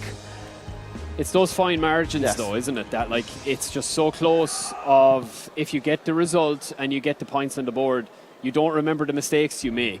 You just move on, and winning is everything. It's hard to win, and when you win, you just roll on to the next one, and it's like, right, job done, let's get on, play the next match. Now Egypt have to come out and play. They need something out of this tie, so it's a difficult one. If you are in Egypt's shoes right now, would you swap your team? Would you try with another one? Would you keep the same? I think I keep the same. Maybe out of a little bit of stubbornness as well, that you're saying if he wasn't in the game, if I got the chances he got, I'd be like, I can carve open the chances again. I just need to be more clinical, and I need a bit of luck. I thought he was very unlucky in that game there as well, the way the ball spilled a few times. Also he needs to get his defense better. Yeah. I think the main strength in Celik, in the Arsenal style game plan is the attack, the precision, the speed, the diagonals. So if you can cut those circuits, you will be able to do that. Yeah, well, we saw with the three at the back, you need to be able to put that three at the back at pressure. Like you need to put it under pressure straight off. And we're straight back in for it. They're not even, they're just straight in. They want to get this show on the road by. Yes, we go to game 2, my friends. Mexico with Arsenal, Egypt with Manchester United. Red shirts for Celik, the Arsenal style. Striped shirt for Yusuf from Egypt. Y ahora viene Lokonga. A ver si es este. Intenta desbordar. The ball goes to Jesus. With no avail. Odegaard. Ahí viene Jesús, viene Jesús. Offside. Yeah, he was sitting there all there. He might as well have brought a chair. He was just sitting there having a cup of tea. We say in Spanish, he was pescando, he was fishing. Pescador. He was just chilling there, but listen, it's all to play for. 6 minutes in, if you get chances like that, you just need to be able to take them. That's the end of it. Like, yes, if you're offside, you're onside, that's fine. But at least you're putting yourself in those positions to carve out chances. And that's what you can get a little bit of confidence growing within you. Rashford to Bruno, McTominay. Sancho's on the break. Timber burns him. Timber recovers very, very well. Very strong. One of the best players to use in eFootball, of course, across any mode. Cantame un gol en español, dice Esteban. They are asking for a goal in Spanish, but we need the help of Celik. Ahí viene para Rowe. A ver si desborda. Ahora viene para Jesús. Está habilitado. Again, too much. What's your phrase again? No luck. One pass too many? Una de más. Una de más. Una de más. Una de más. I need to start using that in my everyday. Havertz to Balogun. Jesus. Oh, Nana. Whoa, that's dangerous. Yeah. You never have to kick the ball to your own goal. Never. Rule 101. Yes. Narras mejor en español. Ya lo sé, amigo, no diga. They're saying that my Spanish is better than my English. Yeah, great news. Yeah. Oh, Nana. Moves it forward. Lakonga. What do you got? Havertz, double touch, beautiful feed, but not quick enough.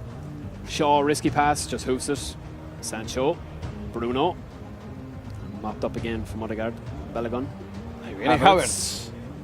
Odegaard, Havertz. Odegaard. En profundidad viene Havertz.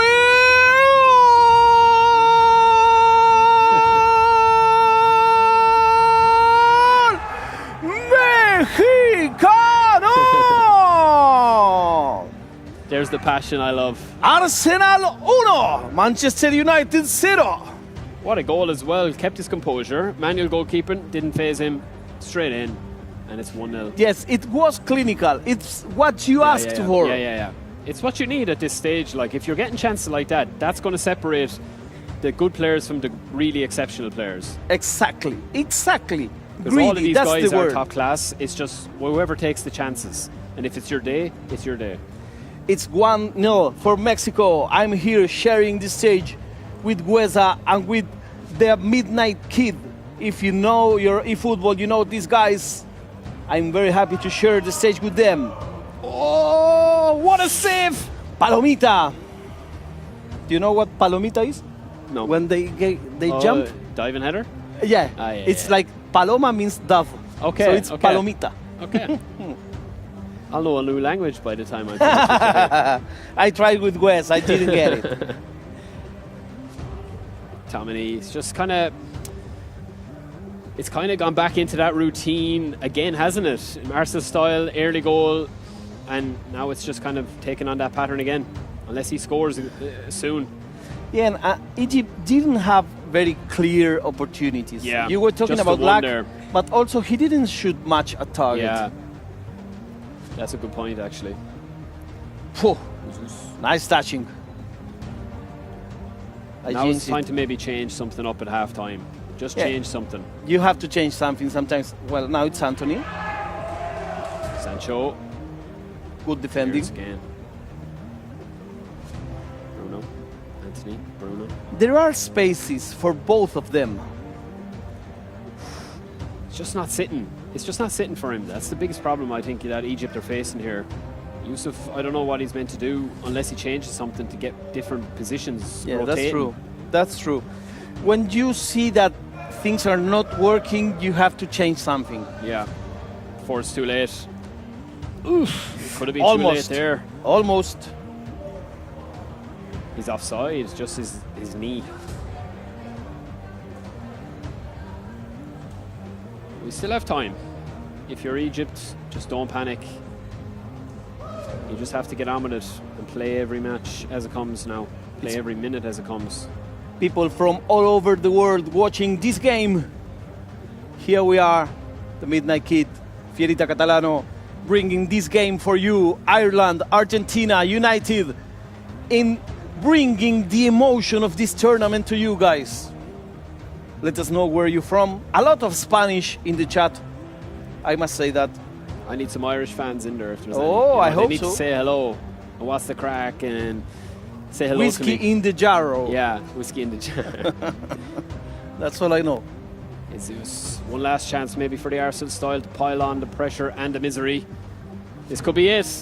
Nah, good strong defending from Martinez. Un abrazo para Eufrasio. Strange Otro half, as you can see awake there. one desde Israel, from Israel. Hey, greetings. Nice.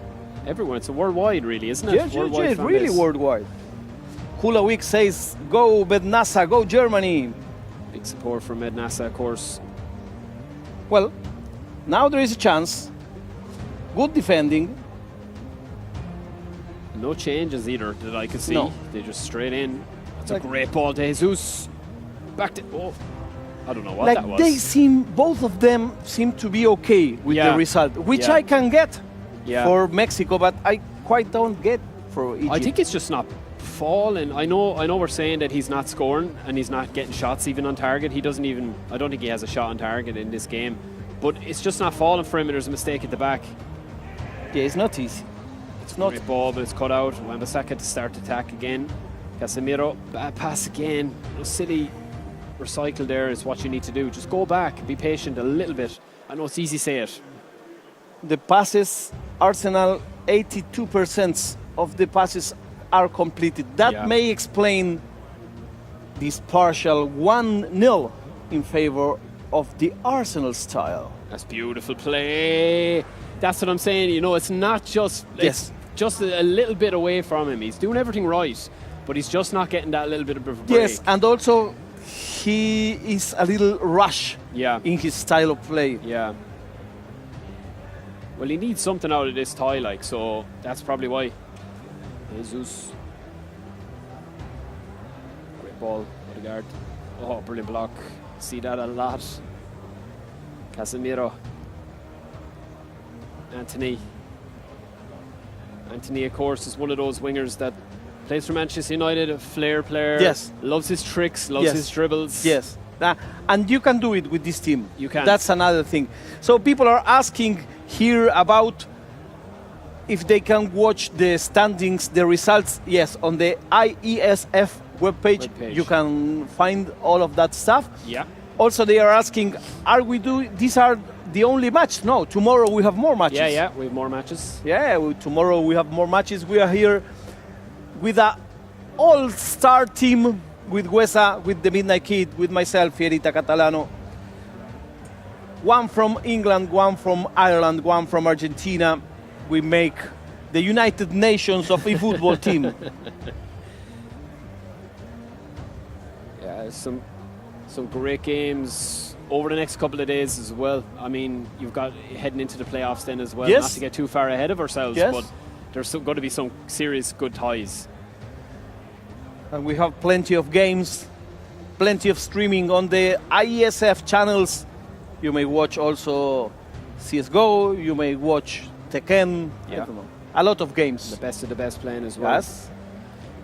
And it's a great city as well, you know. Beautiful city. It's the historic capital of Romania. There you go. And it was... What a break here. The capital of the Principality of Moldavia back in the 1549. Oh, it's crept in! Adentro y que te la saque el doctor. It's 2-0 for Arsenal. I didn't see that really coming. I thought Onana had the angle covered, but it is Havertz with another goal, and that should really seal this one now, because I think it's kind of looked comfortable enough now for Arsenal if they can just hold on to this lead.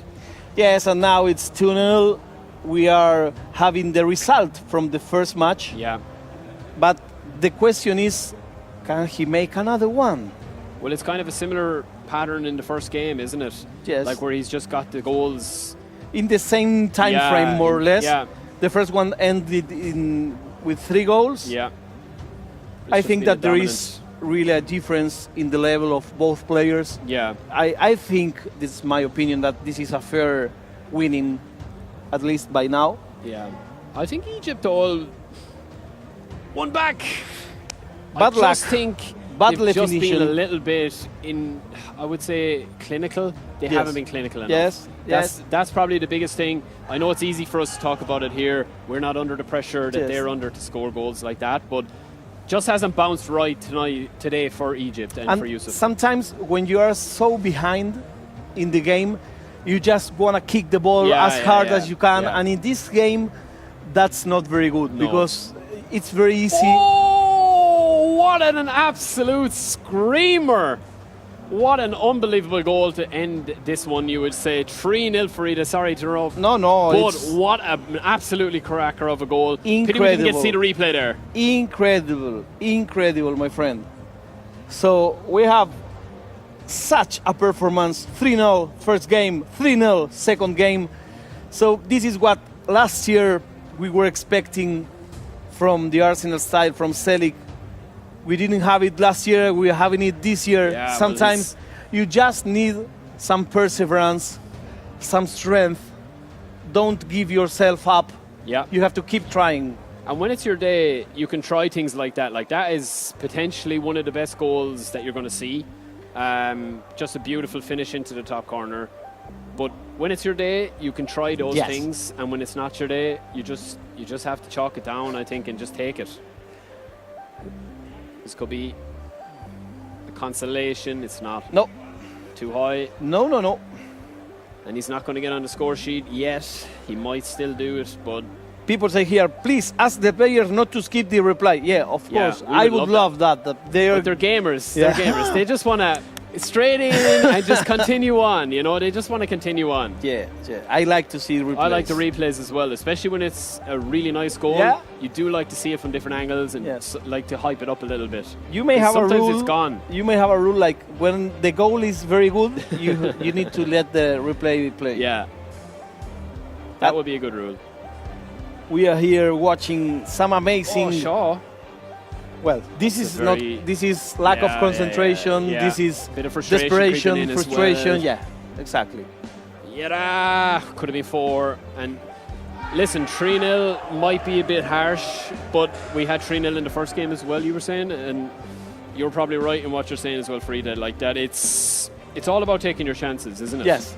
And being clinical, and that's what's happened today, as we're seeing it here play out over 2 ties. Mason Mount looking for that consolation goal to get in the score sheet. It's not happening though. Sichenko takes it away with a stunning pass. Havertz. More is what the crowd are probably chanting. They want more goals. Yes, as I read on the chat, they have plenty of confidence. Sometimes you don't have to be so selfish. Yeah. I need to say that. Okay. I need to say that. Well, this is what happens when you win. You know, you have to be humble. You have to let the confidence grow, but you have to understand. Oh, what a ball! Oh, la la la la la la la! How has that gone in? Goal Mexicano! And that will definitely seal it now, as if we didn't know the result. 4-0. It's icing on the cake, really, isn't it? Nothing more to do here. Yeah, just see this one out. Bring the tequila. From Egypt's point of view, but I think when they look back at this, they will probably feel a little bit unlucky. Yeah. But they have struggled, I think, with this matchup. Maybe Manchester United might be maybe they might change squad. Maybe it's hard to take something out of this when you lose like this. Yes, and what a ball! It's Havertz. You cannot blame it on luck anymore. I mean, when you are 7 goals behind, you cannot say, Arsenal's well, taking that away from him. He's been fantastic today. Sometimes when you're playing against top-class players, you just have to, put your hands up and say, listen, he got me. He played better than me today. His matchups were right. He took his chances. I didn't play the best that I could have played. I didn't get some of the lucky breaks. But overall, hands up, better player on the day. Right now, I think that the Egyptian player is wishing this to end. Yeah. I mean, he had enough. Well, it's just probably a bit of frustration as well, because he is obviously a top-class player, and he probably hasn't expressed that as well as he would have liked it today. Havertz with 3, Martinelli with 1. And Martial is wondering, where did it all go wrong? It was an exhibition from this guy from Mexico on the red shirt. Cedric Hernandez. And that, as you said earlier, there's a couple of players now, even after today, I know we've tomorrow as well to come, but there's a couple of players putting their hand up and saying, listen, I'm here, I'm in Yash, I'm ready to rock and roll. And I came here for something. Exactly, and they're ready for it, and the pressure isn't going to get to them. And anytime you can win, especially when you're on the stream and you've got that pressure where you want to put on performance, but you also want to get the game really solid for yourself so that you can build on it and say, right, I could have had 5-6 goals here, or I missed this chance and I shouldn't have missed this chance. When you win, it's easier to kind of take that. When you lose, you kind of question a few other things. Team, matchup, everything. With the Chivas shirt, there goes the winner with his golden hands. So do you want to have a look at the groups? I do. Okay, let's do it then. then. I want to see as well. Let's see. So this is what we have in the group A. Israel is standing first with 4 wins. Whoa. 12 points. Yeah, that's a huge result from Israel. Obviously, Orel is a fantastic player. You've also got Group B. France at the top. Cam's one of the best players. A fantastic guy. Fantastic Bahrain with also a that's some good. And also you can see there who've played 2 games compared to the 4 in Group A. Group C, has Iran on the lead with 10 points and Georgia on the second one with 7. Greece, in a match that we saw, has 4 points. And in the group D, we may see that Kazakhstan and Portugal have a tie. Yeah, that's an interesting one as well, because obviously with the games that are on stream, there's other games going on as well for people that are wondering if they've just joined or whatever. And Kazakhstan definitely won. We talked about putting their hands up and saying, yeah, listen, we're going to win this group if we can. We're not here to just take part. So Group E, Japan at the top, 2 games played, 2 games won, 8 goals scored. Argentina and Turkey there in the second and third position. Yeah, Arda Golazo lost 1 game. Well, and we will be seeing Japan later on the stream, as far as I know, won't we? And Rey Molina, last year's vice champion, in the second place. He's coming through. Group G, Morocco is on the first place in a tie with Iraq. And Romania, we saw obviously that huge performance from Romania. He's down here as 1 game, and then he lost 1 as well. So let's see what happens with him. Uzbekistan, top Group F.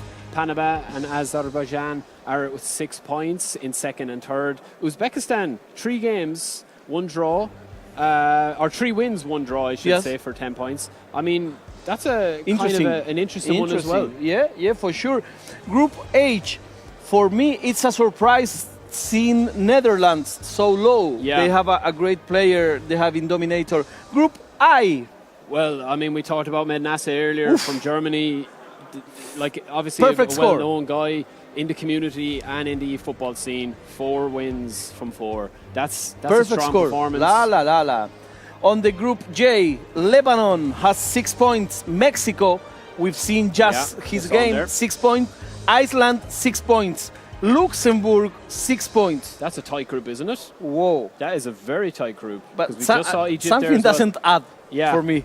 Yeah, we'll have to see. And look at Lebanon's 16 goals for as well. So, but who? No, we'll have to see. We'll have to see. Something Group K, right we've got Group K. Somalia, 6 points. Yeah, that's a strong very performance good as well. Chile, Slovakia 4 at the bottom there as well.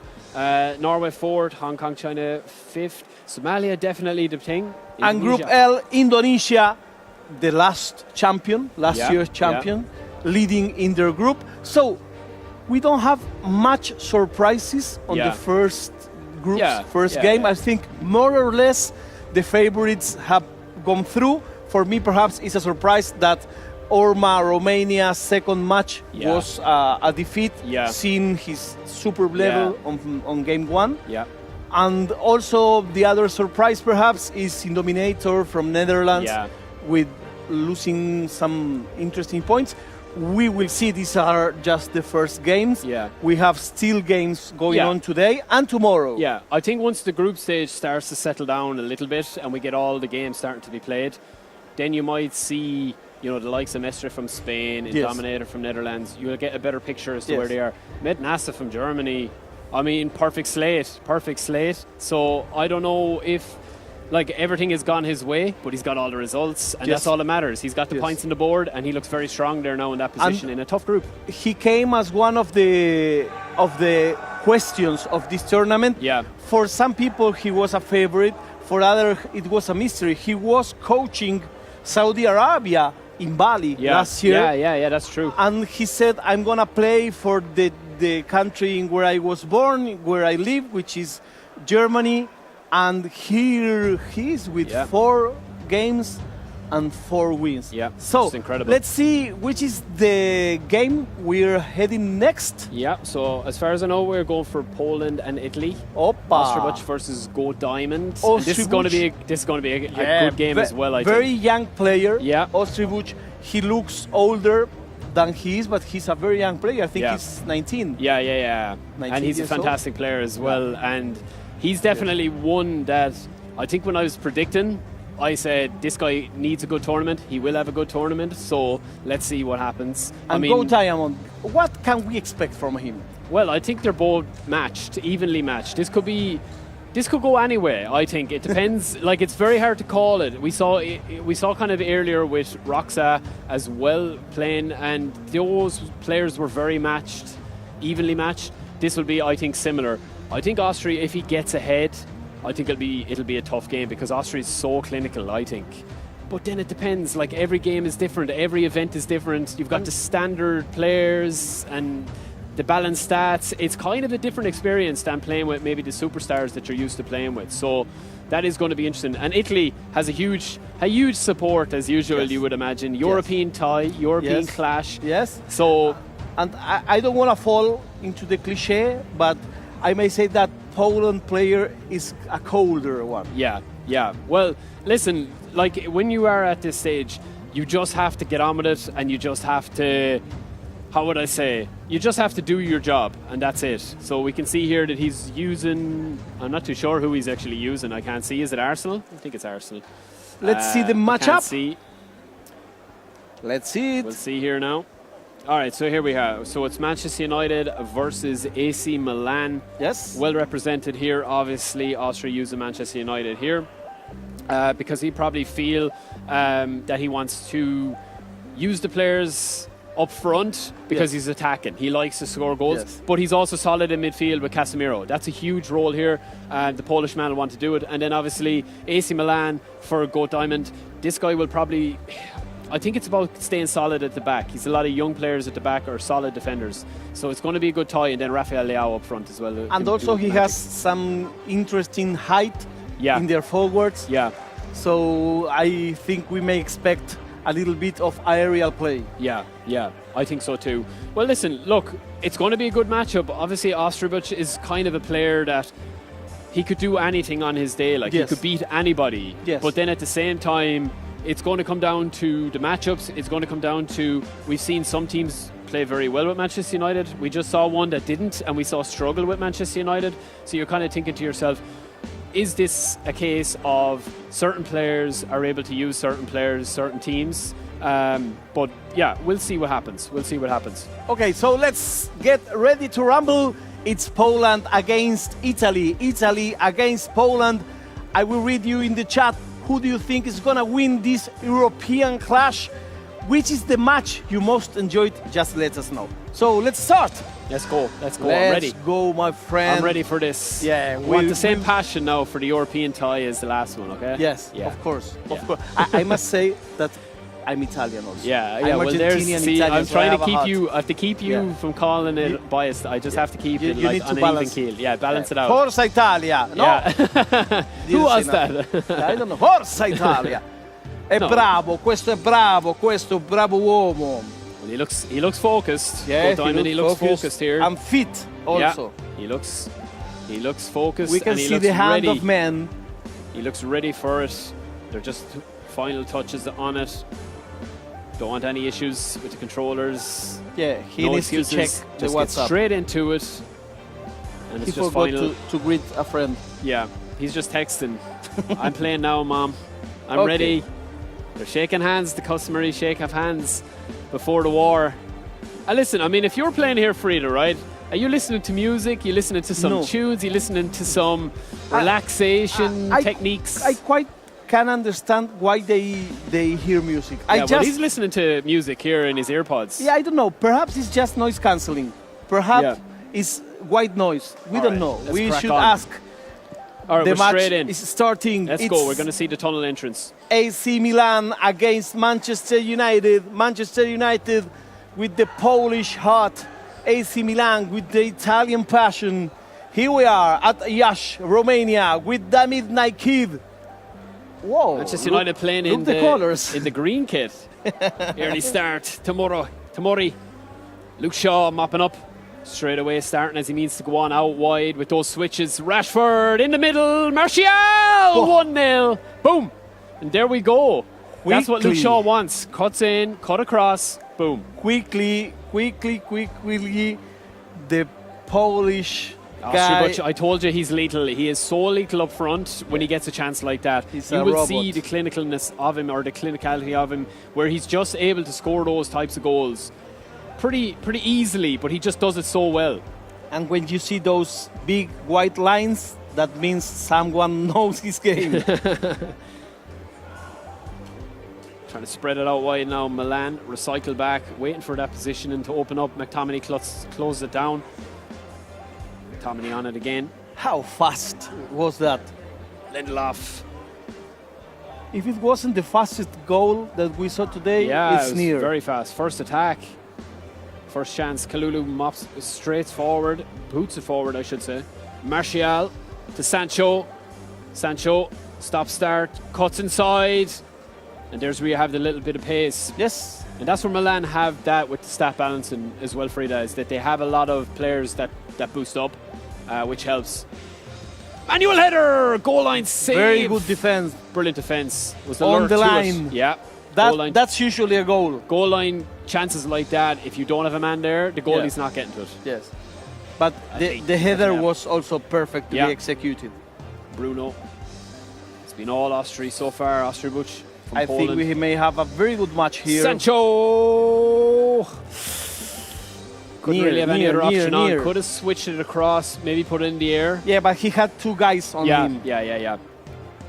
Oh, it's the right call. I mean, Osterbuch will be happy with this. He's settled into the game. He's got his attacks. He's had, what, 3-4 attacks? Oh, another goal line save! Another goal line save! This is crazy. Lindelof. Origi. Leao hasn't been involved yet, and they'll want him to be involved. Lovely switch. Adley. Back to Origi. And Lindelof is there. The big centre back. Rashford. Touch and go to Bruno. Manchester United hasn't suffered on defense. AC Milan has not attacked yet with real danger. One break there, and you get another one here to Kettler. Shaw clears. And that'll do it for the Manchester United boys. Good defending. Sancho. Switch to Bruno. Good tackle. Nothing. Anthony again. Lovely ball. McTominay. Bruno, McTominay. Again, it's closed down. And AC Milan will just want to settle in and get a chance on goal. Yes, They're finding it hard to break through that resilience. It seems defense. like they are waiting for a good chance. They don't want to spoil shooting from anywhere. Yeah. That's also what the difference between a pro player and a casual player. You think, yeah, it's a pro player doesn't shoot if he knows it's not going to be. Well, he gives himself the best chance of scoring, doesn't he? Or nothing. Rashford, square it. Oh, beautiful. Penalty! We've got a penalty. The first penalty brilliant of the day. Brilliant movement in the dribbles as well. Absolutely brilliant dribbling. And we've seen one or two penalty. We saw a penalty earlier, actually, Frida, as well. That was very similar to that. And we saw a bottom left finish. Will we see that again? Oh, it's a brilliant save! It's a save! What a save! He went high and to the right. It didn't go too to the right. Just perfect angle and perfect distance for the keeper to stretch out. How important is to save a penalty for the energy boost? Well, that's massive for the confidence as well. That say, right, I can go in here 2-0 down, or I'm going in 1-0 and a penalty saved. So, but it's been all Osterbuch. He's been superb. Shaw, Adley, Casemiro, Tomine, Sancho, quick, decisive pass and a movement from Osterbuch, as you'd expect from a player of his caliber. Oh, a mistake from Goat. Opa! Back heel. I love back heels. I love back heels. You love heels. the flair. You love that. I can never get enough of the flair. Origi. And AC Milan just need to get going here. Rafael Leao. Lindelof sweeps it out. And now we get another attack from Osterbuch. With Sancho on the overlap is McTominay. He's got options through the middle. He's got options up the wing as well, but he can't get it through. So after the goal, it's like if the match geared down. Yeah. You found that happening a bit today, though, that people are probably just looking, when they score, they're probably thinking, now I can just either push on if you're a really aggressive player, and if you concede one, it's still a draw. Yeah. Do you know what I mean? So you can kind of have that little bit of freedom. Yeah, sometimes it seems like if they are I don't want to say the word afraid, but cautious. Yeah, a bit cautious, yeah. That's to be expected as well. Bruno, good strong defending. And also, if you are ahead on the marker, you can leave the ball to the rival a little bit, rest a little bit. Rashford, lovely back heel again. You love that. He just did that one for you, Frida. Yeah. Personal request from you. Lovely ball again. It's just not falling for him. I think he just needs to, as you said, Frida, he just needs to stop panicking so much. Still early doors. Lovely ball to McTominay. Austria looking for 2. Ostrowicz is a really utilitarian player. He doesn't do anything which doesn't have an impact on the game. He doesn't do things just because of. Well, if you see the stats here, 58% possession, 5 shots to 0. To 0, and look at the interceptions, 14 to 10. Yeah. That's a big thing as well. You know, that's a big thing. So he's going to have to come out here and actually produce something and stop Ostrowicz from getting into those pockets of space. But that's easier said than done. Yes, that may explain a lot of why this match is 1-0 for Poland. For Ostrowicz foul. Professional foul, I think, there. Shaw just drags him down, and this is a dangerous area. We haven't seen a goal from a free kick, I think, yet today. Direct free kick. At least I haven't. I don't know. No, if you I don't think I have either. So he might try this. It's all about getting it around the wall. But a lot of these guys do trick free kicks. No. That didn't work there. Not the case. Rashford. And if you notice, Frida, as well as you said, if you notice with Ostrowicz, he very rarely makes a really risky pass. Yes. He's very, very in control a lot of the time. That's where his strength lies. He's very precise. Yeah. He's very cold-blooded. Yeah, his understanding of the game is very, very good for a young player. Yeah, exactly. The things he does and the reading of it. Yes, in fact, if you don't see him, you wouldn't think he's so young. Yeah. Luke Shaw again. Another bit of a misplaced pass. But again, which is just in the right place at the right time again with his defence. Presses forward, and anytime that pass fails, he's got one of his centre backs there. Origi! That was close. I thought that was going to go in. Yeah, I think that was the clear occasion. That's his first chance, really. Exactly. First big chance. Exactly. Now we're going to see a sub, or 2, or 3. Some elephants coming by. Elephants in the zoo coming back. So here we are from beautiful Iasi in Romania, the capital of the Principality of Moldova. Then a few changes coming here. I think the thing is that he'll want to do is freshen things up, but I still think he needs to make a change here. Yes. Like, he needs to either go out wide or else he needs to draw another player up front centrally. I know he's making changes here, but sometimes making changes just to make changes, if you're not going to change your style when it's not working. Like, Ostrowicz is in a perfect place here. Unless he gets a bad rebound or an unlucky mistake, he is in a good position here. So let's see if Pulisic comes on as a super sub. I want to thank Mr. Sir Almeida. Thank you very much. Rashford. And everybody at the chat, YouTube, in Twitch, wherever you are, thank you very much for being with us, sharing this beautiful esports moment, the game we love, eFootball. This is a chance. Pulisic tries to recycle it, double touch. No, it doesn't. He just takes a dribble and Casemiro clears it out. Sancho's getting on a lot of ball in this back heel. McTominay lets it run. He's got a switch on here if he can get it. McTominay. There's the switch we're looking for. Rashford sealed the deal. Oh, it's a terrible touch from Rashford. Kind of accelerated into it instead of slowing down. It's like if the match has slowed down. Yeah, it has. The energy has kind of gone out of it a little bit. Sometimes you have the match that you say, how can it be? It passed so fast. Yeah. This one is like suspended. This is what Ostrowicz does, though. He's so clinical at just game management. He freezes the game. Yeah, he's really, really good at that. It's to kind of make the game his route, his way. Oh, he could have nearly shot that with an outside foot, outside curler. That was close. Yeah. Musa, Pulisic, looking for Okafor. He's been the main man today. What a save! Very good save. Very good save. So from Heaton. On the second half, it's AC Milan the one that had more chances. Yeah, I would say so, but Austria is just doing enough to kind of keep him at arm's length. Yeah, but I mean, the risk is on the Italy definitely. side. Austria could score at any chance. What a ball! Just a little bit too much on it. It's too much power and pace on that one. Lindelof, well up from Lindelof. Bruno, Portuguese man. Rashford squares it. Forte abraço para Portugal, meus amigos. Meu amigo Barbosa. The Portuguese fans love Bruno. Puli. O grande do Porto. And it's just kind of crept into that little bit of Austria-Butch territory now. Just take this thing out with this next attack and hopefully hold on is what he's thinking. And Go Diamond's edition, or Go Diamond will need to be, he'll need to do something different unless he gets caught in the break here.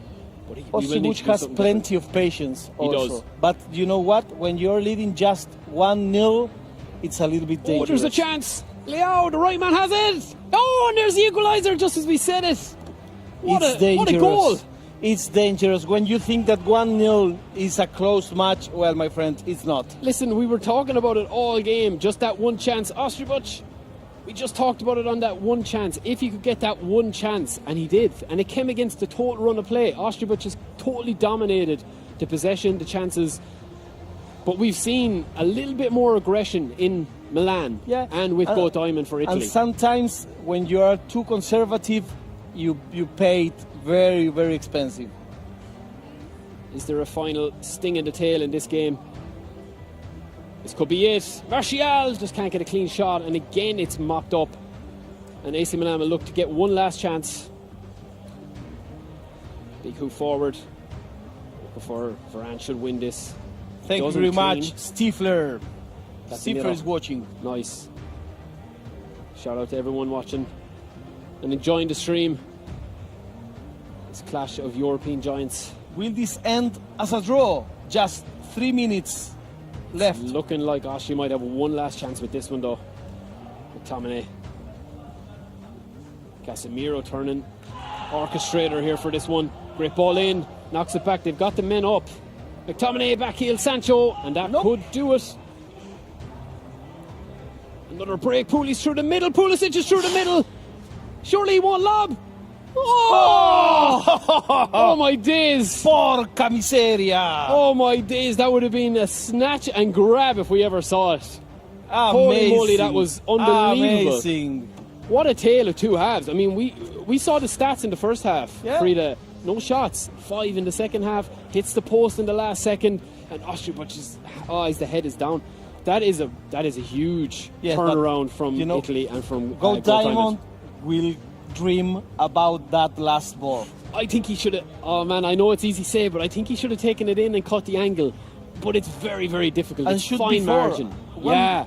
Second. You will a split second to decide what to do because he's getting closed down. But that is. Listen, we talked about it for the fans watching at home. It was like Ostribuch was playing that game at his pace, his style, dominating in terms of not dominating the scoreboard. He'd probably rue that mistake or that chance he had, but he was dominating in terms of he was playing it on his terms. Go Diamond wasn't really matching it, but Go Diamond could have won there in the last kick of the game, and that's what eFootball's all about. I think when you're at this level, anything can happen. And we're straight in to the second match. We're after transporting to 4th minute. Thank you very much to eFootball PES R that says, I love your match commentary. Also to Kula Week. Thank you very much, my friends. Nice. Milan! Shaw cleared out. And that could have been a great start for Milan Frida in the first big chance of the game. And Ostribuch is going to find himself in a match now, in a matchup here. And right now, it looks like the tide looks better for the Italy player. Yeah. Well, Austria probably is a little bit frustrated that he let that one get away from him. It's so important, the moment. What a pass though to Rashford. This could be it. Cuts the angle. What a save. Fingertip manual goalkeeping. Yeah, manual goalkeeping. Good manual goalkeeping. Top manual goalkeeping there. I enjoy working with people like you, like Wes, that know the game, that love the game. Yeah. Because other people may not know that was manual. Yeah. We do. Yeah. Well, that when you talk about skill gap and you talk about why these guys are so good. Oh no! Oh my days! Someone's lucky tonight. I tell ya, Go Diamond will need to count his lucky stars there for Ida. Because he's getting the look here. Usually we'd say the look of the Irish, but he's got the look of the Italian tonight. Well, I mean, he had the last ball of the other match in bad luck. He had this ball in good luck. Yeah.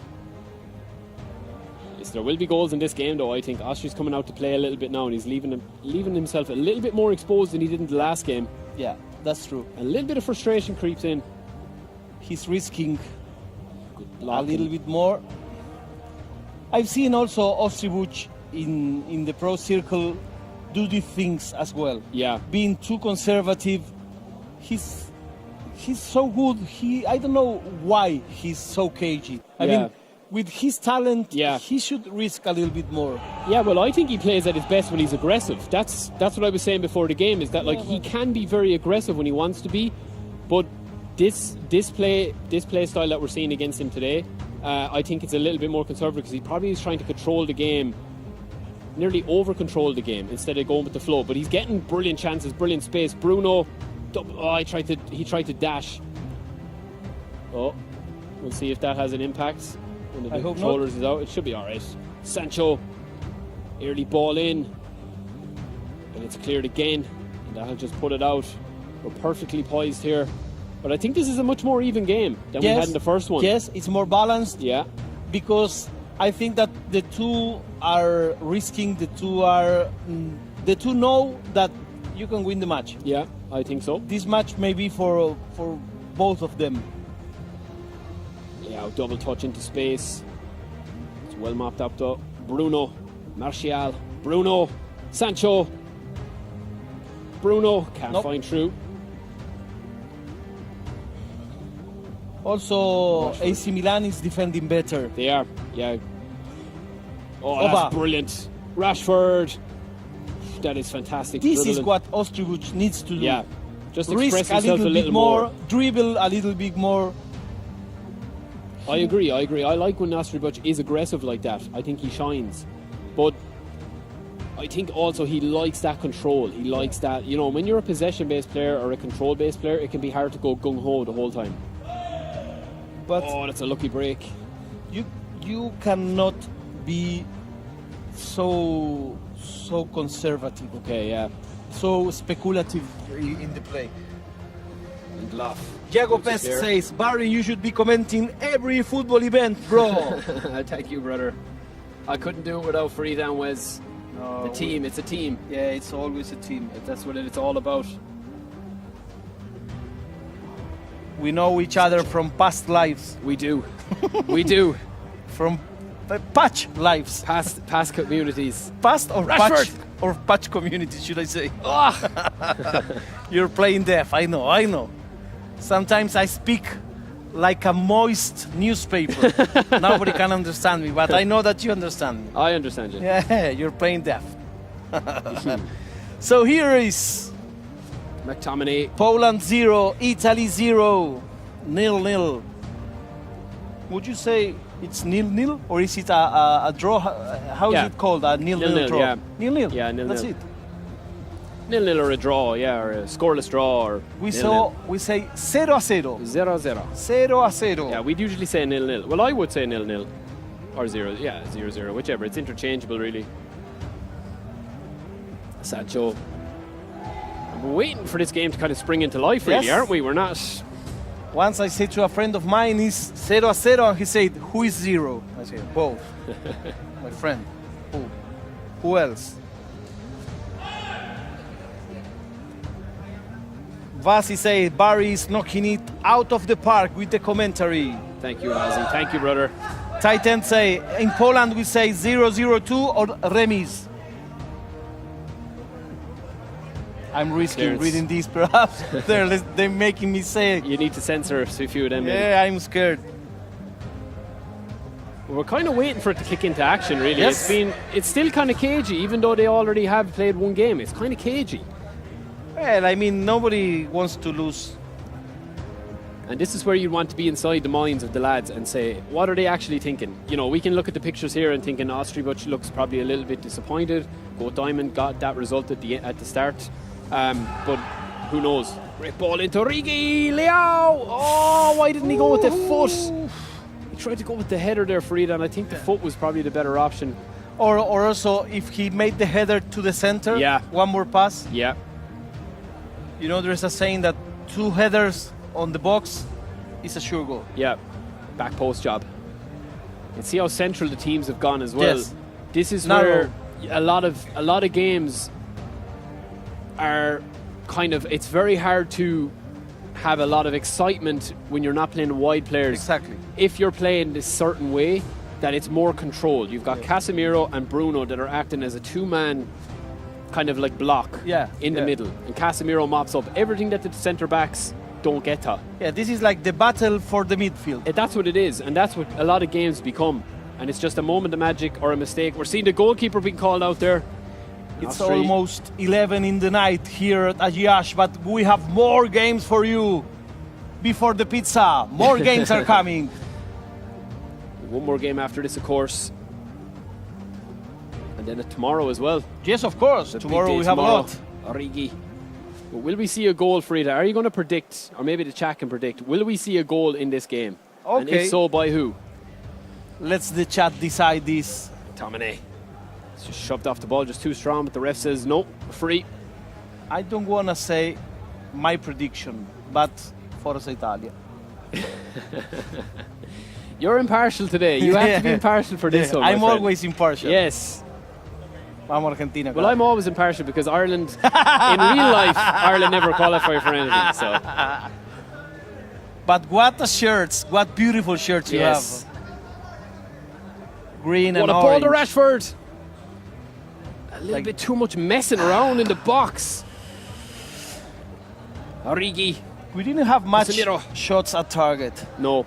It's been a strange, subdued performance, I think, from both guys. Yes, that's true. One goal could sort it. McTominay, power this forward. Will be draw. Martial! Mama. We've got predictions of a draw. We've predictions of Manchester United winning, Milan winning maybe. Yes. Austria Butcher go diamond. Poland versus Italy. Manchester United versus AC Milan. My phone is dying because of the heat. Yeah. We're going to make the changes now. The changes have been very important for Milan all day. Yes. Any squad that we've seen, any player, any nation that we've seen use Milan and Manchester United have been fairly interesting. So we don't have any changes from Austria Butch here that I'm looking at. We've got 2, and we're going to go counter-target on Okafor for people watching at home.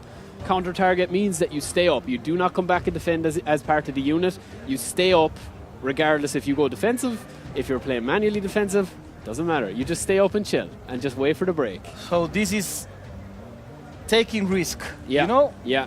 We are defending with one less man in the team press. This may get better.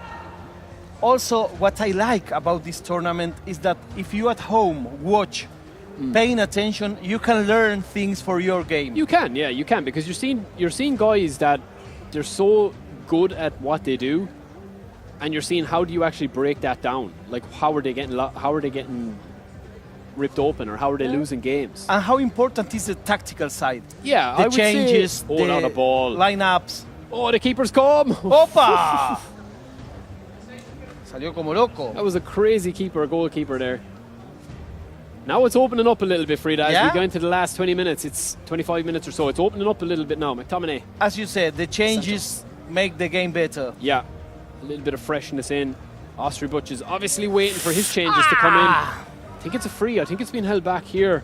Yeah. I think Bruno Free got... kick. Oh, he's offside. No, offside. So the ref is saying, no, we played on. Offside. Bruno got kicked for nothing, basically. That's true. Yeah. That's true. So, which is your prediction on the chat? I'm reading it right now. Lindelof, stake at the back. Casemiro is there yet again. The anchorman extraordinaire. Fan favourite, of course. What a ball again. You could see now that this is the wing play that I'm thinking about that Austria Butch should be playing more of. And then that switch again. That's and it's just what you said. When they open the pitch is when they are more dangerous. But it's high risk, high reward, because you saw Roxa earlier as well, and you saw a couple of other nations. When you do that, you leave yourself exposed a little bit.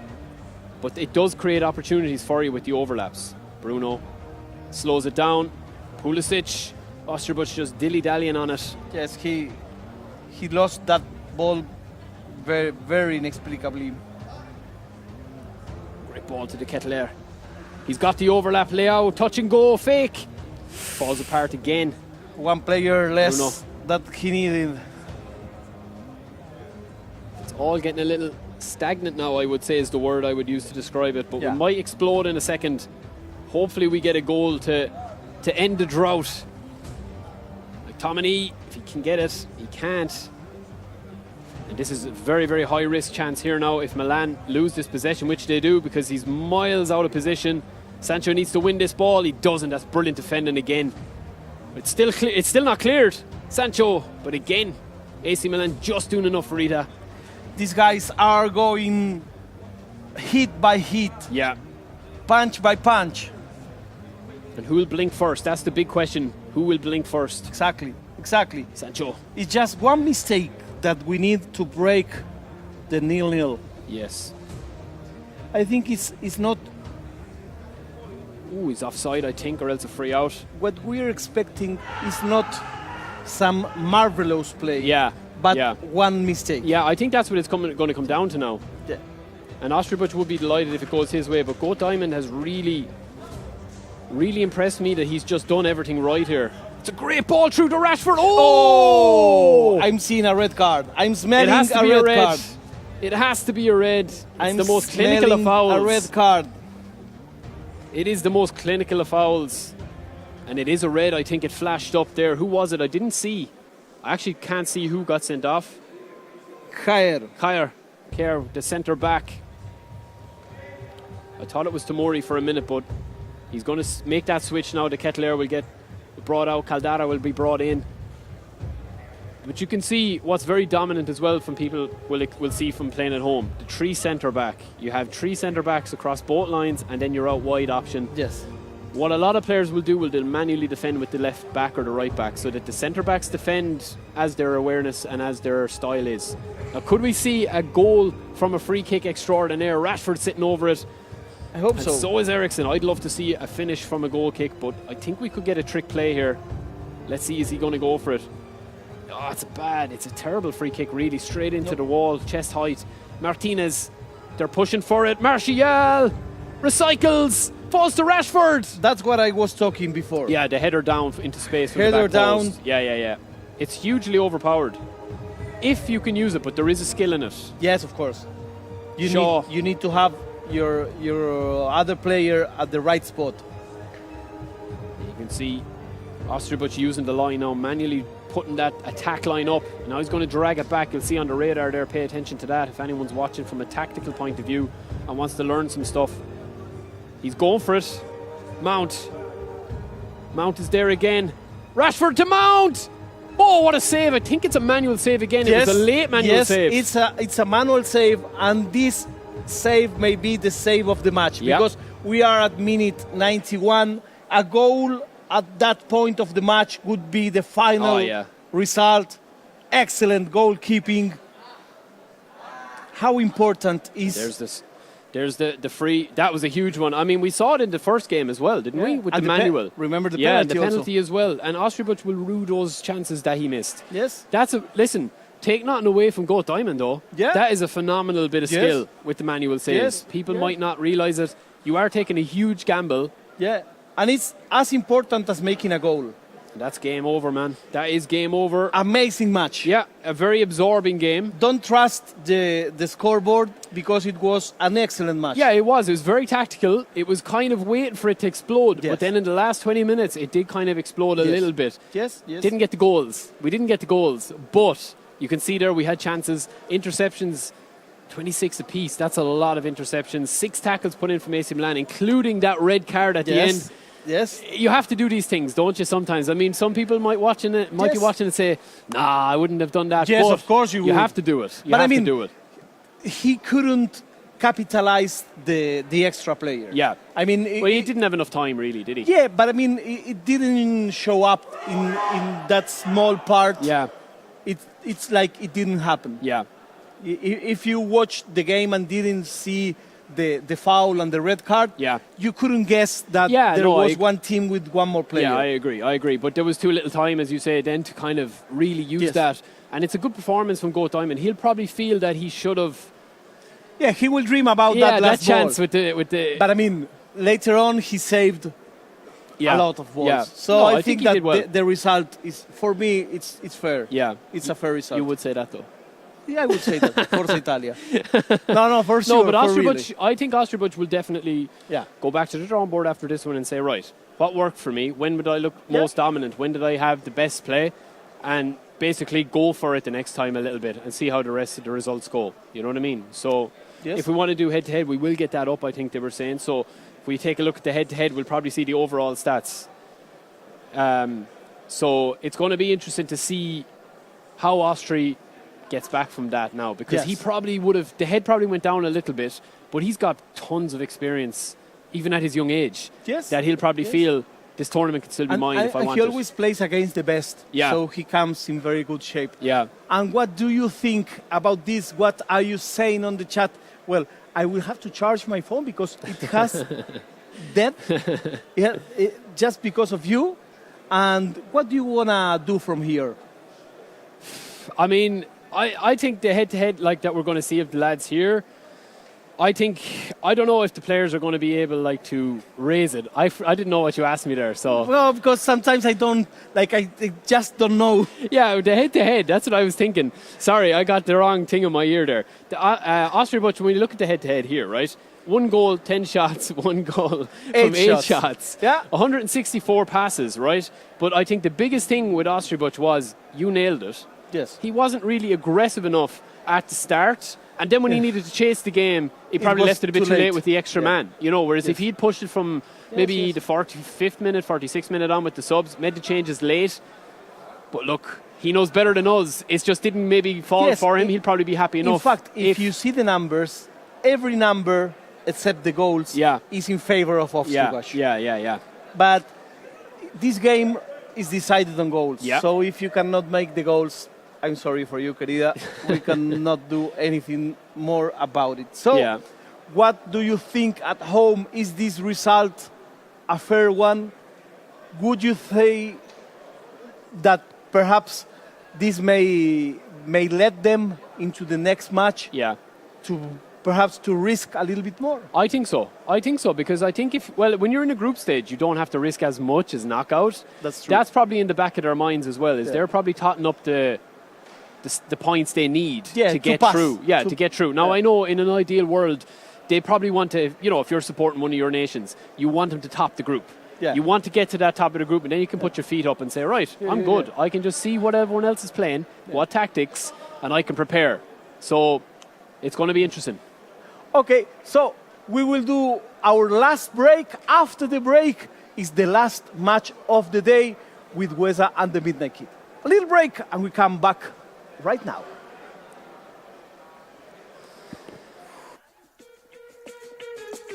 Ești cu gândul la vacanță? Transformă spațiul în care trăiești în locul la care visezi. Până pe 31 august descoperă mobilierul și decorațiunile MobExpert cu reduceri de până la 50%. Alege relaxat în magazinele MobExpert și pe mobexpert.ro.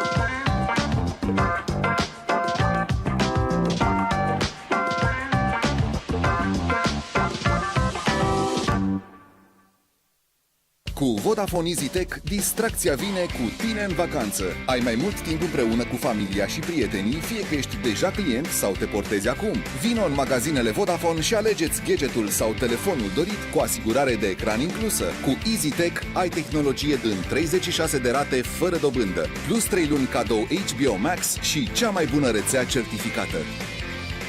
Vodafone.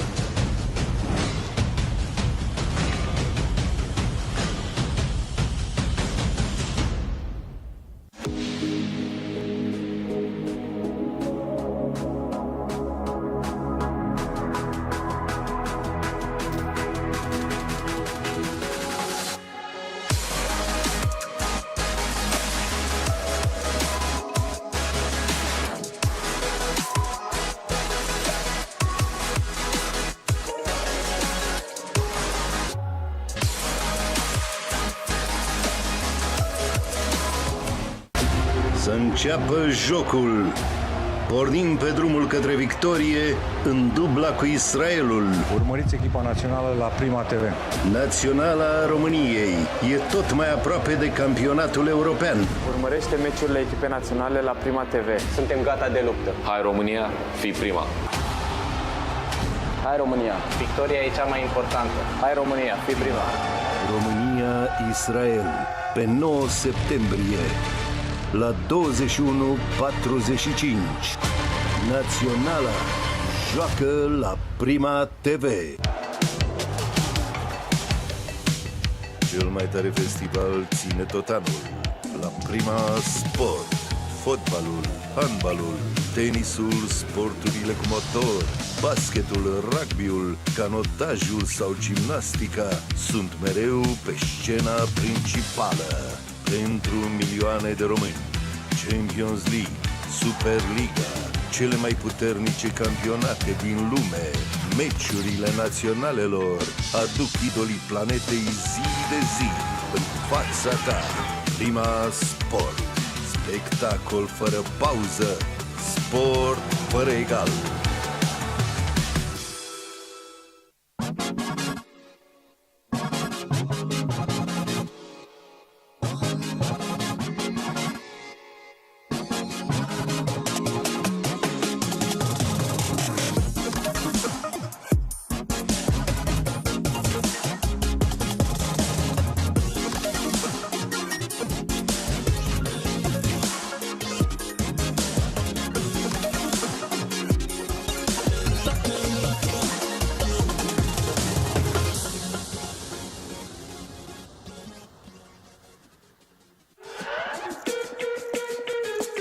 Ești cu gândul la vacanță? Transformă spațiul în care trăiești în locul la care visezi. Până pe 31 august descoperă mobilierul și decorațiunile MobExpert cu reduceri de până la 50%. Alege relaxat în magazinele MobExpert și pe mobexpert.ro.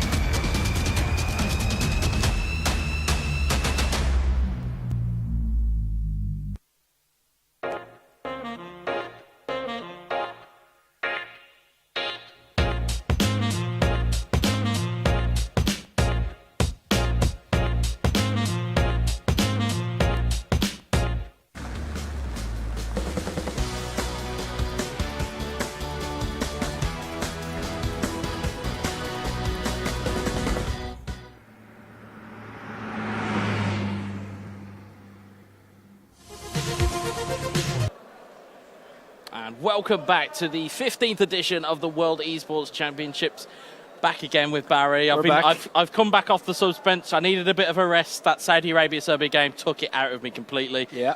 But I'm back. I'm back. You're looking fresh. My health bar is up to 100% again. We're all good. You're looking fresh and ready for this last game. Yeah, absolutely. I mean, we have to close the stream, or close the show, as it were. We have Japan versus Mauritius. Granted, two nations that you might not necessarily put on an esports map, although Japanese very well suited to this game. Of course, any teams in the Far East and Far Asia certainly have a very good reputation. As you think Thailand, you think Malaysia, you think Indonesia. Obviously, they were former winners last year.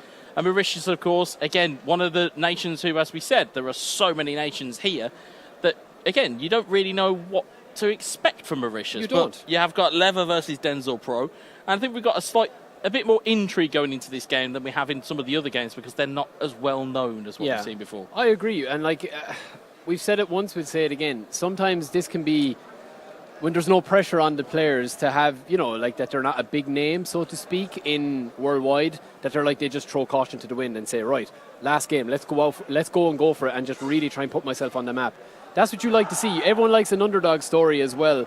And I still feel, after all the games we've seen today and the other results in the groups we saw, anyone, this is still anyone's tournament, Wes. Anyone could win it. You could have a really good story here, and this could be the first step of that journey for these guys, depending on how the results go, of course. But let's see what happens. I mean, it's going to be interesting. Having spent a little bit of time off stream and got to speak to some of the delegates and some of the coaches and actually some of the players who are waiting to go on, the general vibe around the venue is that actually there could be an underdog that wins this, and it could come from anywhere. And that is, I suppose, the beauty of the setup here. Of course, we've got the top, the person who tops the group, they go directly through to round 2.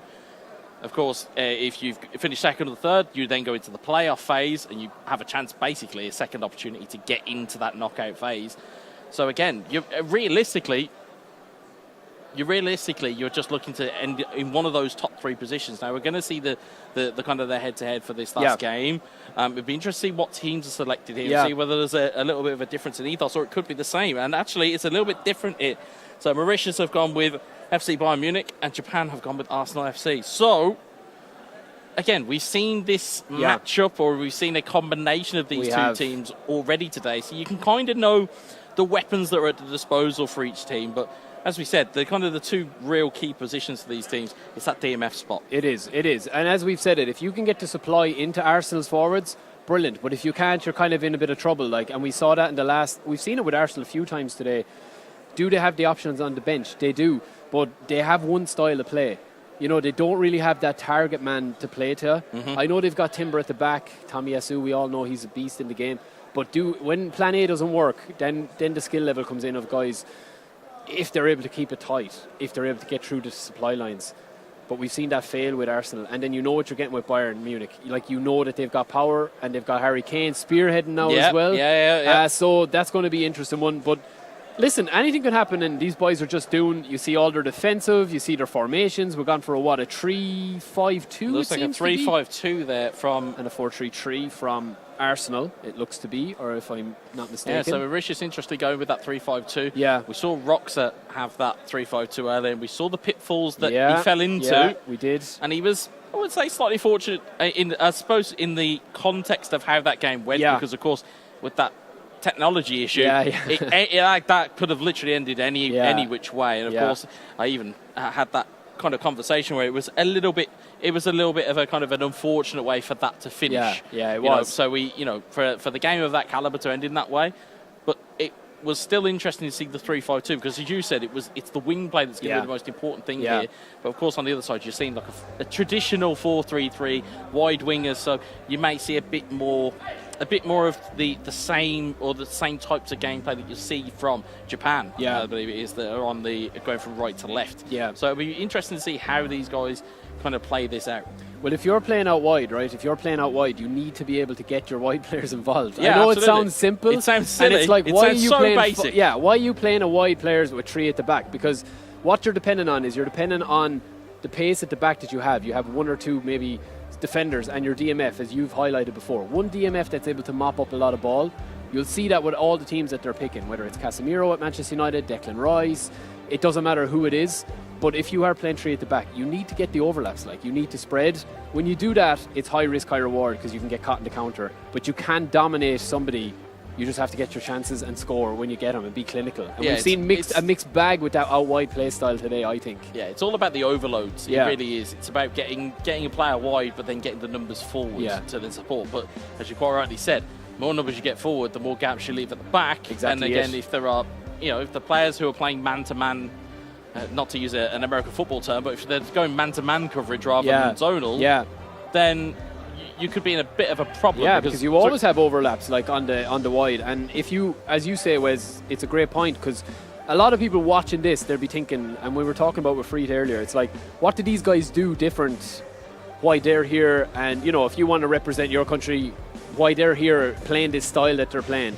And you'll get to see it in this, I hope, where you've got different styles. Yeah, absolutely. I mean, it's two very different nations that we have here. Is that Lukonga looks to lead it off here for Japan. They're going from right to left on your screen. Here's Jesus in that incredibly coloured kit, might I add. Here's Kai Havertz. And again, we talk about transfers playing their kind of their part in this. Of course, Kai Havertz we've not seen really from being deployed from an Arsenal perspective here. Well, he scored a hat-trick in one of the games, didn't he? I think it was Kai Havertz scored a hat-trick. Or was it Havertz? That may have been one of the games I was on my rest. I was on with, you were resting. Yeah, it may have. So you're right, the transfers have made a bit of a change, but that is kind of another factor of it as well, as to like which teams, maybe the guys haven't really played with the stat balancing as much. That is a big kind of balancing. Yeah, I mean, we've said it before in terms of how different the stat balance mode can be to, say, for example, Dream Team or offline. It's a very different mode. Yeah, it's a very different. There's a lot more heaviness in the terms of touches. There's a lot more forethought has to go into your passes, and you have to be careful with the ball. You do. You definitely do. And you'll see in this like a lot of caginess probably at a lot of the middle part of the pitch, where Musiala's coming back, Declan Rice is intercepting, you're trying to build the play up, Neuer is going to go long here. I mean, this is kind of the wide play now. Look how deep the players are for Bayern here, and this is going to be a very cagey one, I think, because I mean, you also look at transfers on the other side. You've got Kim Min-jae, who's obviously been employed into the Bayern Munich defence here, and Mauritius seem to have a more slightly methodical gameplay at the moment, and Japan looking to take it on here and scored. Just as quick as that, Gabriel Jesus opens the scoring. It is 1-0 for Japan. And that methodic kind of play style has kind of been blown through here. Havertz in on goal, and the goalkeeper's onrush. And that is the issue, may I add, that we've seen so much with Bayern Munich across esports in total. Manuel Neuer is an offensive goalkeeper. He is flying out. He just came flying out there like a madman. But I think the bigger issue from Mauritius' point of view here is, where did that gap come from? That was a huge gap in the middle of his centre midfielder or centre backs. You could land a jumbo jet in there for certain. As Musiala looks to try and address that. As Harry Kane goes to the strike, goes to the long one, and Ramsdale will take it into his hands.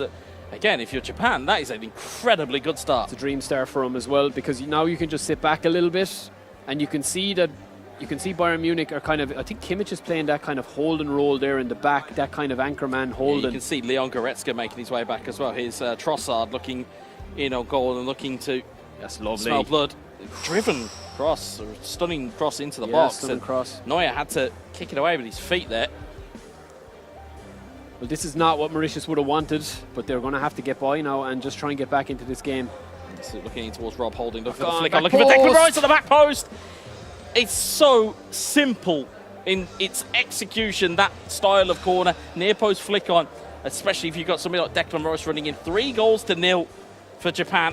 It's something that you can try, but you need to have a man to win the ball, and they did in that situation. And we talked about Arsenal not having a target man, but that was actually a very nice work goal there. Well, you had centre-back to DMF in that cross, or at least in that corner. You can't really prepare for that as an attacking option. You certainly can't. Here's Kai Havertz. Havertz looking in towards Jesus. It's a good clearance away. Here is Harry Kane. Musiala. Gnabry in towards Musiala. Declan Rice intercepts it, and as you quite rightly said, those midfield positions, Lukonga as well, in stat balancing, very good player to have at your disposal. Erdegaard, of course, still has those skills as Jesus tries to put that ball into Havertz.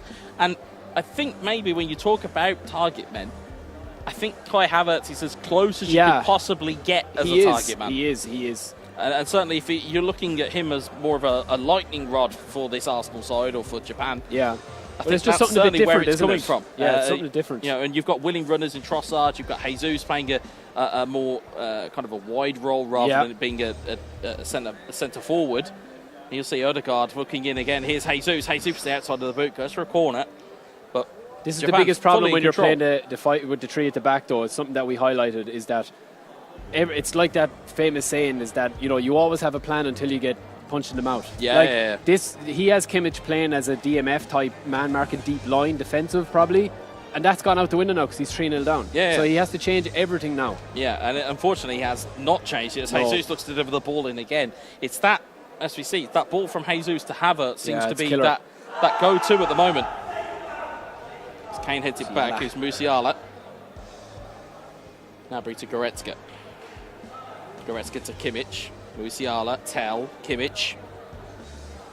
In towards Kane, back into Tell. Tell with the strike, and Ramsdale again. Yeah. Just a little bit rushed in that final third Yeah. of getting the ball in and then just not realising you've got more space than you have. And of course, that's where that trickery comes in. You may need to throw in a dummy, throw in a skill move, and try and just dislodge it. Because at the moment, as we said, it is all Japan. They have got a 3-goal lead heading into half-time.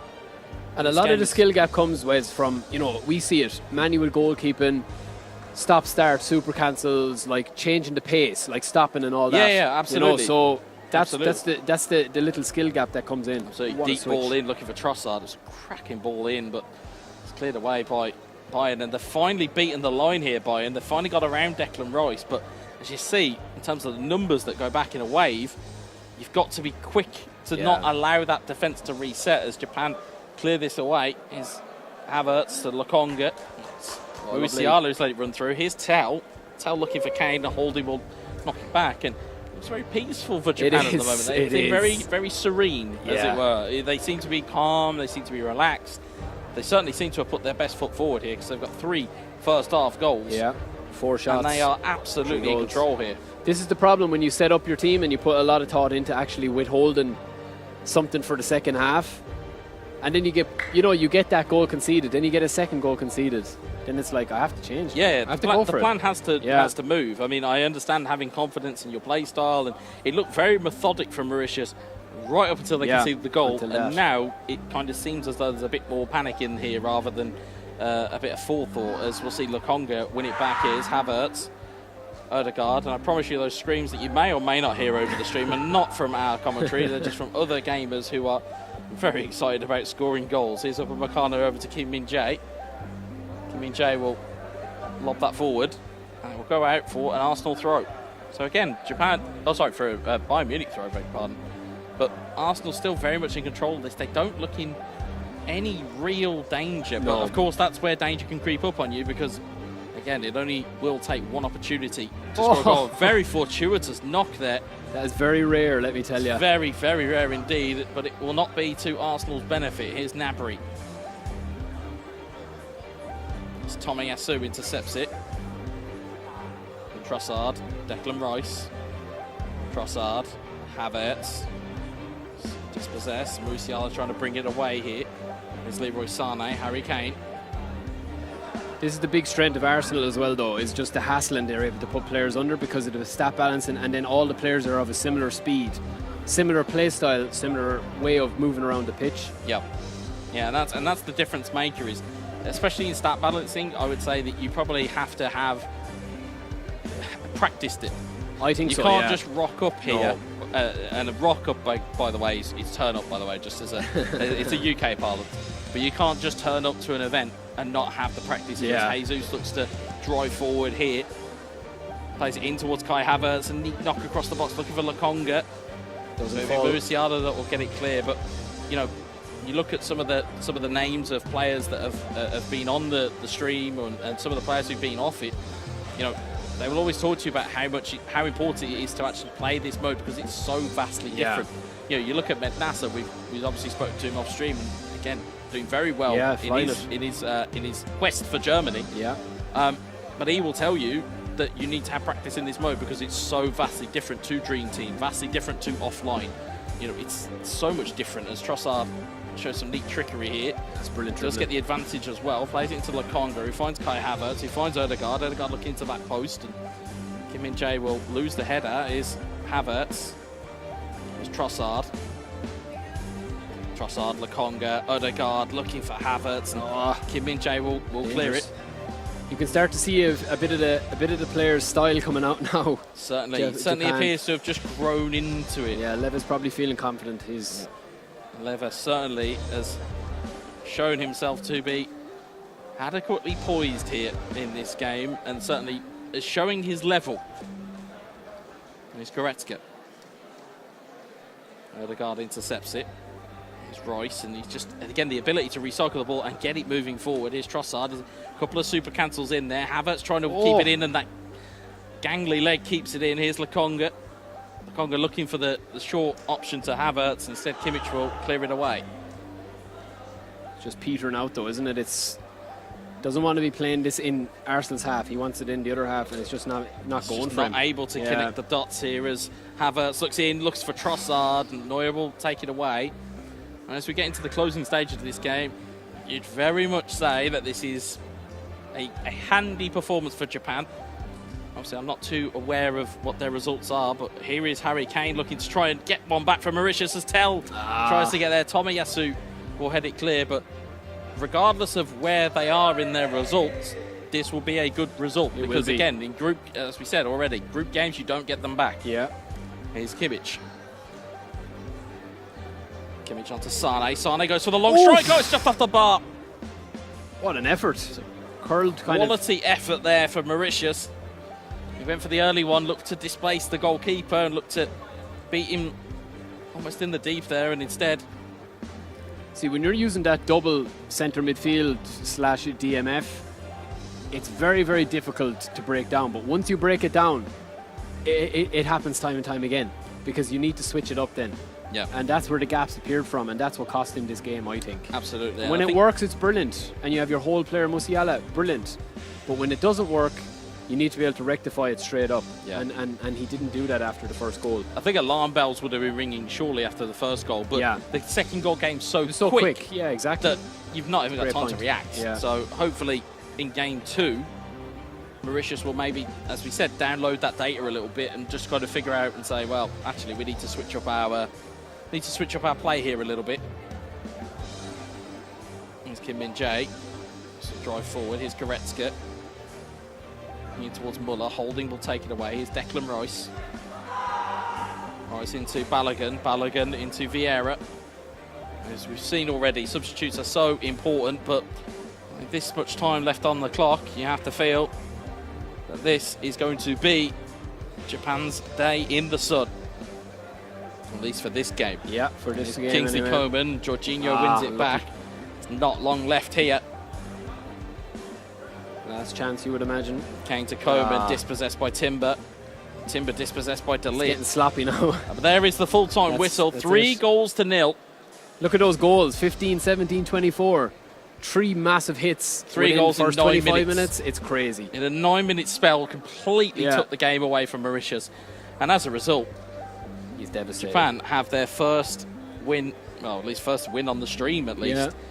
But in terms of, and we say this a lot about kind of mentalities and personalities and body kind of body behaviours. No. Mauritius looks dejected. Yeah. Japan looks ice cool. Yeah, focused, tunes in, looks chilling so out, relaxed in what he is doing and what he's capable of doing. And crucially, somehow, not a bead of sweat on him. Yeah, he's looking chill. It's incredible. He's looking chill. For the amount of time that the players have been here today, because obviously the players have been here, the production staff, the admins, everybody that's been here, it is a sweltering day here. Yeah, it's warm here. And again, we are, as we said, in terms of time difference, we're on to, what is it, just come past 11:30 local time in the evening. So, it's been a long day for everybody. But we have brought you all the action, as we said we were going to. Yeah, we did it. And another action-packed day tomorrow, hopefully, Wes. Certainly indeed. I believe, if the schedule is correct, it will be Turkey versus Argentina to start the stream tomorrow, which will be an absolute blockbuster. Yeah. But we've got this last game. We're still waiting for kind of our games to just kind of finish off here. And I think we're going to go straight into game 2. Okay. So it's perfect timing for us. We can go straight into game 2. And this will be the final game of day 1 of the World Esports Championships within the eFootball category at the very least. Yes. So we'll get straight into the game, and I believe it'll just be the same teams. I don't believe there's been any changes here. No, the same teams again. So again, if you're looking is that something you do? Is that something you'd look to do? I know it's risky, as you said. You need the reps in, you need the practice in, but is it something you'd consider throwing a curveball? I think at this point you need to stick to what you know. Okay. I think from some players' perspectives, I know we saw it with Irma. Yeah, where it was almost a little bit kind of Hollywood in terms of he won 6-1 and then decided to go and play with another team. But I think here, if you've practiced and drilled with the teams, the ball goes long from Tel. If you've drilled with the team and you've played with the team, then that surely is what you need to keep to. Yeah. And of course, if you've got confidence in your game plan, and certainly that appears to be the case for both these two teams, especially in Japan's case, they came out 3-0 victors in game 1. And it'll just be a case of whether they can pull it out in game 2. Or whether Mauritius can take the game by the scruff of the neck. Here's Harry Kane. Jorginho intercepts it. Declan Rice. Here's Havertz. He was such a problem in the first game. Here's Gabriel Jesus.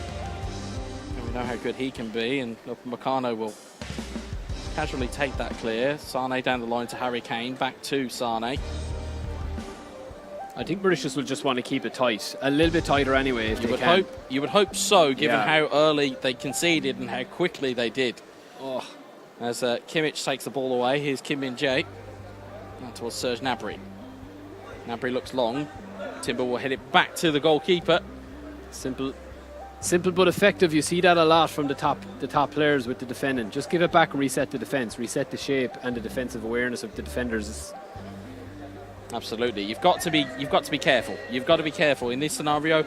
You've already lost 3-0, Mauritius. You've got to keep it tight. You can see he's rushing a few passes already, Wes. You know that's where the emotion can certainly take over. As we'll see, Jesus forward to Odegaard, back to Jesus. Jesus looking for a chip ball in. Instead, Kim Min-jae will launch that clear. Looking for Harry Kane, and Jorginho will intercept. Here's Odegaard to Jesus. Jesus, the turn back.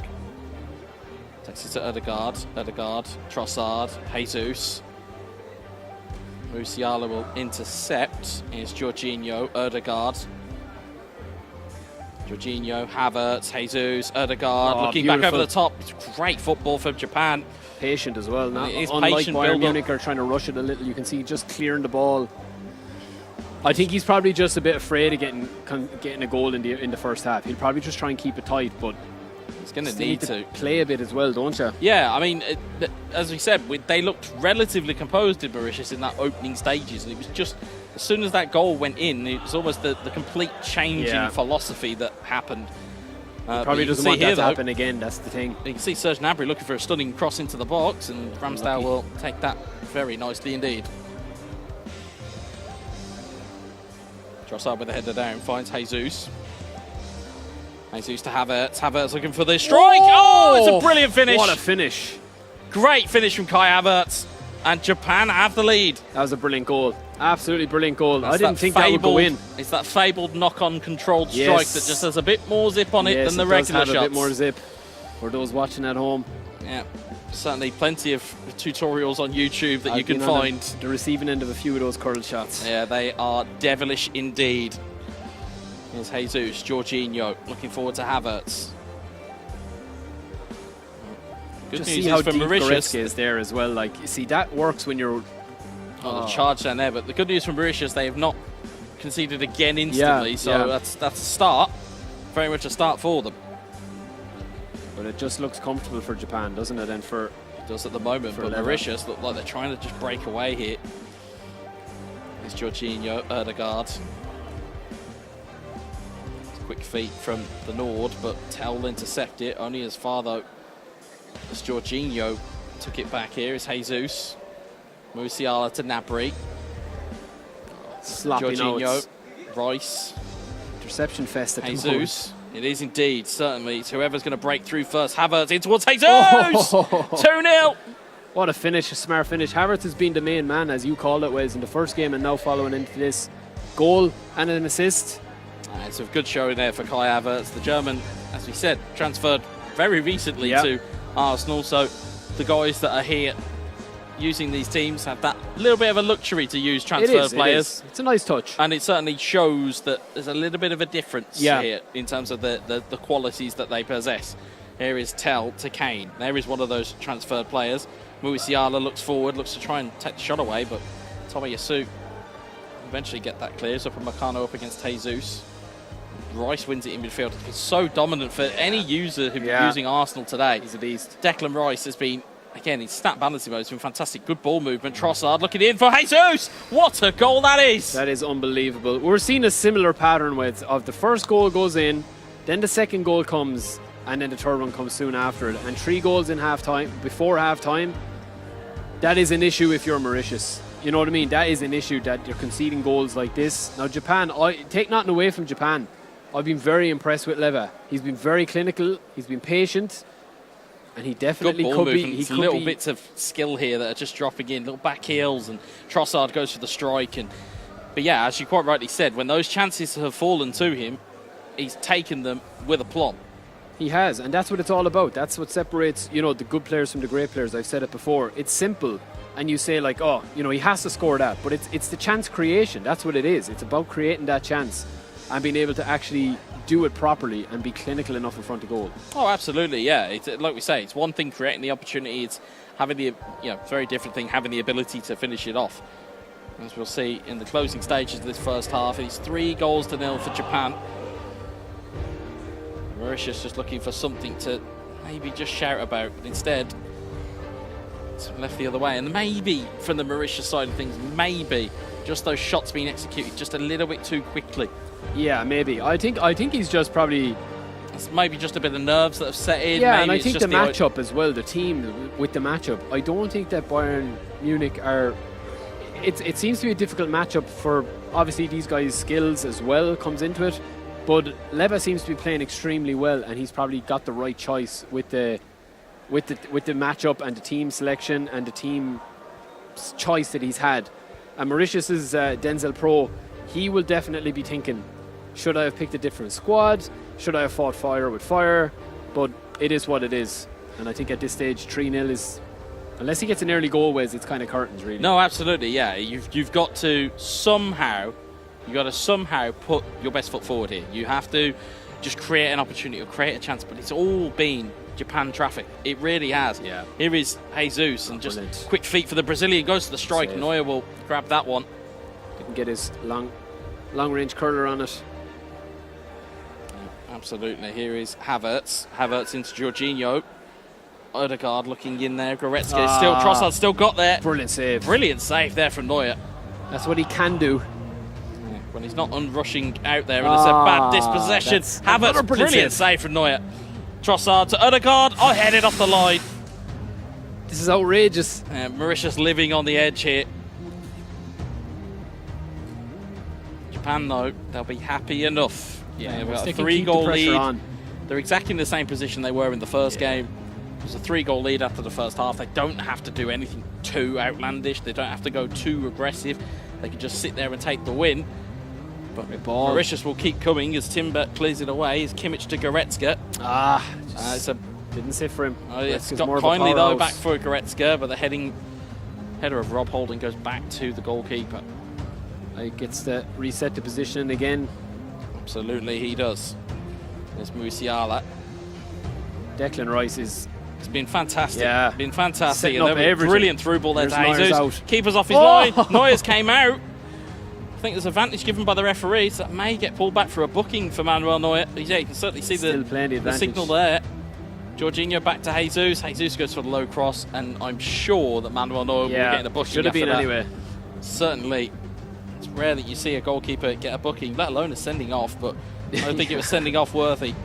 Here is Odegaard in towards Havertz. Havertz in towards Trossard. Trossard trying to get through. And Upamecano will lead that one away here as we enter the last 25 in-game minutes here. It's still all Japan. It is, and it's a difficult one because you want to, even when you lose, you can learn a lot from losing, but you want to be able to think. I think the most frustrating thing from Mauritius' point of view is they haven't really, probably haven't played either game at their tempo. Oh, absolutely. Japan have dictated the play, scored when they wanted to score, and then just shut up shop. Yeah. That's frustrating when you're Mauritius. Oh, absolutely. Here's Jesus to Havertz. Havertz looking back for Jesus. The lip will clear it away. Here's Sane. It's Musiala. Tomiyasu will clear it away. Again, it's just it's all Japan. Rushed. In terms of the defensive work, it's all been Japan. In terms of the attacking and the chance creation, that's all been Japan as well. In terms of testing the goalkeeper, it's not really been that much there for Mauritius. Yeah, I agree. Here is Sane low and Timber again. It's just a very good defensive performance from Japan. They're seeing what's coming. They're reading the ball well. As you can see here, they're attacking at will. Here is Gabriel Jesus, turns inside. Let's chip one over towards the back post. Oh, it's a fantastic ball. You can see it coming, Wes. The back post is totally free at the back, and it's game over now. Yeah, it's game over now. Leandro Trossard, that has swept that little home. chip up, wasn't it? Brilliant ball into the back post. Brilliant ball in. And as such, that is, you would say, that is all she wrote for this game. So, I mean, there may be more goals, but from a result perspective, you've got to say that that's Japan over the line. But I think you're seeing Arsenal at their best when you can get balls into their front attacking strong players and let Declan Rice dominate midfield. You've got Tomiyasu and Timber at the back, who are incredible defenders. Yeah. So it's all about just using what's at your disposal. You can see the 3 centre-back setup, the 4 centre-back setup you have here with Arsenal effectively, because Timber can play centre. Yeah, absolutely. So that's kind of something that a lot of the teams will use. And it's we've said a lot with stat balancing as a mode, is that the reality is it's physicality that's the key. Even back in the older esports days of games in the past, it's always been physicality that's been the key thing. As Fabio Vieira finds his way through, does the dink lob. That was cheeky. Very cheeky, but. And it's possible, but he went for the scoop lob and just went over the bar just a little too much. But as we said, physicality is such a component of this particular game mode that, you would even suggest here, though, is that the physicality side of things should actually be in Bayern's favour. You've got Upamecano, you've got Goretzka, you've got De Ligt, you've got Harry Kane up front, you've got Kimmich and Goretzka. You've got all of these players that are physically brilliant, but instead they've all been completely stifled by this Arsenal defence. I think the main thing now is versatility. I think personally that's what it's all about. If you've got similar players that can interchange, like if you've got Havertz and Jesus, then you've got Balogun to come on, you've got Saka. They're all similarly handling players. Do you know what I mean? That you can kind of interchange whoever's up or whoever's playing well for you. Yeah. Whereas with Bayern, you are dependent on that physicality, but if you can play it around the physical players, you are in trouble with the likes of Bayern. Yeah, absolutely. And this is, as you say, it's been a complete performance from Japan over both of these two games. It'll be interesting to see on day 2 exactly where they are in their group. See, driven ball across the box, brilliant ball. And we're again, seeing a bit of flash now. Yeah, we're seeing a bit of flash. But it'll be very interesting to see there as we see Smith Rowe bags the 5th for Japan. It'll be very interesting to see where they sit in their standings or in their group. It'll be very interesting. But he's definitely lighting it up here at the moment with this showcase match, Wes. Certainly is, as this is the final game of our live stream here today. As we'll see Saka try and drive forward here. Could this possibly be a 6th? Or will he look to tuck his chin? He won't. It's Balogun to Vieira. It's back to Vieira again. Vieira strikes, and that is 6. He's ripped apart there. It is 6 of the best for Japan. I think it's just insult to injury, really, and icing on the cake for Japan. Listen, take nothing away from Leva. He has been incredible today. Very clinical. Mauritius will be disappointed, but 6-0 Wes. Yeah, it's comprehensive. With that it is the final whistle. It is 6-0 in game 2 for Japan against Mauritius. And again, truth be told, it was all Japan. Yeah, it was all Japan. It was. In terms of their ability, they showed their level in terms of defensive play. They showed their ability certainly in midfield with Declan Rice, and you certainly saw how they were able to mobilise the ball up front. Yeah. So very much a solid and complete performance from him. Yeah, I mean, I think Denzel Pro will be disappointed because maybe there is something you can learn out of that, but when you come up against, a player like Leva, using a team he seems very comfortable with, And he knows the players. He knows the players' skills. He knows the play styles. He's using Declan Rice perfectly. I've seen people not use Declan Rice that efficiently, like today. I think that's dangerous. And we could have somebody like this come up and say, "Listen, I'm here to play as well. Yep. Look at the style I can do. Look at the goals he scored." And I definitely think he's one to watch. Yeah, definitely, absolutely. Definitely I mean, after that, we'll see the group. Hopefully, if we do get a group at the end, or it's maybe tomorrow. Yeah. But what can you say about that? I mean, it's a complete performance. Yeah, was it 9 goals over 2 games? Yeah, 9 goals over the 2 games. He was in control in match 1, took complete control in match 2, and as a result, that was the story of the game. It was. If you said to us, "Oh, how did Japan versus Mauritius go?" You just go, Japan were in complete control. Yeah, there was no other way to kind of look at it. I know the scoreline at the end. You'll say, was it really a 6-0? But there was. I think obviously once you get on the run like that and it goes to the 70th minute, you might as well go for it and lose 6-0 than lose 3-0 because it's the same thing. And who knows where goal difference may factor in? Yeah, who knows? I mean, if the opportunities are there to impose your will on your opponent, do it. Yeah, exactly. You don't really want to see it where they're kind of going to play it in the corners and that kind of thing. You want to press it home. So I think we're going to wait for the head-to-head stats, but we'll take a look at them as and when they come across the screen. But well, the head-to-head will be interesting, I'd say, because I'd say there was a lot of interceptions for Japan. Declan Rice probably had 90% of them, I'd say. Well, we'll take a look here now. You can see there 54 interceptions. 41. You can see there, you see obviously 6 shots, 3 on target. You can see there, though, shot conversion. That's incredible. In terms of, just over 1 in every 2 shots results in a goal. That is an amazing stat. There's an effectiveness there from Lever, and again, he will be tremendously pleased with that result. Yeah.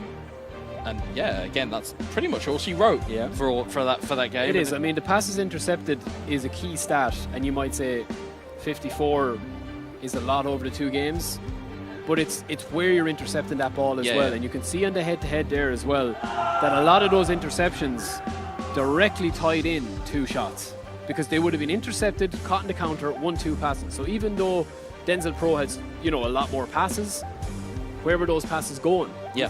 Nowhere really. So it's kind of, I don't mean nowhere really, but I'm saying that it wasn't as clinical and as straightforward as Japan. We've seen nearly everybody that's been successful today playing their games. It's not a simplified version of eFootball, but they're really able to be clinical. Yeah. And do less to get more out of the passes. And that's it. That's it. It's not. It doesn't have to be fancy. It doesn't have to be aesthetically pleasing. Yeah. It just needs to be effective. Yeah.